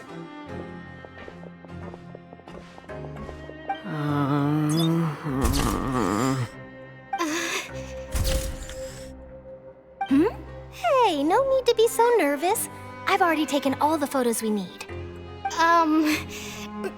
Miss Charlotte, do these pictures really need to be published on the cover of the Steambird? It would seem that Miss Lorvine doesn't want her face to appear beside that of Mr. Jurier, Sir, please don't say things like that. But it looks like dear Mr. Jurier denies it. Might this interview be very important to you then? No, I just... This is my first time being interviewed, and I'm very thankful to the Steambird for... Now, I might not look it, but I actually did meet Mr. Edwin once. And I'll be honest, I enjoyed chatting with you more. You've definitely got more of that genius vibe going on. The boat that brought about a miracle, the ark that saved the people. Why, you recreated a myth back there, like an emissary of legend. Still, if I might ask, where's that flying ship now? Huh! Looks like Charlotte's trying to get herself another exclusive scoop. I have to apologize, but that ship is presently in the bowels of our factory. I'm afraid it won't be easy for you to get a shot of it. Really? Well, then in that case, could I have an interview with you to make up for that loss?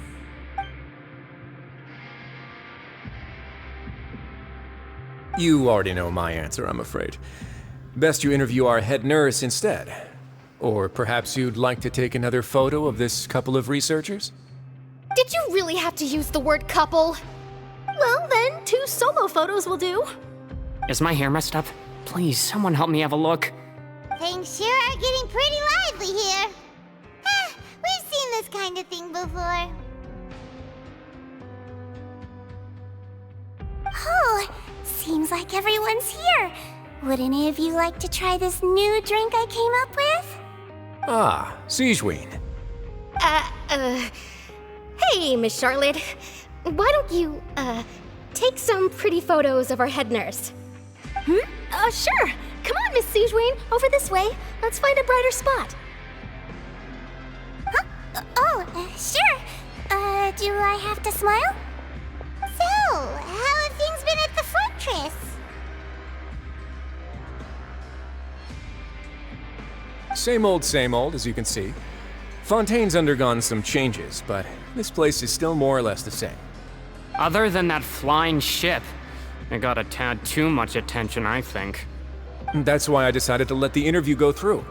We should direct more public opinions toward the behind-the-scenes heroes. Am I right, Mr. Jurier? Miss Lorvine? You're too kind, sir. I believe that you too should have your day in the sun. Not that you would want that, which is a pity. I'll just leave the spotlight to you two.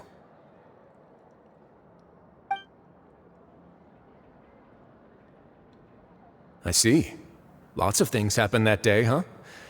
Anyway, regarding that Harbinger, I'm not sure you remember, but his 3 young followers are still waiting for his return. He sure did win them over, huh? I'll tell them that there's good news and bad news. The good being that their boss seems fine, and the bad being that they must face extended sentences for abetting his escape. Oh, actually, what about you? Are things gonna change for you too? What change can there be? The fortress will keep chugging along, and so will my duties. As to what Miss Farina's departure will mean for the nation, and if our laws and governance will be transformed, we'll leave those to the folks in the overworld. Hey everyone, the photo shoot's done. Good. In that case, let's call it a day here. Thanks for your cooperation. Come on, Traveler, let's go. Till next time, everyone. There'll be a next time? Maybe. Who knows? I might write a story about the underwater factory next time. Until then. All right, last stop, the docks.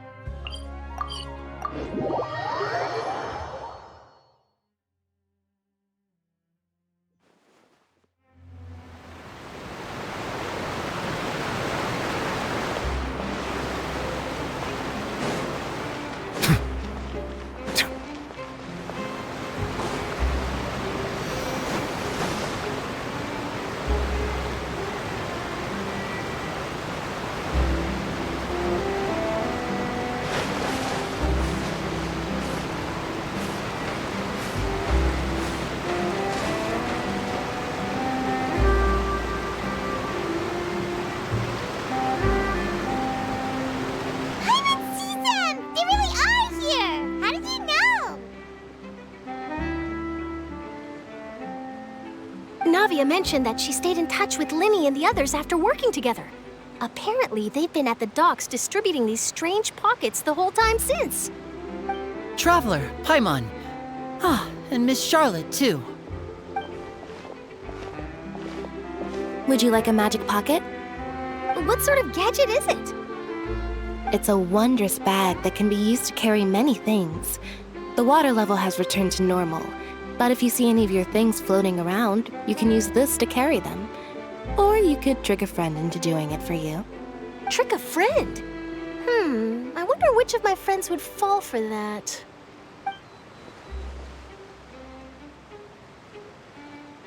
You could just make a friend like Fremine here. Isn't that right, Fremine? Is this what you meant by, I'll help you make some more friends? To be honest, that sounds pretty sweet. Could I have your contact, please? Sure. Please, write down my address. You sure are working hard to help Fremine socialize. He was the one who proposed doing this. He even wants to assist in our magic shows. Yes, I was planning to first introduce Pear as an assistant, and later Fremine himself. In the future, I think we can leave underwater escape magic to him too. That said, would anyone want to see a diver escape underwater? Oh, it'll work out. Every journey begins with the first step. He'll become a part of our show eventually. Lynette, could you come over?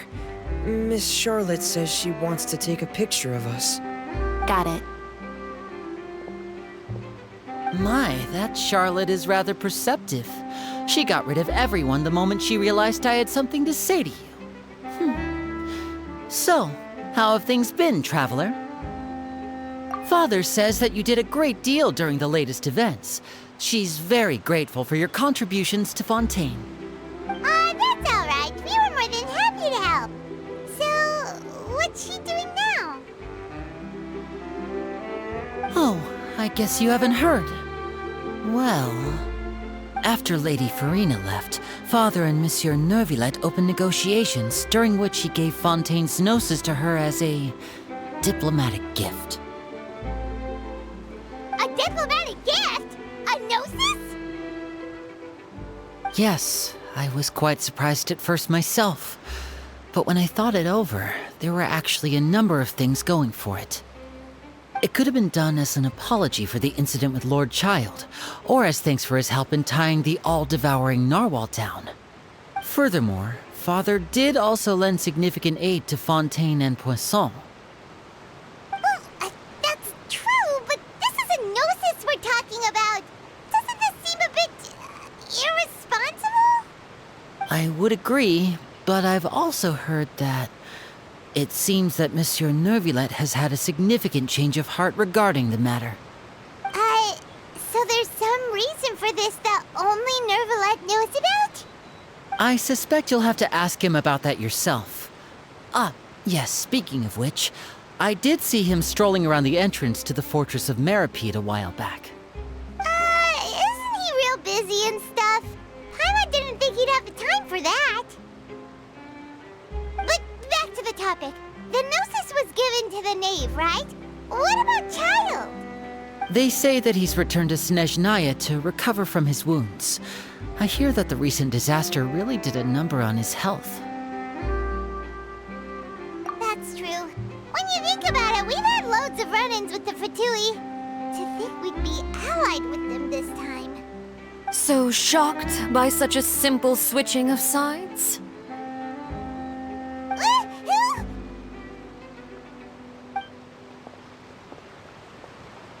Father! Well, what do you know? Come to the docks to see how my children are doing and meet the traveler by chance. Please do not pay my accomplishments in Fontaine too much mind. I would have done them regardless. Are you going to take the gnosis back to Snezhnaya? That is our duty as harbingers, yes. Don't be too preoccupied with sides. The goal of the Fatui concerns not a single place or person, but the entire world. With such a grand goal in mind, it is inevitable that we must wear many masks. Switching my masks is something I've always done. Well, that depends on many things. No one truly knows what the future holds. What good is honesty if you can't rely on it forever? As for you, I very much look forward to our next collaboration. Good things cannot be achieved alone, and you've proved yourselves to be great partners.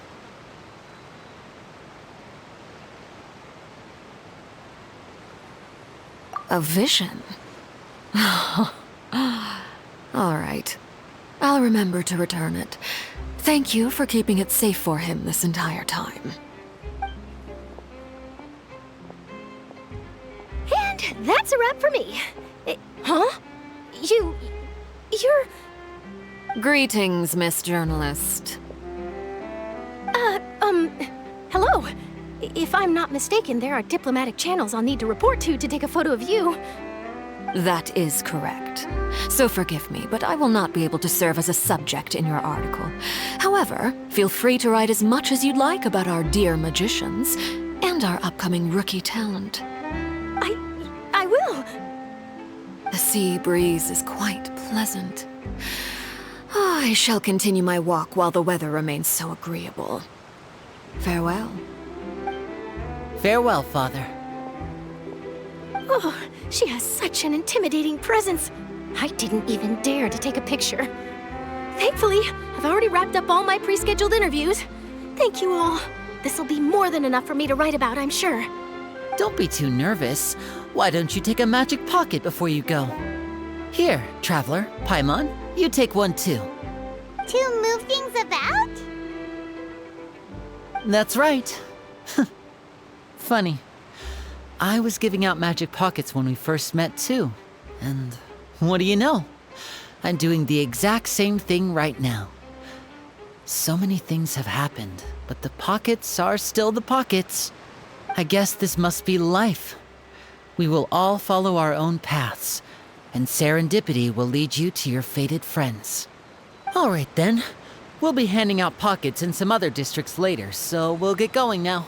Have a good day, you two.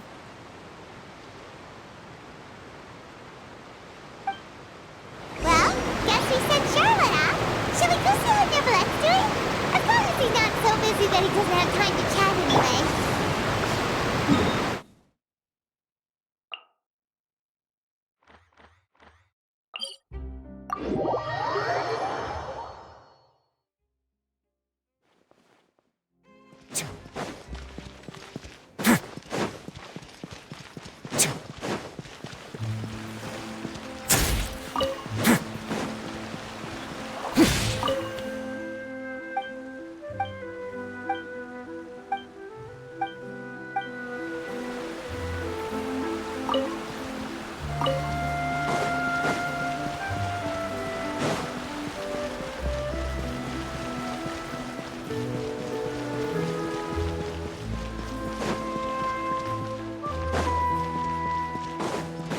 The entrance to the fortress! Ooh, he really is there!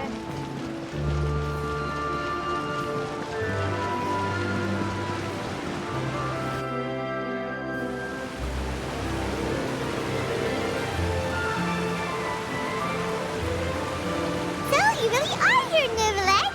Paimon didn't think you were going to have free time this hour of the day. Really? Oh, I suppose you must have met Mr. Linney. He took the time to greet me earlier when he passed this way. In any case, you came at a good time. I was just considering reaching out to you to set up a meeting, so I may explain some things that I haven't had the time to before. Aw, Paimon's glad that you remembered. Thank you for keeping us on your mind, what with you being busy and all. Alright, let's have it then. How was Fontaine actually saved? The whole business is still quite the mystery to us. It is strange how words can often leave a bitter taste in the mouth when it finally comes time to say them out loud.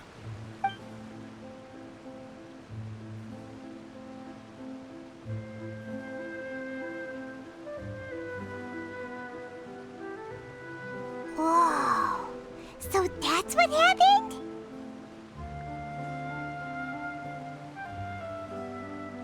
Focalor destroyed the divine throne of the Hydro Archon and restored your power to you, transforming you into a fully fledged elemental dragon sovereign! But Paimon still doesn't quite get what you did to save the Fontanians from dissolving. For me, the authority of the ancient dragons refers to absolute control over the hydro element. Fontanians were incomplete humans born of Egeria's use of the power of the primordial sea, with constitutions similar to that of mimics. But so long as those primordial energies remain within them, I could use the ancient dragon's authority to grant them true blood, after the fashion in which life was first brought into being on this planet. In other words, when I gave my verdict, Fontanians became true humans, and thus would naturally no longer be dissolved by water from the primordial sea. Focalor must have counted on you to make that decision as well. Your verdict was the key to making the prophecy appear to have come true while saving everyone. Yeah, and in a manner of speaking, Focalor finally managed to fulfill the original Hydro Archon's wish to turn Oceanids into real people too! It seems from your expressions that you still have more things you wish to ask. Ask away. I will tell you the truth as I know it. I have investigated his case along many avenues, and I have learned that he once fell into an unknown chasm when he was young. There, by chance, he awakened the all-devouring narwhal. But whether it be by sentiment or reason, that should not have been enough to consider him the root cause of the disaster. At most, he would have had tangential liability. As for the judgment passed by the oratrice during the trial, whether it was due to that liability by association, or Focalor deliberately using him to buy time for us on the assumption that he would be able to hold the creature off, I cannot say. Guess Focalor had Fontanians in mind the whole time.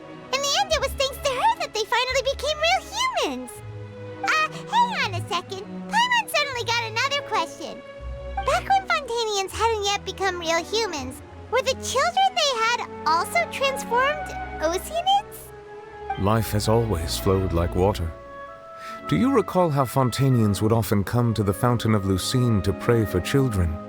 Yeah! Lynette said the fountain is where all the waters in Fontaine converge. In truth, even those couples did not know that such prayers were no mere custom, but instead a form of ritual. Those Oceanids who were blessed within the spring water would later descend as new humans in the coming months. Paimon sorta gets it now. Either way, seems like this ritual won't be of any further use, but it'll probably live on as a local custom. Ask away. I will tell you the truth as I know it. Yeah, about that. Risley said Farina has already left. What's that all about? Ah, Lady Farina. The people are only aware that her death sentence has not been carried out. She abdicated the post of Hydro Archon and left affairs related to that title to me, before leaving the Opera House. I related Focalor's words to her faithfully and completely. After hearing them, she seemed neither saddened nor comforted. She simply said that she was tired and needed to rest. Having said that, she then packed her things and moved out of the Opera House, not unlike how an ordinary person might. But she's still got a place to stay, right? You need not worry. I will make arrangements to ensure that she will not want for food, clothing, board, or travel. In truth, I am somewhat happy for her. The wear and tear on her spirit will, of course, take time to heal. But now that she no longer has to play the role of Focalor the Hydro Archon, she can finally lay down her burdens and lead a normal life.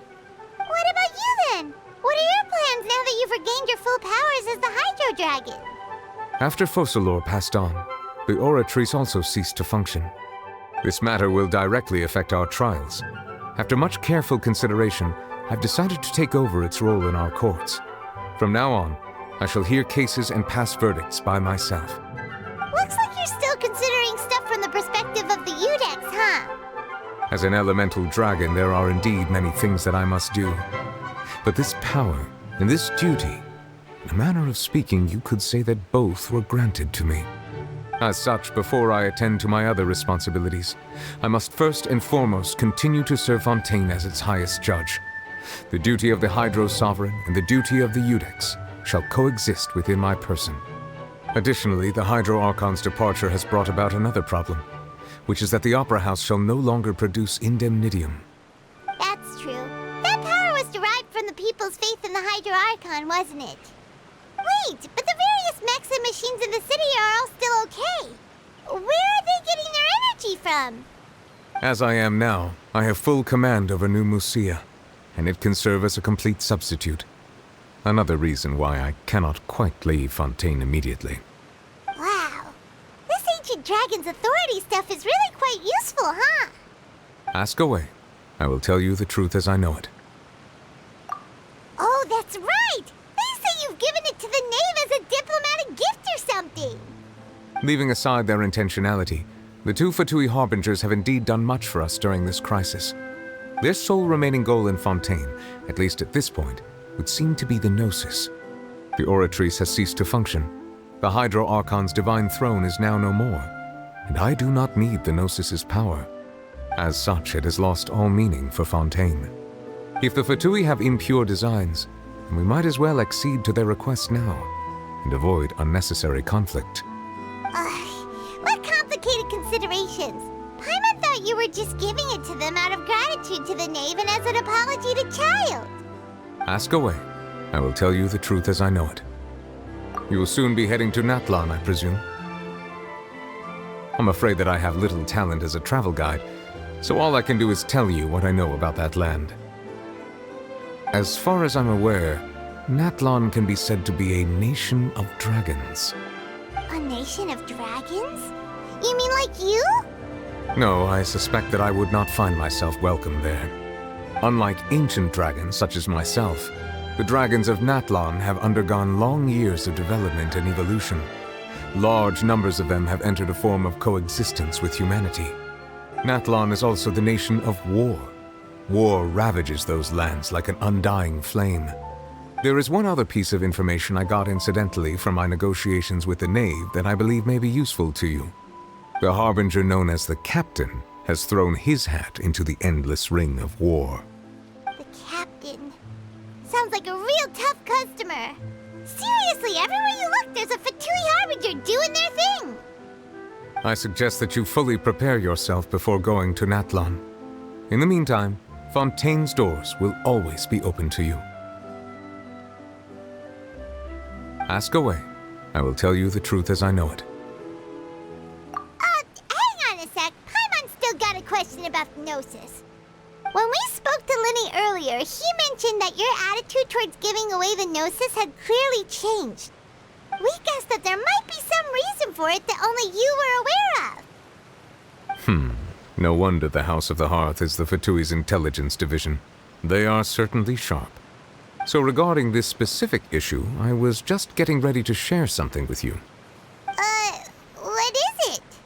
In truth, I exchanged some further words with that lady named Skirk after sending you two back to the surface. It went something like this.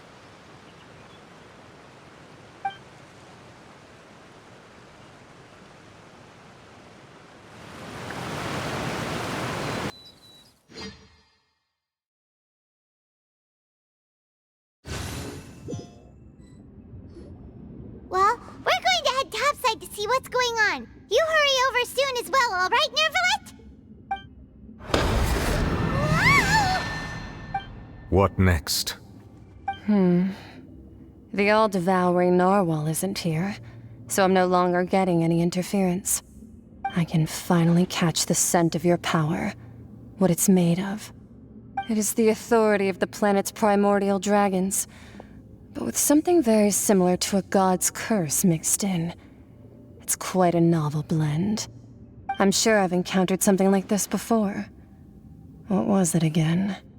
I do not know what you speak of. Of course. How could I forget? You should have the remains of the third Descender on your person, yes? Remains? I've never heard of any such thing. According to your parlance, I believe it may be called a gnosis. Well, that much is true. After Focalor's divinity faded, she handed her gnosis to me. But I fear I have never heard of it described in the manner that you just did. I've been training with my master, the Foul, ever since I was young, and I have never returned to the surface since. So most of the information I possess, I got from him.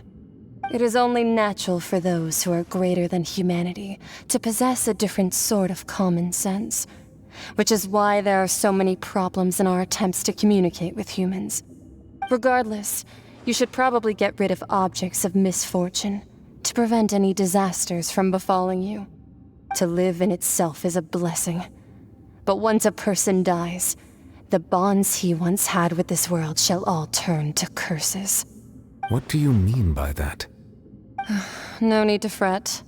These are just my personal thoughts, and my reason for no longer wishing to return to the surface. This third Descender you refer to, who are they? And when did they die? Master never mentioned them to me. Perhaps it just wasn't that important for me to know. If you're interested, though, I could ask him. I'll be sure to pass the answer on to you next time. Next time? You believe we will meet again? I do. Wait.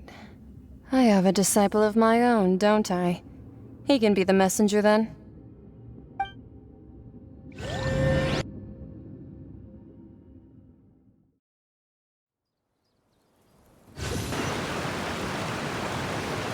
That's what she told me. Whether it would prove useful or not, I wanted to pass that information on to you. The remains of the third Descender? So that's what the Gnosis actually are. Paimon just thought they looked like chess pieces. How could they be a person's remains? All the same, assuming that there was no misunderstanding or special metaphor at play, that is what she meant to say. And she said that it would bring misfortune and that you should check it, which is why you gave it to the Fatui. If she speaks the truth, then I would simply be putting Fontaine at unnecessary risk by keeping it here.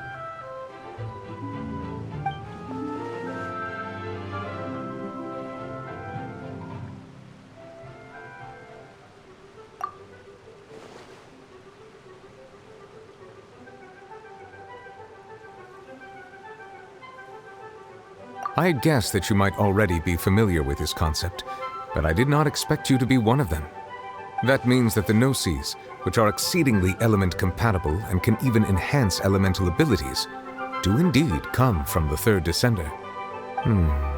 I wonder, does your body also possess similar properties?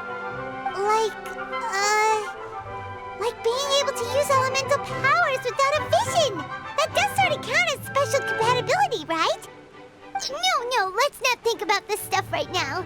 It just feels creepy. Comparing the Traveler to the dead third descender and all.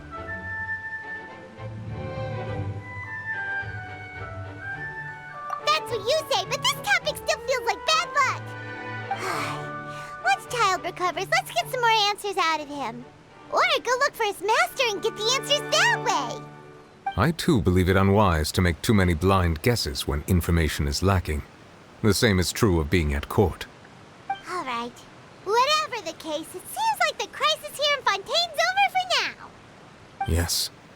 All of Focalor's efforts were for this moment as well. But she sacrificed herself in the end as a god, and she suffered through all those years as a human. Was that really what she wanted? I suppose that would be the mystery of a god's will. I suspect not. But once in a while, I too would guess that if wishes were like the clouds in the sky, they will one day return to the earth as raindrops. Life flows like water, and rain is the final answer. The water levels may sometimes tilt one way or another, but the rain falls fairly upon all. And what, ultimately, is the difference between the rains that fall upon all of us?